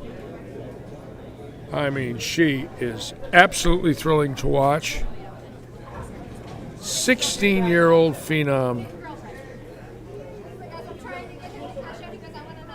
Of course, when I was a kid, I bowled action with Dottie Fothergill. Dottie Fothergill was fantastic. 5 feet tall, 90 pounds. Woman Bowler of the Year in 68 and 69. Won the All-Star back-to-back years. And I bowled action with her as my partner at Raceway Lanes in 1968, in January and February of 68. Dottie Fothergill was fantastic. She's still with us. Lives in North Attleboro, Massachusetts, and that's exactly where I bought my bus, in Attleboro. Same town that Dottie Fothergill's lived in all her life.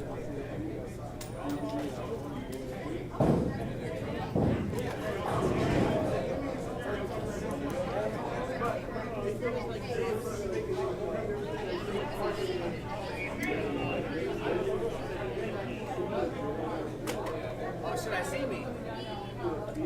That haircut looks nice. It looks nice.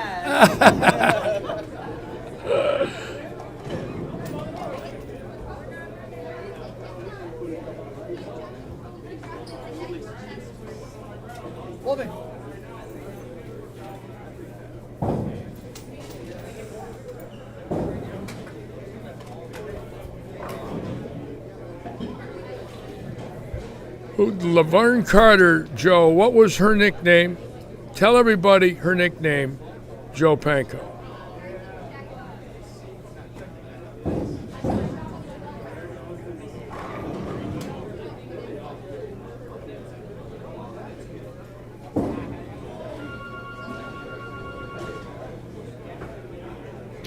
Oh, Dottie Fothergill, I knew long before she went pro, Elaine. She was a teenage superstar. She was the first great woman bowler ever to come out of New England. And when she came out, she won Bowler of the Year immediately her first year out. That's how good she was. Laverne Carter's nickname was the Blonde Bombshell. She had the high kick.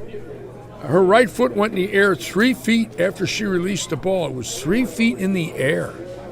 And they called Laverne Carter, Don Carter's first wife, the Blonde Bombshell.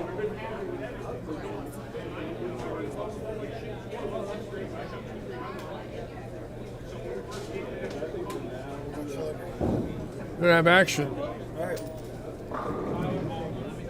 I met Laverne. I knew Don Carter's 3 wives, Patty, who's on my telecast, sitting with him, Joe, in San Jose. Naturally, Paula. And I met Laverne. I met his 3 wives.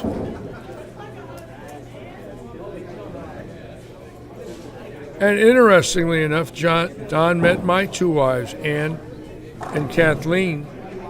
Always introduced Ann and Kathleen to Don Carter. And Ann knew him on a first-name basis. Ann met Don in 1967 when Ann was 16. My wife, Ann.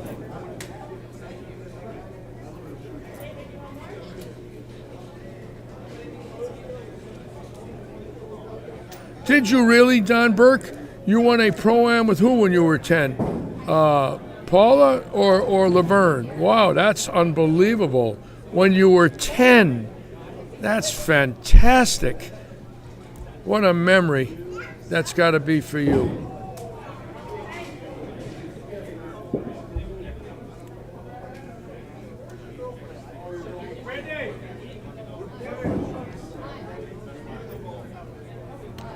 Yeah, I'm so lucky to still have the memory of that. Those wonderful days. I'll tell you, Don Carter's second wife, Patty, was gorgeous. She was of Hispanic descent. And she was beautiful. Gorgeous, gorgeous woman. And I met her later in life. I met her at the Gable House Bowl in the middle 80s. She came to see Harry Golden. And I looked at her and she looked at me. And we both smiled and hugged each other. She didn't expect to see me there. She didn't know much about bowling. I certainly didn't expect to see her there. And she looked at me and knew I was the guy that beat Dave Davis. And we hugged each other. She was very pretty. And I never saw her after that. Seen her one time in 50 years.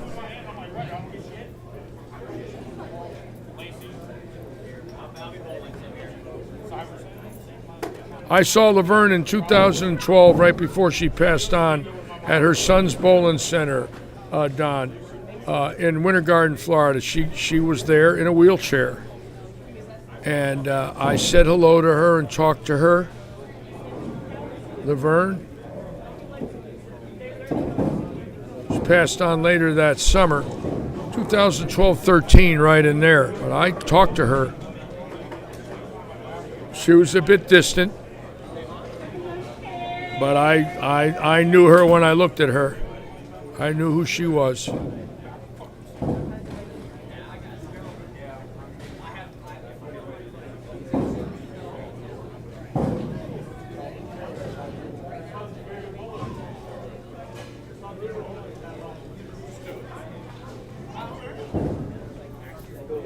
And as we're waiting here, we should get an idea what's going on real quick. This will be a 3-gamer, folks, and it's been very popular. We've had some good views on this, so stay with us.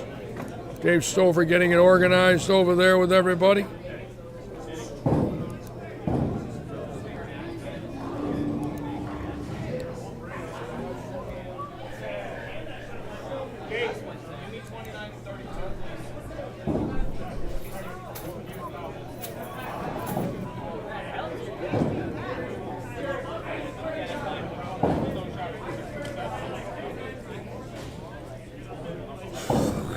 I'm going to sleep tomorrow, believe me.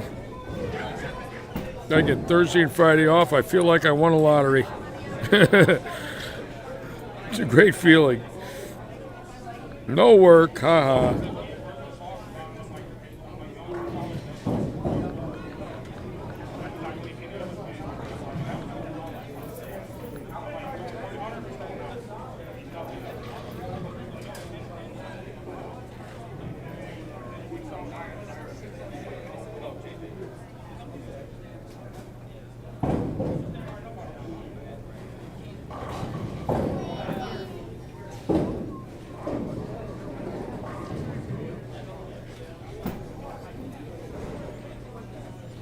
you guys listen up so we can get going. All right, David's ready to roll here now. Assignments on 19 and 20. Brad Stewart, Mechanic, and Schmucker on 19 and 20. 21 and 2, Hilton Bones and myself. 23 and 4, Roa, Altman, and Schneider. Oh, we get a chance to watch Tyler Altman. Covington, Valentine, and Ken Schneider. 27 and 8, Clark, Eisenberg, and Mike Schneider. Or Mike S., I'm sorry, Mike S. Mike S., sorry about that. 29 and 30, Oswald, Big Jim, Cam, and JJ. All right, guys, get to your lanes. We're going to give you 5 minutes All of right, practice. so we got a chance to watch Michalanic, Altman, Stouffer, Rathjen, 10-10. Robert Hilton. 10-10. If you Pretty guys are strong interested in field, Nassau, folks. $20 pot, come see Leanne, please. Let's go. BK and Leanne are going to be behind lanes 26. Behind lanes 26. If you want in a $20 Nassau, go see BK and Leanne. We have Brad lanes Stewart. 19 through 30. Wow, we got action, Once folks. again, 19 and 20 is Stewart, Mechanic, and Schmucker. 21 and 2 is Hilton, Bones, and Stouffer. 23 and 4 is Roa, Altman, and Schneider. 25 and 6 is Covington, Valentine, and Kent Schneider. 27 and 8 is Clark, Eisenberg, and my guess. 29 and 30, Oswald, Big Jim, Cam, and JJ. Wow, we got You guys action, want in the folks. Nassau, make sure you see Action Bruce time and here at Leanne. Lightning. Let's go, 10-10. I love it. Starts maybe sooner. Action at Lightning on a Wednesday night. And again, for all of you, thank you for hanging with us here. This is pretty cool. This is competitive. We've had great scores. Last week, Ricky Ward with 300 the last game, 818. Evan Baranicki had an 800 about a month ago, and then Jason Duran bowled great one night to win. Baranicki's won 2 or 3 times. Duran, of course, Ricky winning, and Elise Bolton winning. We have had a lady win this. It's 3 games, $50 entry fee. Looks like we're close to 20 bowlers. These are the late night people who never sleep, folks. They all watch Bela Lugosi movies. They do not sleep at night. They bowl till 4 in the morning. They get up at 6 and go to Also, work. y'all, listen up. If you do not bring your scores to Bruce and Leanne, you will get to 0. Oh, that's a How new it rule. works. If you don't You bring get your 0 scores if to you don't Bruce bring and your Leanne, scores you will up. get to 0. Also, you guys need to remember you are on live stream too. Please Kent, respect you like Larry when I and talk live like stream. Bela He's Lugosi? sticking around to show you the action. I drink blood for a living. Yes. I was Count Dracula in another life. Now I'm Count Announcer. Yes, there's something wrong with me. I'm not drinking either. I do not drink, so I want you to understand that this is not liquor induced. What you actually see is a man who's sober, who's still wacky. So let's see what happens here. I guess that's what happens when you live in a bowling center for 60 years, you become a nutcase.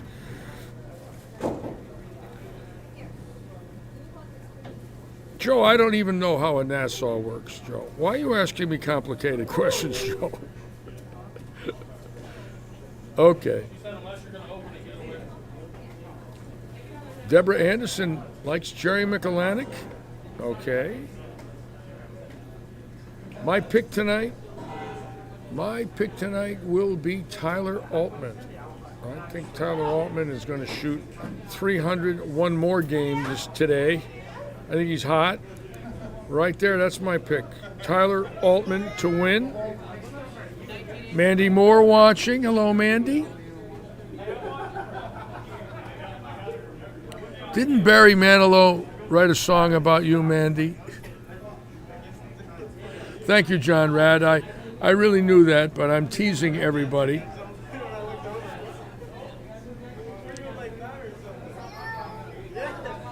But then again, maybe I'm not.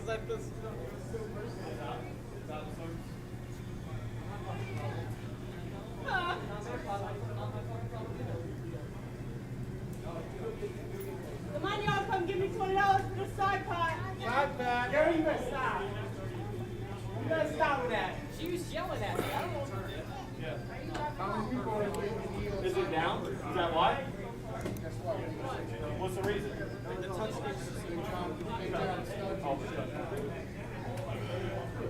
All right. We got a pretty good group here. As you can see, these are people that like to stay up late and bowl. Nassau is $20. Let's go. Let's go. It's 10:10.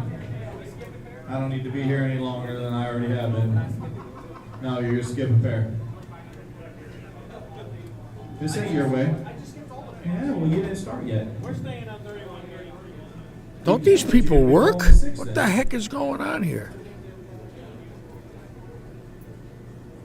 Oh, I know what it is. They're all getting a COVID check and they don't care. They all made 1,400 today, so they're figuring, screw it, I'm going to bowl. I don't know. What else could it possibly be? 30 needs 4. All right, thank you, guys. All right, you guys get 5 minutes of practice. Go. Imagine that. Everybody got 1,400.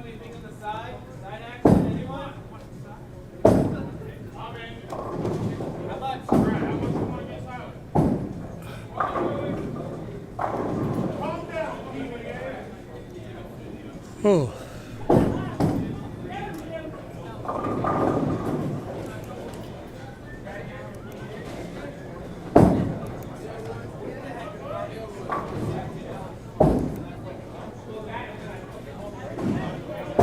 David Covington right here on 25 and 6 could easily be a factor tonight. Very fantastic bowler, been great for well over 30 years. Has won a PBA regional, and his game is beautiful. Very good bowler.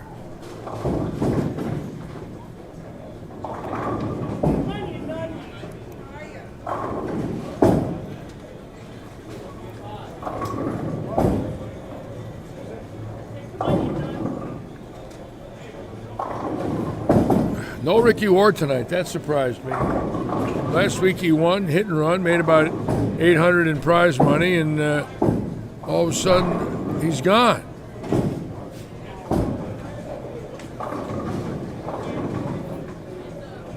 And we have a lot of bowlers bowling tonight. If we go down the low end here, just to 17 through 20, check it out here. There's Stouffer on 19 and 20.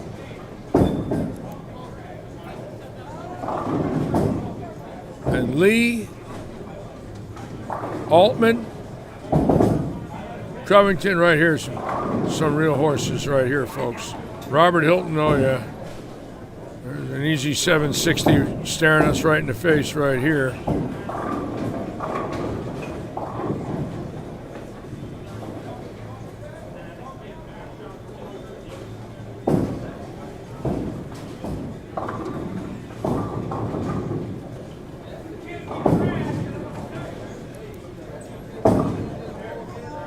Ken Schneider right there, my friend who works at Owl Creek Boat Works, where I had my houseboat rebuilt 10 years ago.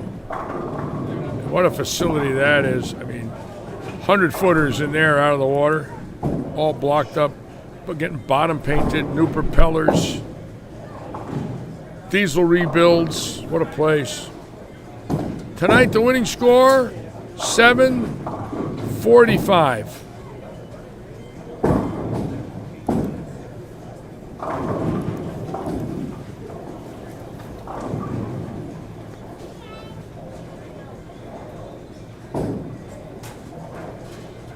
Kent Lees goes, Covington place or show. I love it. No, B-Rob's back in West Virginia. Cooper spoke to B-Rob last week. He went over to Kegel for some lessons after the World Series. Was very disappointed in his bowling at the World Series, and went over to Kegel to work with Randy and Dell, and then drove back to Morgantown. And then he's going to start again by going to the U.S. Open and the Masters, so he's not done. But you know, when they bowl bad, it's gut-wrenching and disappointing, and believe me, I've been there. It's excruciating to bowl bad. You don't sleep the first couple of nights.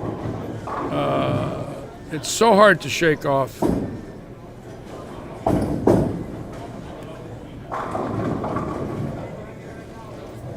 3 games, John Rad.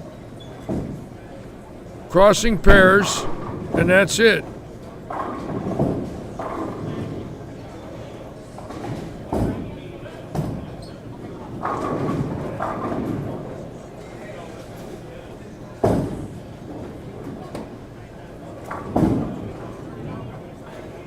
No, he wasn't in the Oaks Farms League today.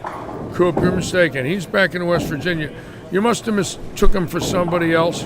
He hasn't been here with me in Fort Myers. Well, let's see. After the match that he lost in the 5-gamer, he bowled a regional in Brandon, finished 5th there, and then went over to Tampa for the qualifying of the World Series of Bowling. Did not make it. Went over to Kegel and then went home.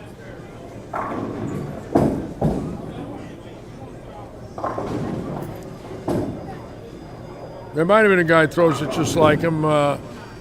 Again, no, Brian's gone. He made a lot of friends here, I can tell you that. He left quite an impression. He's such a gentleman, and which I knew the minute everybody would meet him, they'd say, "Oh, he's just really a nice person." And typical West Virginian, if there is such a thing.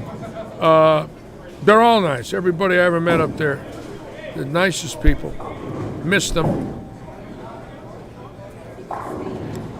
Love to go back someday, hang out, watch the league that I founded, the Morgantown Scratch Classic. Founded it with Justin Malik, and great league.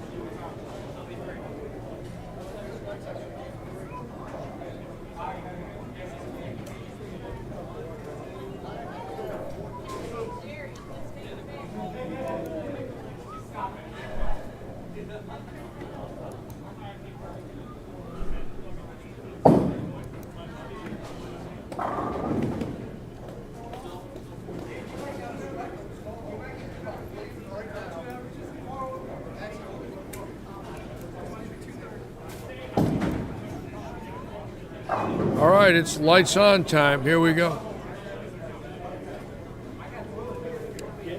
We'll just move the cameras from right to left and left to right and just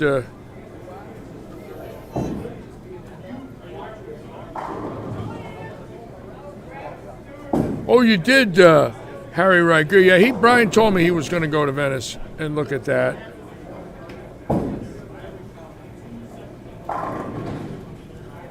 Boy, the left side looks sweet. If Schumacher can just repeat, I mean, the left side right now is just wide open.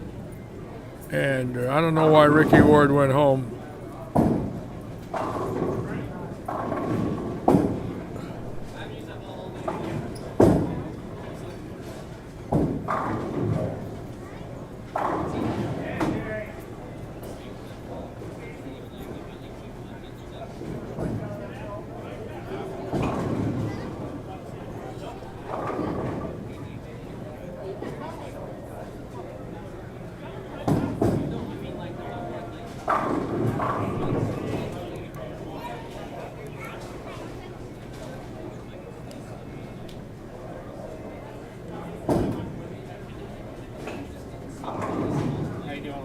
Hey, Gare, nice bowling, 300, baby.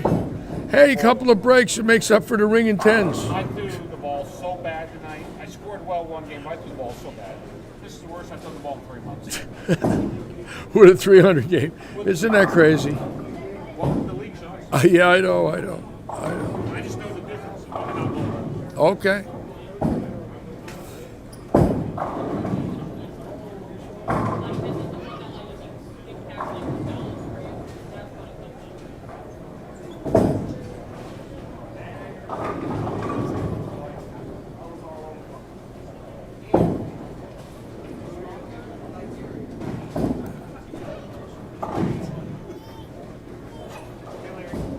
Hey, how you doing, man? Dude, Stouffer is speaking to the 10-pin in a foreign language right there, folks.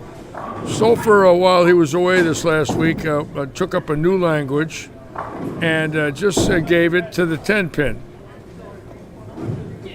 And the first word began with F, and the next word began with Y, and he just said it to it again. And the 10-pin laughed at him and said, "Don't worry, there's more coming."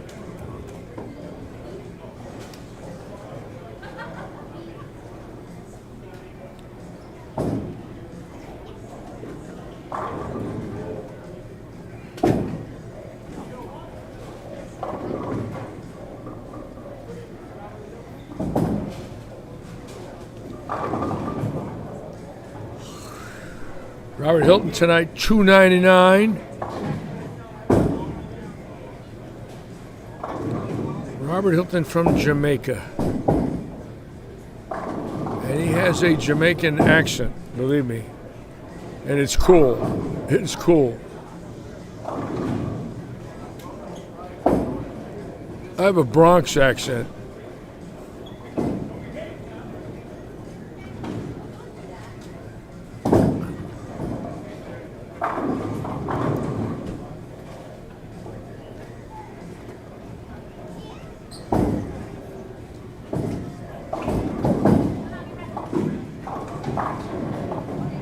Joe, that's a pretty general question. Are you talking about me or any of the other 18 bowlers we're watching? Joe.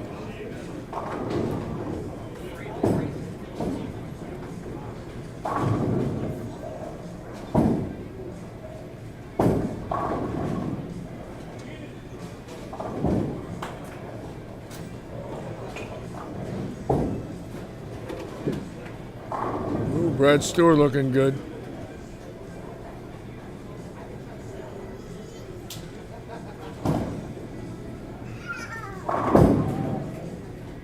John Rad, you've become a coach, have you, John? I had no idea. I need a couple of lessons, John. It's always nice to help a friend, isn't it? Especially if they bowl better and you recognize something and you help them and they say, "Wow, you helped me," and that's really nice. I'm glad you helped your friend.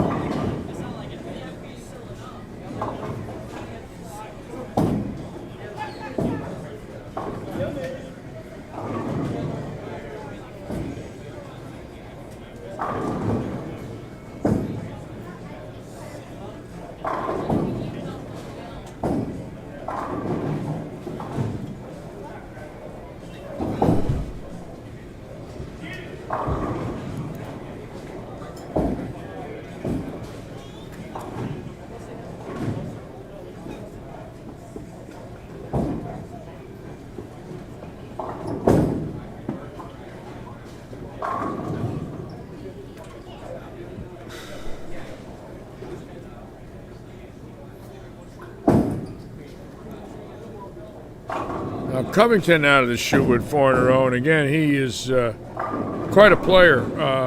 Made PBA finals when he was a touring player in the 90s. He made national PBA finals, not regional, national tour finals, and you can see, great touch.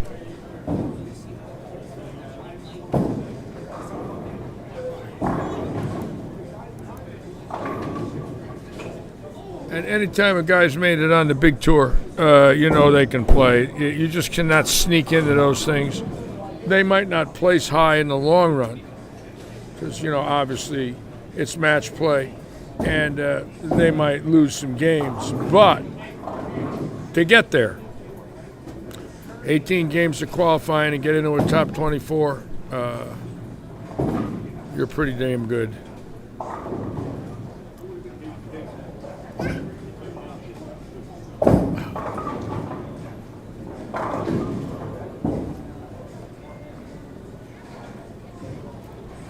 Oh. Don't mind me, I'm yawning.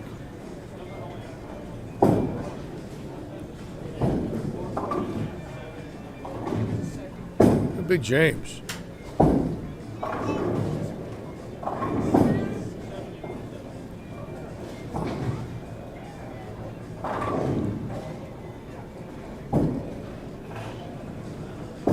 boy, Jerry, you got to get in, bro.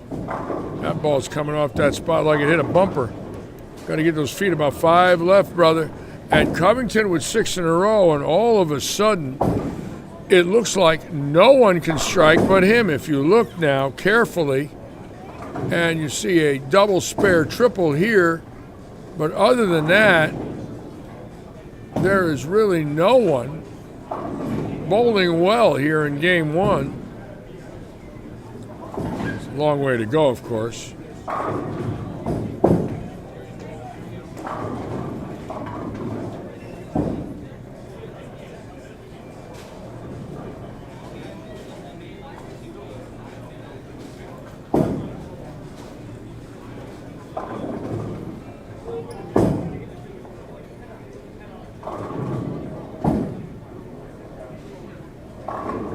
I like that, John. Those that can't play it, coach it. I can't disagree with you there. No, I heard that ball rumbling there that somebody just threw. It sounded like it was bumping. What the heck happened? Like a grip came out or something.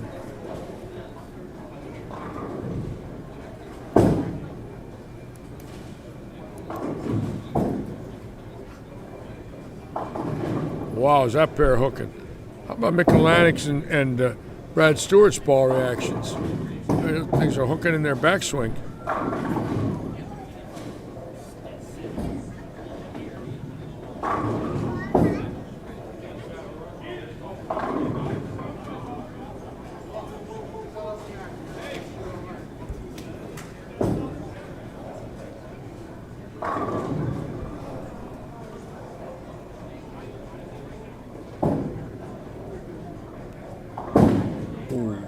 Try by Stewart.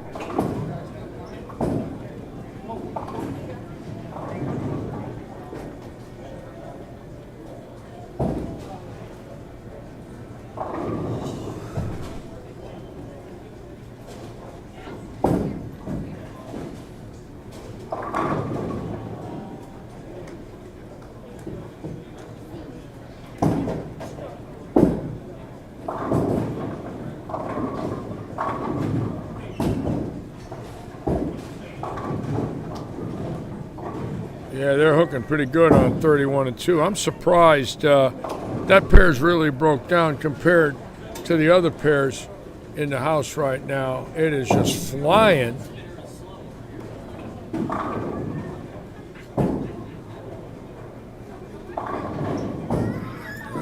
Look how far that ball came back. That was on a 3-board at 45 feet and it went high. I mean, that pair is duck hooking.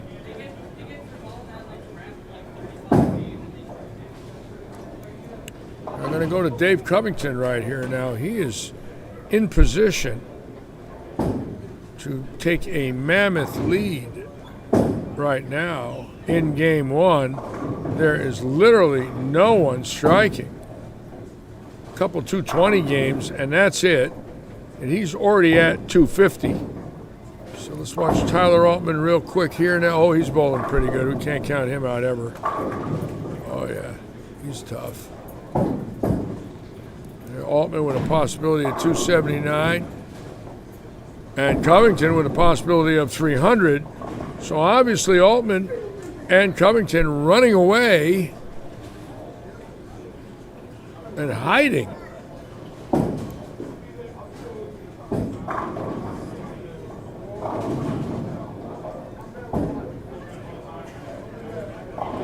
Stouffer with a 4-bagger now.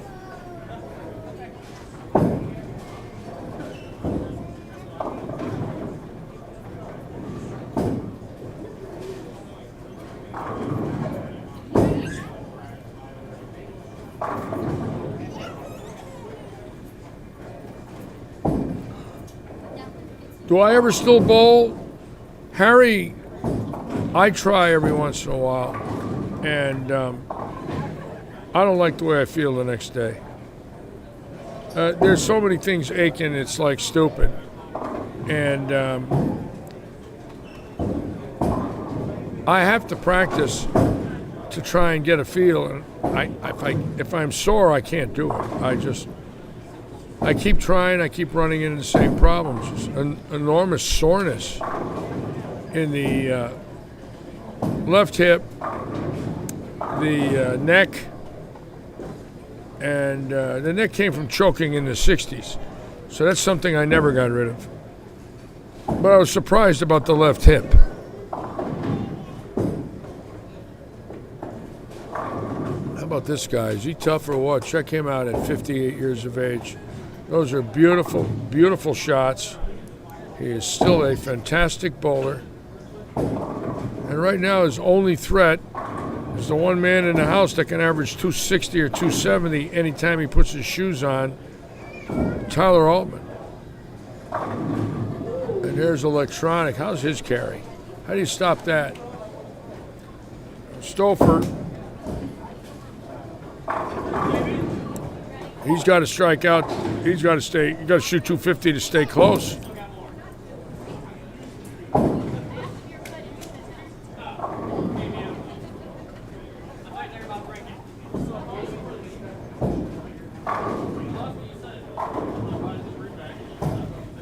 I had my ball in the car today. Actually thought about bringing it in, throwing 20 shots. But I'm so damn tired, so fatigued the last 2 weeks that I just don't feel like running on empty right now. I'm tired doing this, and I'm just going to rest again Thursday and Friday.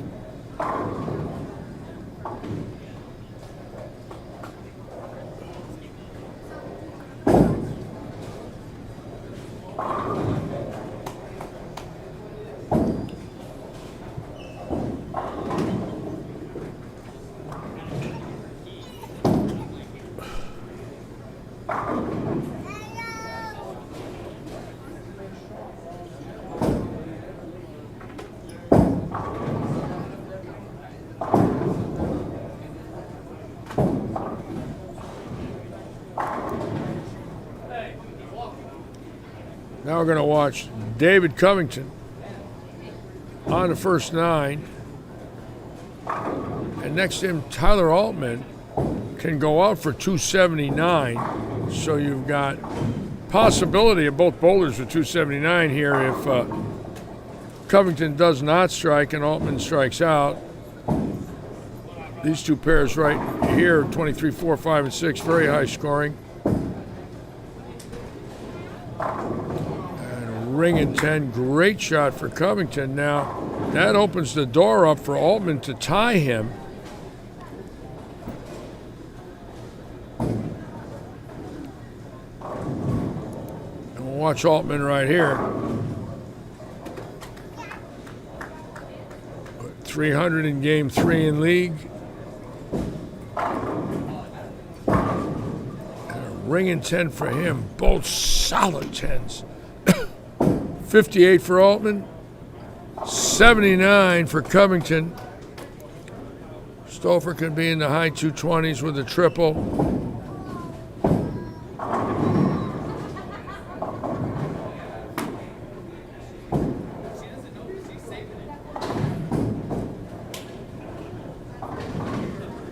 Altman, nice touch on that 10-pin.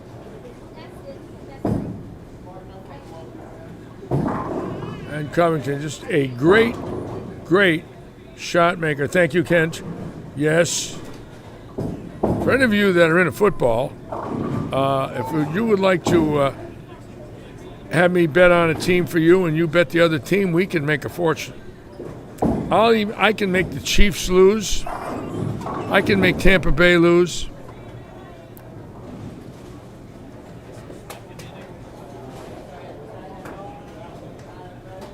Imagine if I was good enough to jinx Brady. How's that possible? 7-3 in Super Bowl games? Are you kidding me? 10 Super Bowls?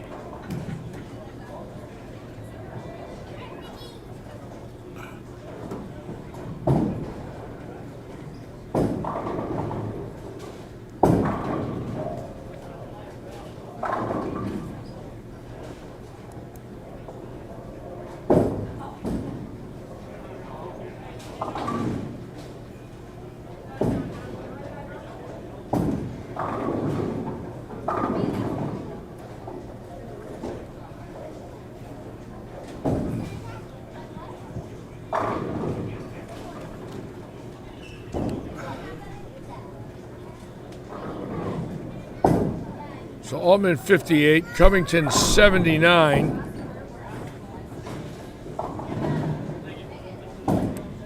And 31-2 looks like it wasn't oiled.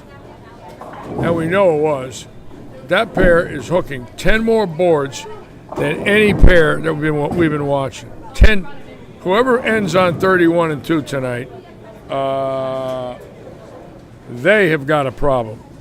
Whoever gets 31-2 their last game, good luck to them. I don't know what you're going to do on the right lane, but good luck to you.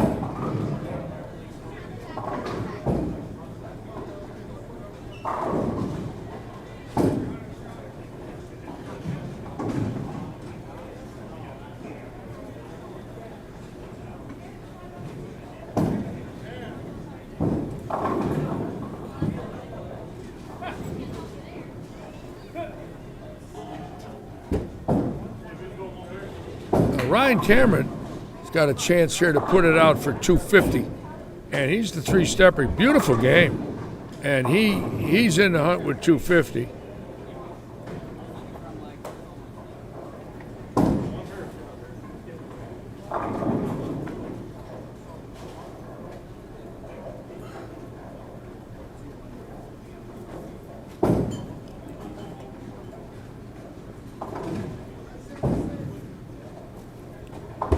I don't know if I can make the Patriots lose, but I used to make the Red Sox lose, especially in 78 and 2003. I made the Red Sox lose.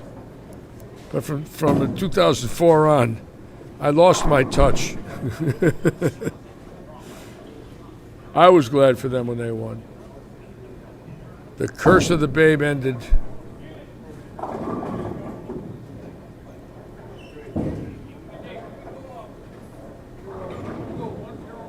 The curse of the Babe.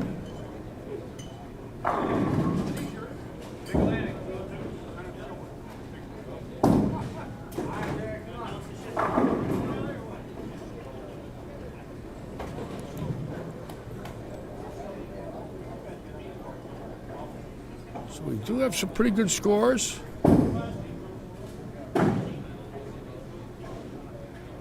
Big James with 255, definitely in the hunt.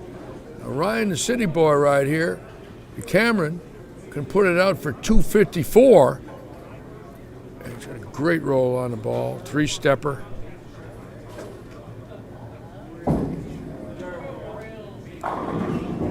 Look at this. Oh, yeah. Oh, yeah. Sort of a delayed messenger.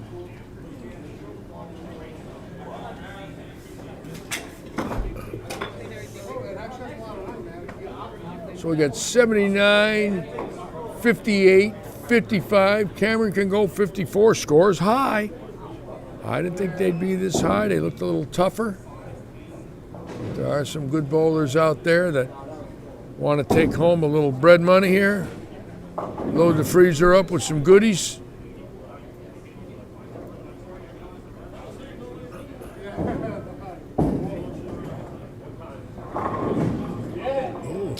Late 9 and a late 10 in the 10th for Cameron. Keeps him in the hunt.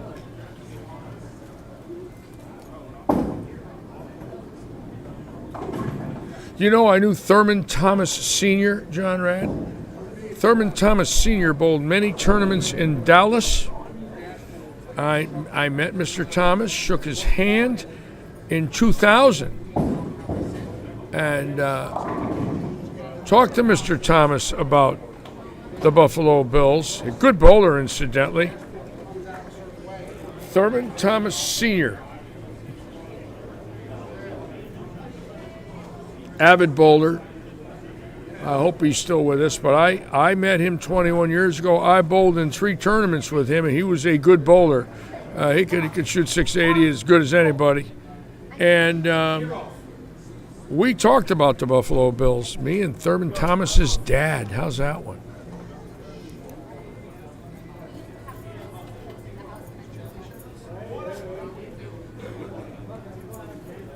I'm looking.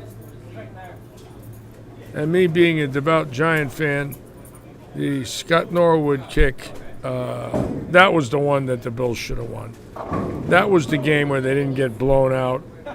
What a horrible thing to happen to that young man for the rest of his life. I mean, you hate to see it. You know, I liked winning because I was a Giant fan, but you don't want to see it like Buckner or Norwood. And I'm very good friends with Ralph Terry, who threw the home run pitch to Bill Mazeroski in the 1960 World Series, where they beat the Yankees in the bottom of the 9th. 2 years later, Terry was on the mound and got Willie McCovey to line out to Bobby Richardson with Willie Mays on third, and the Yankees won the 7th game at Candlestick Park in San Francisco. And I talked to Ralph about that. And I remember saying to him, without even hesitating, "Thank God you were 1-1." And he smiled and said, "You're not kidding." Because if he went 0-2 in the bottom of the 9th, you know, if he cost the Yankees 2 World Series, they'd never forgive him. To this day, they'd still be talking about it.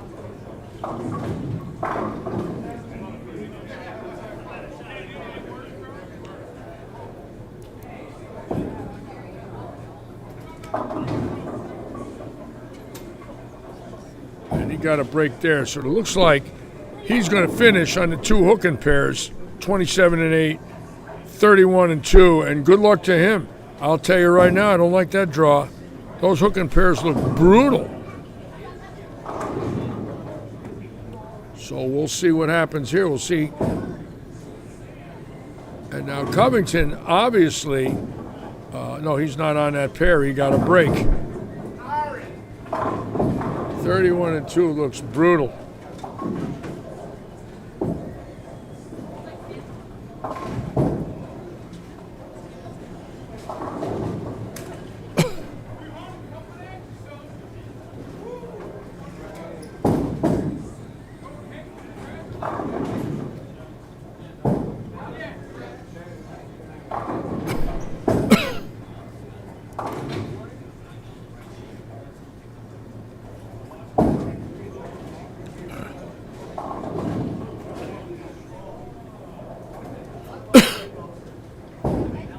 Excuse me.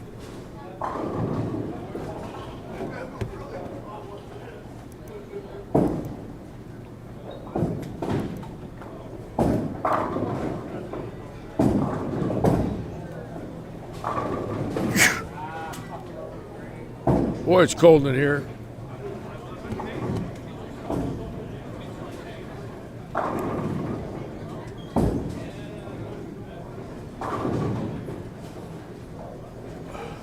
Very chilly.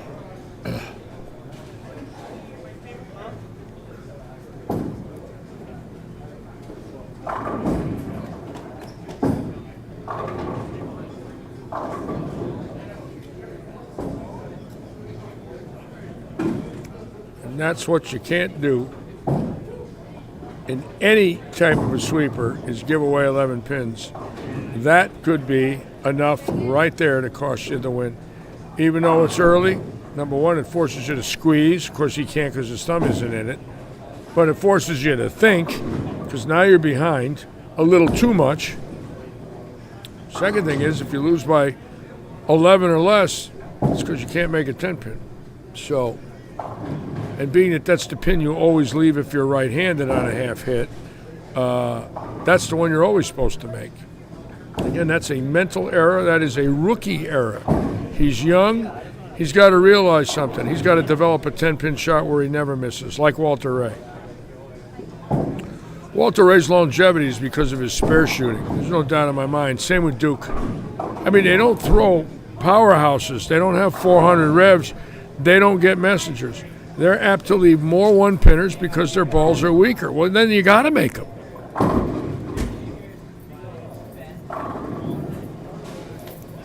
And the power players today, they're so used to striking, they take spares for granted.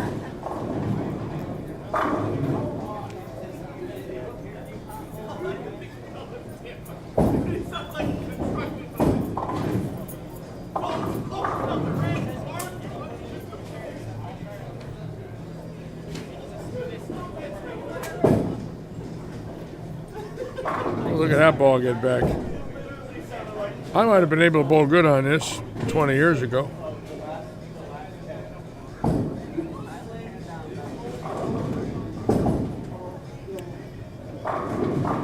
No, he's a pretty good spare shooter, Coop. I agree with you. It's not characteristic. But I don't think he should miss any. I think he's too good. And when I say that with respect, I don't think he's really understands that there's probably something flawed when you're missing to the left and you're two-handed. Number one, you got a lot of revs on a spare ball. And number two, maybe you need a different type of grip on your spare ball. Like he says he only likes about 5/8 away and 3/4 away, or 3/8 away and 3/4 away. Maybe you ought to have a spare ball with an inch away. Then it will go to the right. You don't know, but you better find out now, because it could cost you. I'm a firm believer in having a great 10-pin shot, like Pete Weber, like Norm Duke, like Mark Roth, like Walter Ray. Joe Berardi. Joe Berardi never missed a 10-pin. He was fantastic.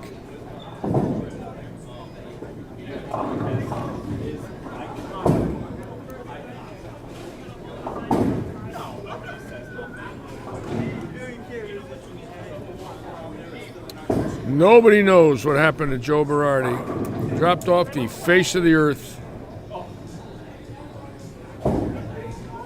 Haven't seen him in 30 years. Can't believe it.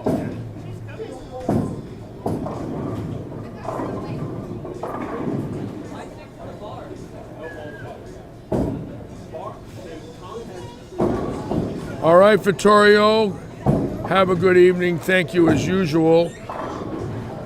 Thank you so much. Stay healthy, my friend. Get a good night's sleep. Pretty late over there in Ireland. 4 a.m.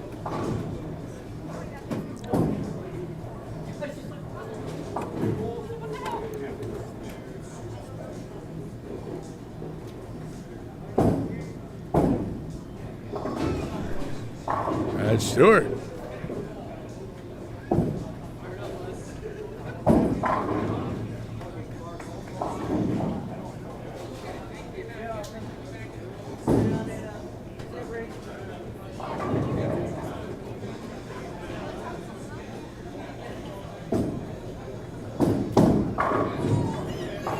Overthrowing bullets. Now, he might come to life a little bit here. Altman did catch a double. This is for 3 in a row now. Oh boy. Yeah, that pair's hooking. And they are really dipping pretty good, folks.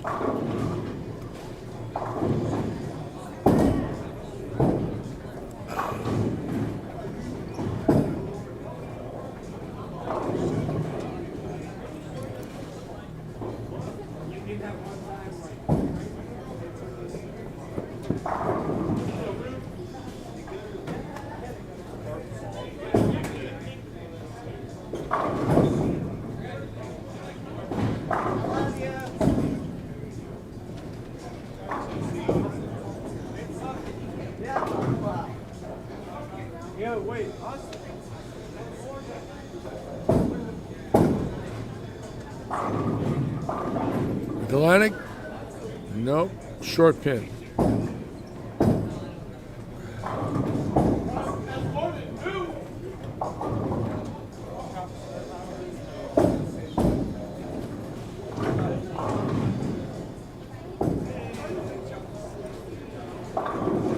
All right. Look at Brad Stewart. What is that, folks? Look at this game. 6 and 3, 8 and spare, and a 3.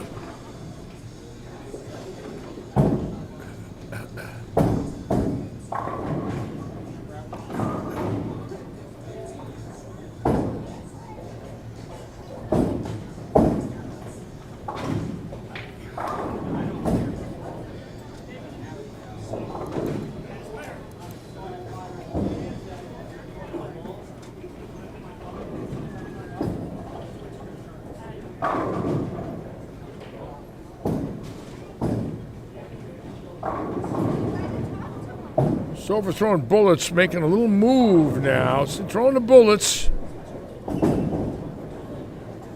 Keep in mind, a few weeks ago, that's what Baranicki did. Started throwing in bullets right from there and shot 800. And just take your hand out of it, float it.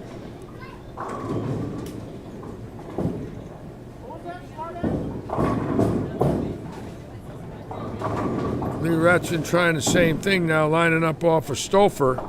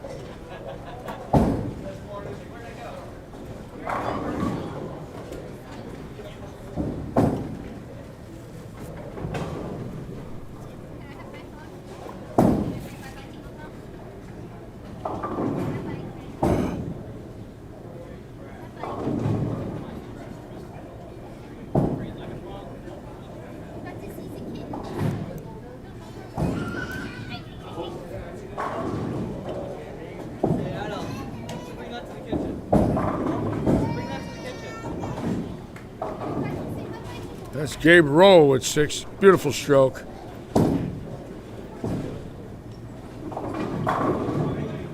Stouffer throwing thunder about 23 miles an hour. Throwing the Pied Piper.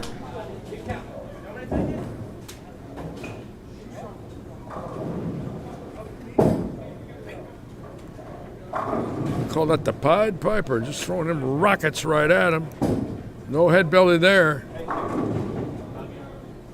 So we know now, Big James also had 254 in game 1. He is in the hunt too.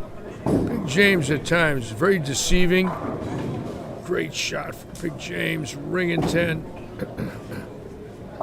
Brad Stewart standing 50, sliding about 40, and looping the whole lane.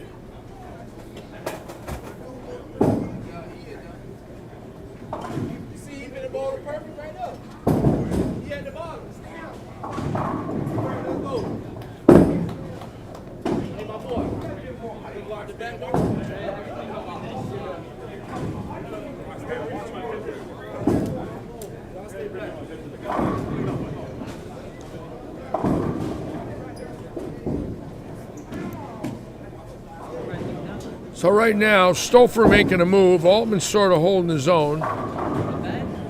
Shooting about 196. Stouffer now into the 250s here after a 228 start. Right on Altman's back now. Okay, he's right on Altman. So keep in mind making a little move. What about Covington? Covington catching a double. He can go out for 249. Covington the leader with 279 in game 1.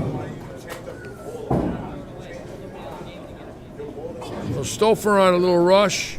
Gabe Rowe bowling very well here in game 2.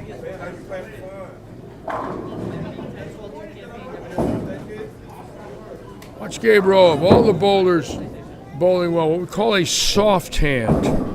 Not a lot of hit. Really what we call a true stroker. Watch, it's very deliberate. Just stroke right through it. Not a lot of hit. Got it in a little bit. Don't. I got a break. I'd rather have that stand.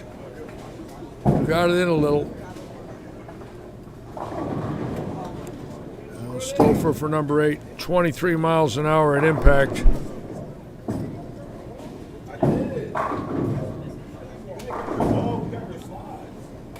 And Stouffer deadly.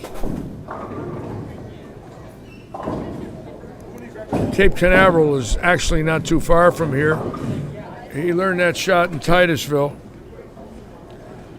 That's where they make the rockets, folks.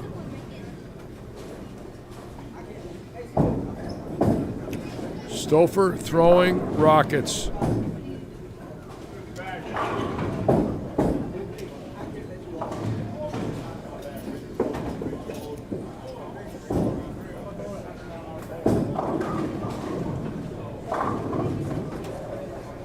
All of a sudden now a chink in the armor for Altman. He is in trouble. Stouffer's right on him now. And if you'll notice, all of a sudden,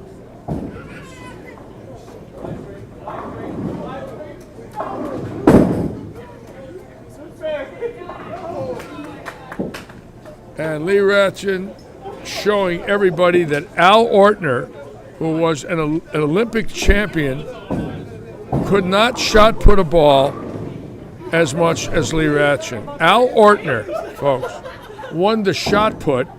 There it is, the Lee Ratchin shot put. Lee making sure that he's getting ready for next year's Olympics. They say bowling is in the Olympics, but shot put is. And Lee practicing now. Uh-oh, here we go again. What's this one gonna, oh boy. And now Lee Ratchin copying Dave Stouffer's rocket to the pocket. And we know about frustration, don't we? We've all had it.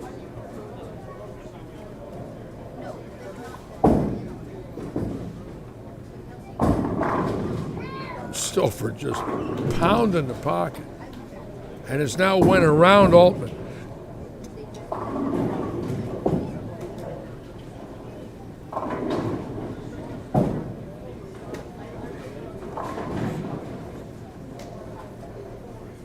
So we're going to be going into game 3.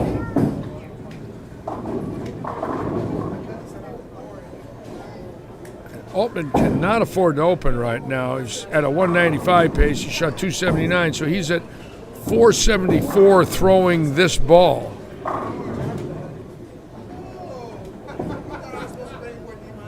And he stays at 474.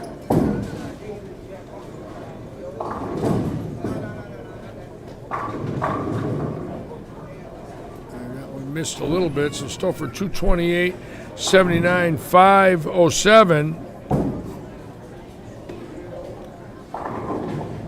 Altman can go to 494 if he strikes out, so Stouffer right now with a pretty good lead. Spare strike 507.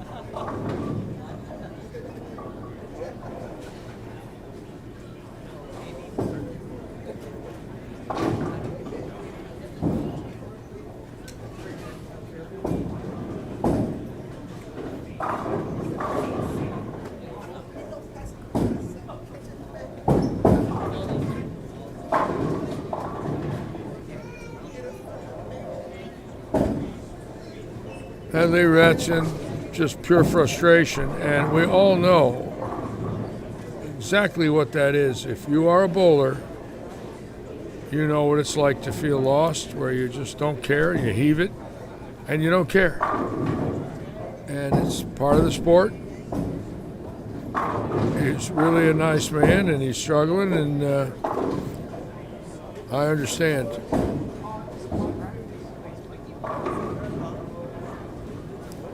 Big James not out of this with 254 in game 1, and if he puts this out, he's right on Stouffer.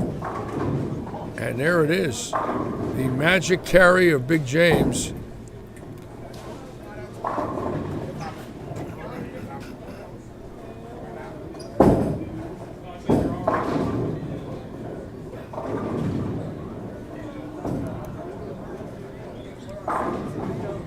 And that was a big strike for Altman to now get him at 494. So right now it's Stouffer first, Altman second, but Big James Oswalt, ladies and gentlemen, right here has a chance to go around both of them if he strikes out. Big James running our food and beverage business here at Lightning Strikes. Best pizza in town. What a pizza. My God.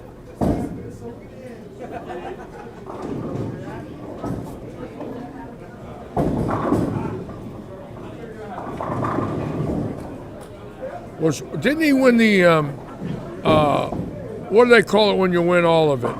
I thought Ortner won it all, the decathlon. Am I wrong about that, John Rad?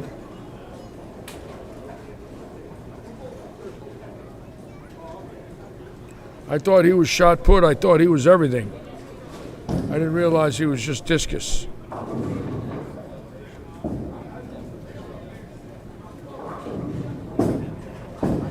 I think he was on a Wheaties box. I think Ortner made it to the cover of the Wheaties box. I'm not sure, but I think so. Should be a great trivia question to find out through Google. Was Al Ortner on the cover of a Wheaties box?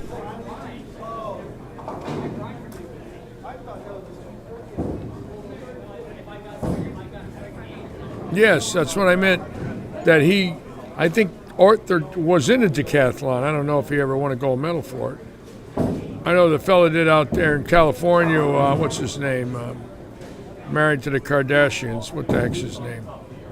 I can't think of it.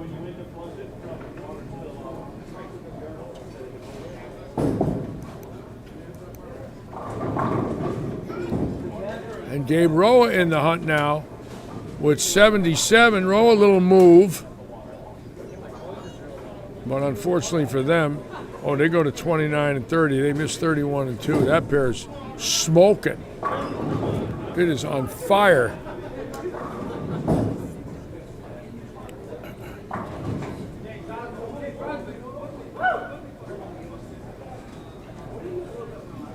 And here we go.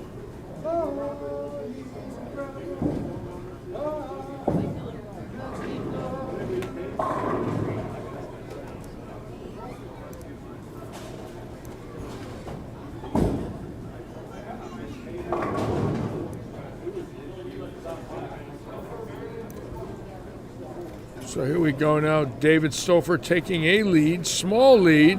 Let's watch Big James. And Big James could get into the high 480s. Definitely not out of it. Jenner, he won a decathlon, didn't he?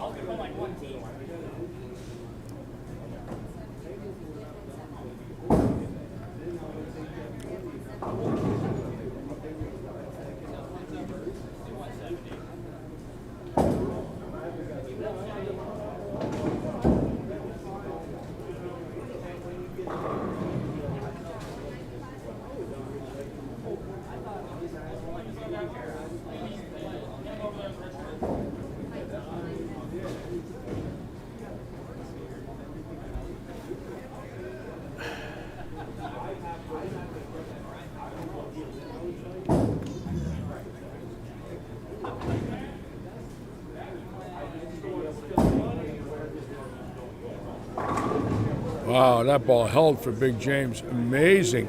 He just go right up the oil line and it's in. He's not circling to the dry.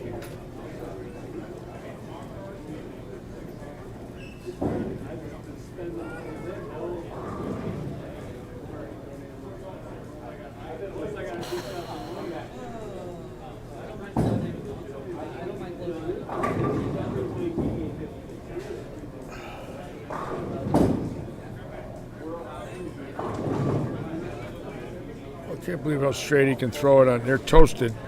He's just knuckling it right up. Got a pretty good look. 233, 254, 487. He's definitely in the hunt. Stouffer leaves a 210 or a couple of wrap 710s. They can all go around him, so Stouffer in the lead, but don't make any mistakes. Going into game 3 now, then we will be calling it an evening.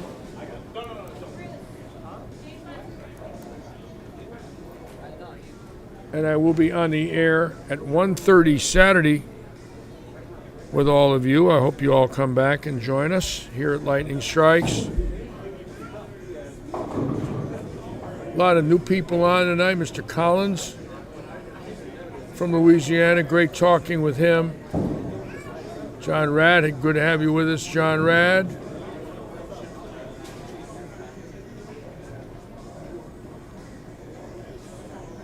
Interesting how we communicate while we're watching bowling. Kind of cool, isn't it? Different.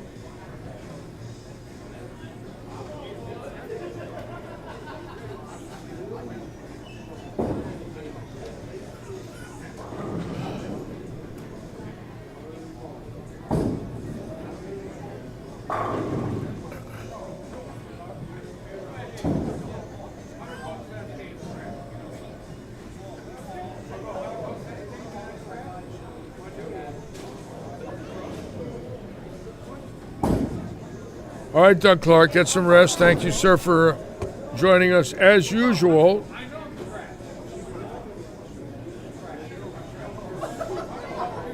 Doug Clark from Oregon.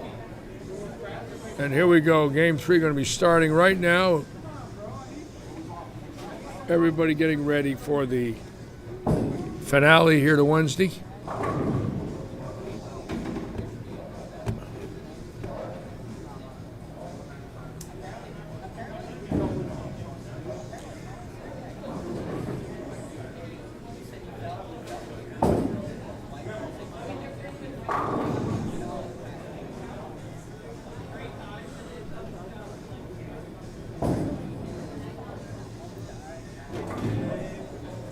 All right.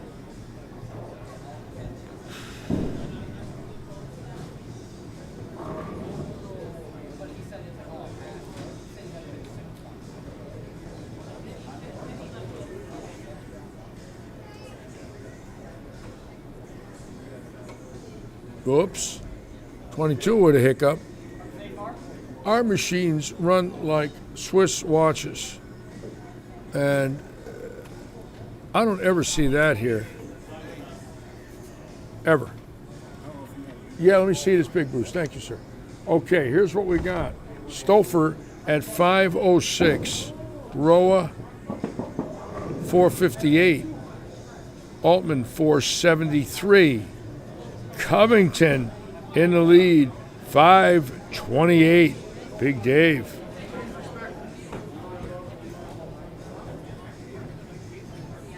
Big James, 488.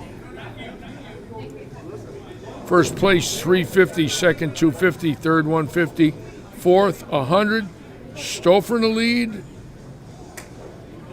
No, Stouffer in second. Right behind Dave Covington. Covington at 528.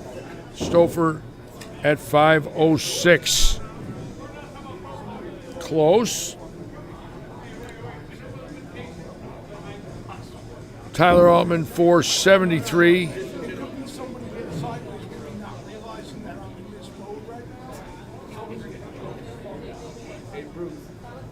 Bruce. I'm trying. Bro, I'm trying. It's hard. I know it. Last week and a half, 2 weeks, shit was going on. Everything. It's hard. Understandable. And Big James at 488.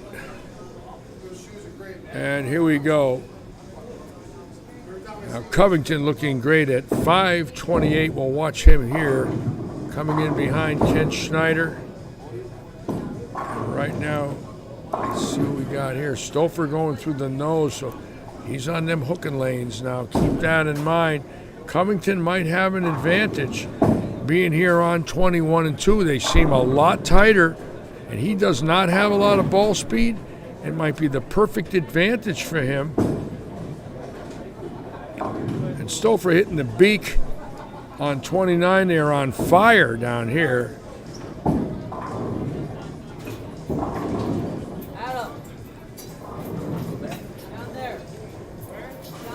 And look at Covington with a split. Check this out. Look at this. Oh boy. Covington with a 410 out of the chute. So all of a sudden now the gap is about a mark between him and Stouffer.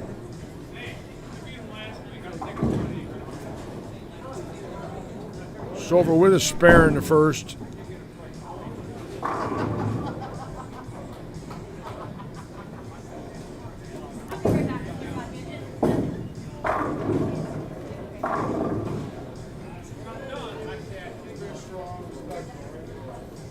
Now, Gabe Roa not out of it at 450, 458. I mean, he needs another 260, 250, somewhere in there to have a chance. But bowled very well last game, so he's still in the hunt.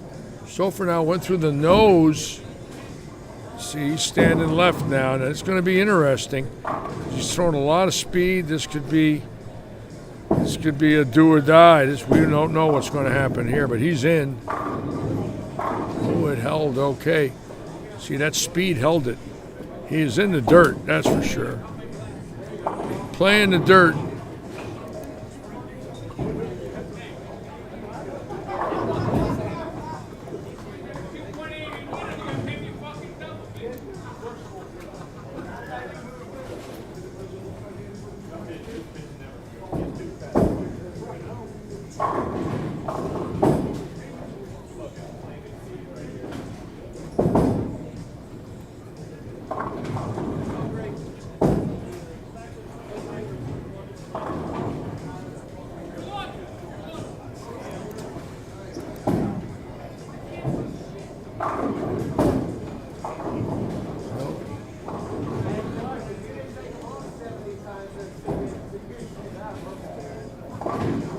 Altman in the hunt. He needs strikes. Obviously, Rowan needs strikes. Stouffer is not the guy you want out in front without putting pressure on him. You get him freewheeling, you can't beat him. So they've got to put some kind of pressure on him. There's going to be a 4 or 5 bagger in here to get him thinking. And if they don't put any pressure on him, it's over. He'll beat them all. He's pretty much caught Covington. Covington just went Brooklyn. So Covington's lost now on 21-2. Look at this. He goes 4-10, 2-pin Brooklyn. So he's got problems.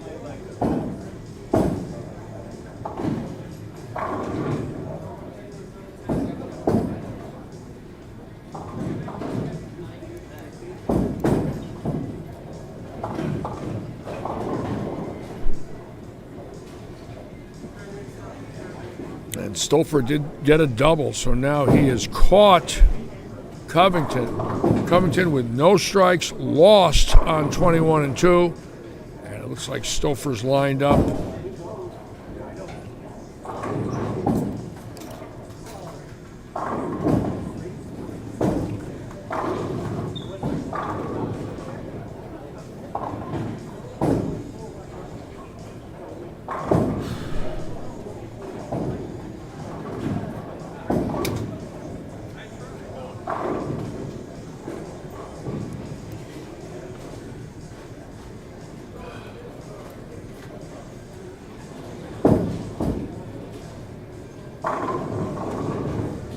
Okay, Covington really needs to fill some frames here with some doubles. Got to start picking up 10s somewhere. And this will put Stouffer in the outright lead here by 10 over Covington with a strike here. So Stouffer right now in control of his own destiny. He keeps striking, nobody can beat him.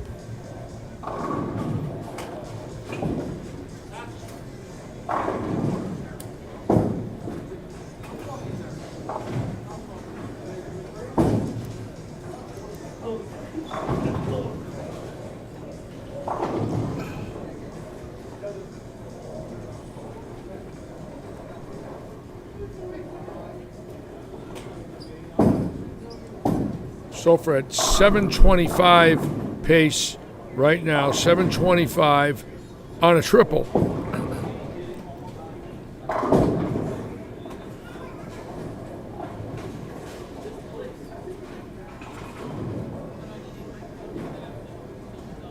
Covington 7:26 pace on a strike.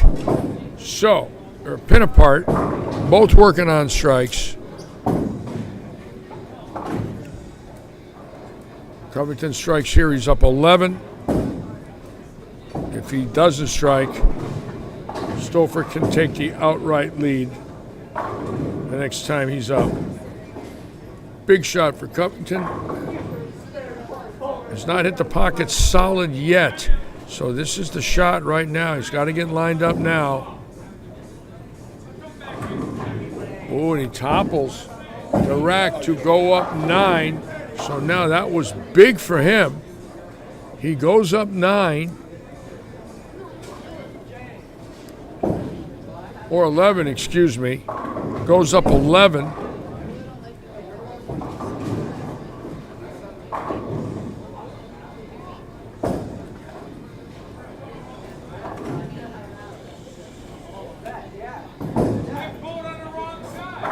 And there it is, behind 1. So right now it's him and Covington in a runaway. Interesting. They're 1 pin apart. Seems like Covington's slowly but surely getting lined up on 23 and 4. Caught a couple light hits. Look at that, left a 2 pin. So now they're even to the pin with Stouffer on a strike. Stouffer can take the lead by 10.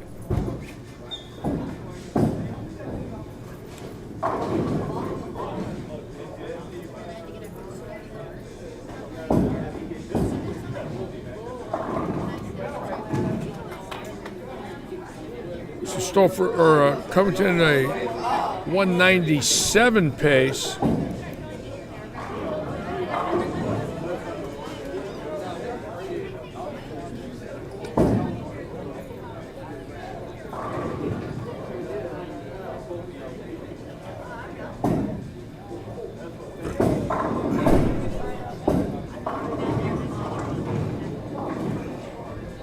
They are within a mark.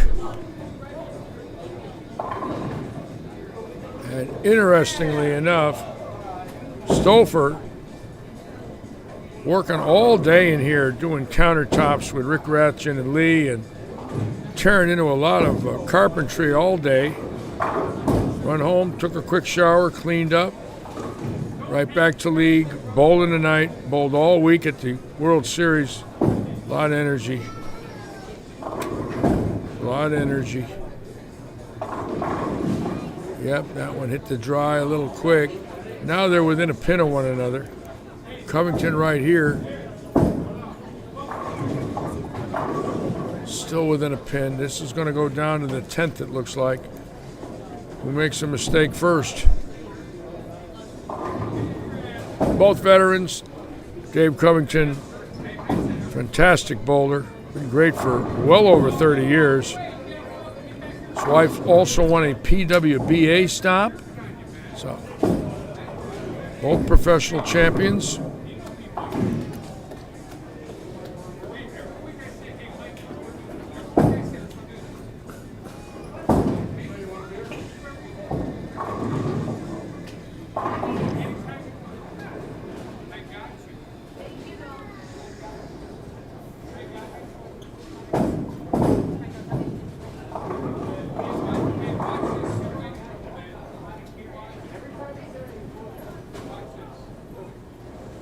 Okay, pretty simple.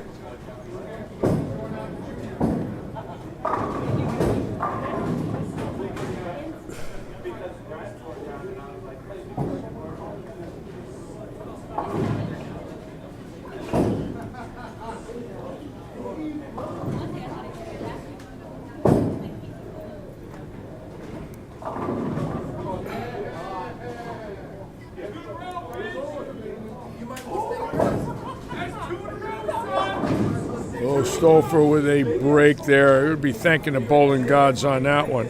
That could have been big tonk. Covington just lost this game.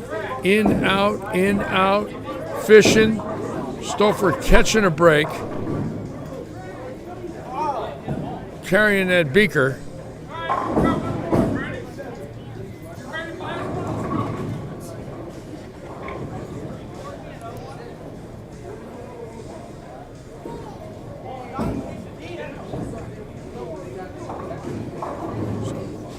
Covington at a 7:23 pace.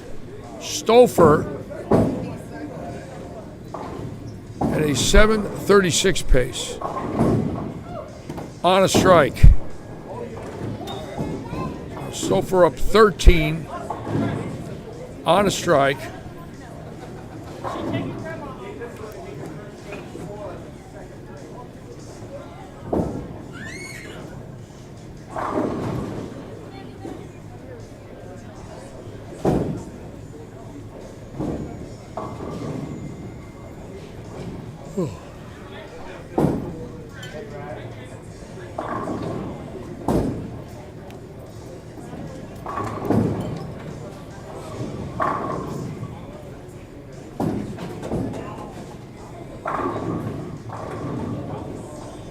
Covington, okay, down 13 with a strike in the ninth. Not out of it yet.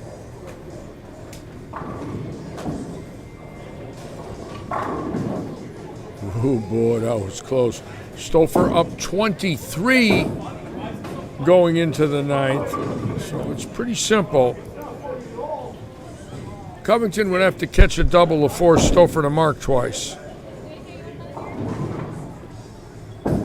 So it's a double to 2 misses.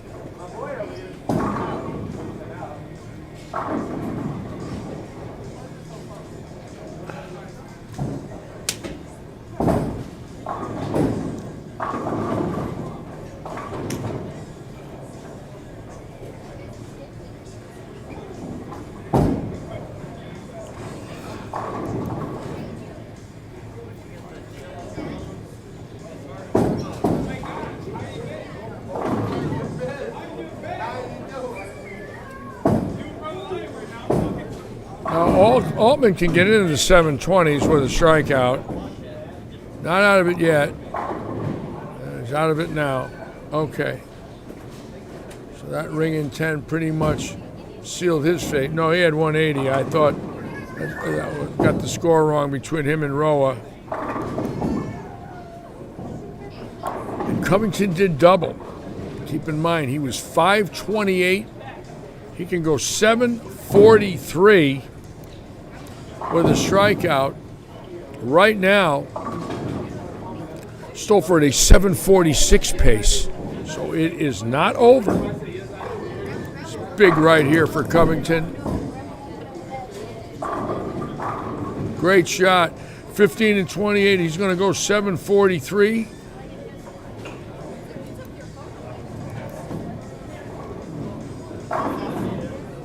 And Stouffer is at 756. Stouffer needs a good count, and it's over. 9 and he wins. If he gets to 6 and 3, he loses.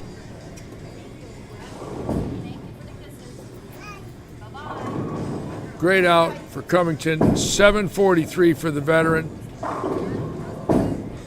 Really good man, too. Solid as a rock, that guy. Now, Stouffer needs 9 and it's over. 743 for Covington.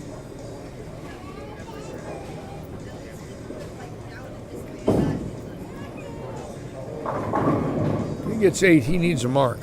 So this could be interesting here.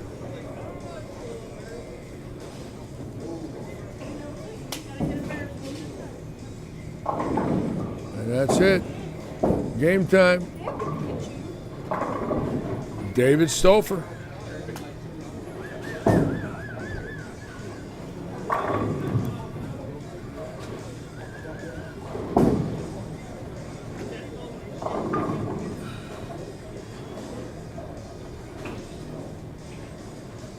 Leon, you still here? Don't you sleep? Leon!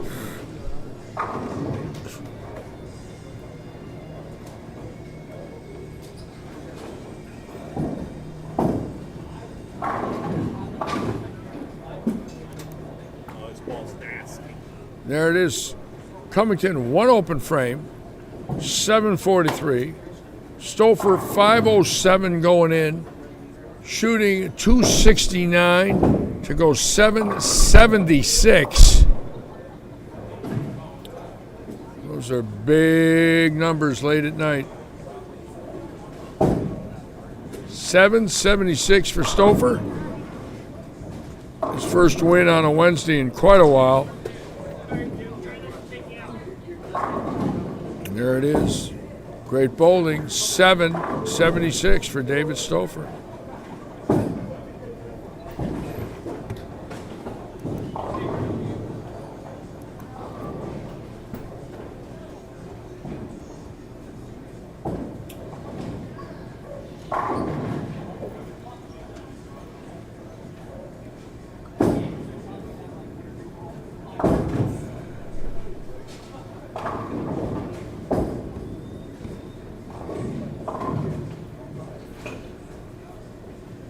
Oh, great set for Covington. Threw it great, Ken.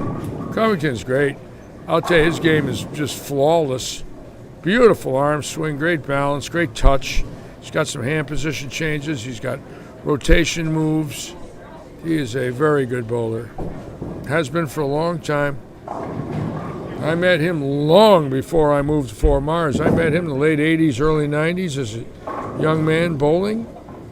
He was on my trucks as a kid. Came out and had balls drilled by my business many times.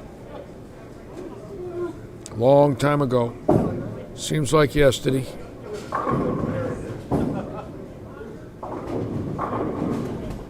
Robert Hilton finishing good. Robert Hilton is a horse. Got the smile, got the Hilton smile. He gives you that smile. All right, ladies and gentlemen, we are going to call it an evening. I'm tired. I did my due diligence. I showed the boss I can still work.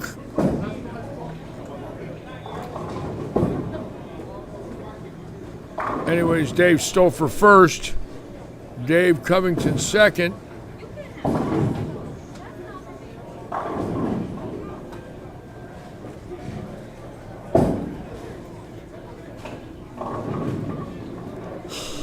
The great Robert Hilton putting a little run on him here. He's really a good bowler. A lot of good bowlers here, a lot of friends. Thank you, Joe. Get that leg better, brother. Anyways, we want to thank all of you again. Glad you liked our little action here. Tomorrow and Friday I get a chance to get some needed rest. I need it. I'm tired. I'm going on a new hair diet tomorrow. I'm trying a new hair lotion. And what else could I say before I make a bigger jerk out of myself than I already am? What else am I going to do tomorrow? Might take the boat out of the water and clean it up. Cooper Gates, only 8:30 for you. You got a bonus. You got a 3-hour bonus. My pleasure, Cooper. Thank you as usual. Take care of yourself, my friend. Stay safe. Leon, stay safe. Kent Lee, see you soon. And Leon Bailey, see you soon on the line here. Joe Panko, John Rad, all of you that have been on tonight, thank you so much. All right, I'm going to shut it down. Larry's going to go night-night. Larry's tired.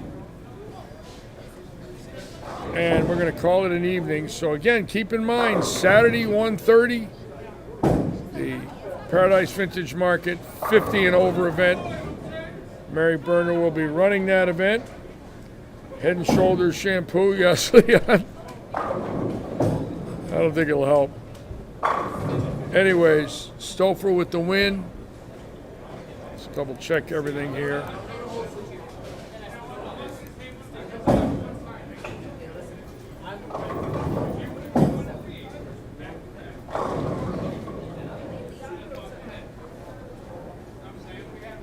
Elaine's on fire. Except for James, he could point it up the third arrow and trip a 4-pin. Anyways, we're going to call it a night. Thank you all so much. See you Saturday at 1:30. Stay safe, everybody. Stay safe, please. And we'll see you Saturday, 1:30. And as usual, I want to wish all of you a lot of good luck and good bowling, thank you. Thank you again. Okay, that's it.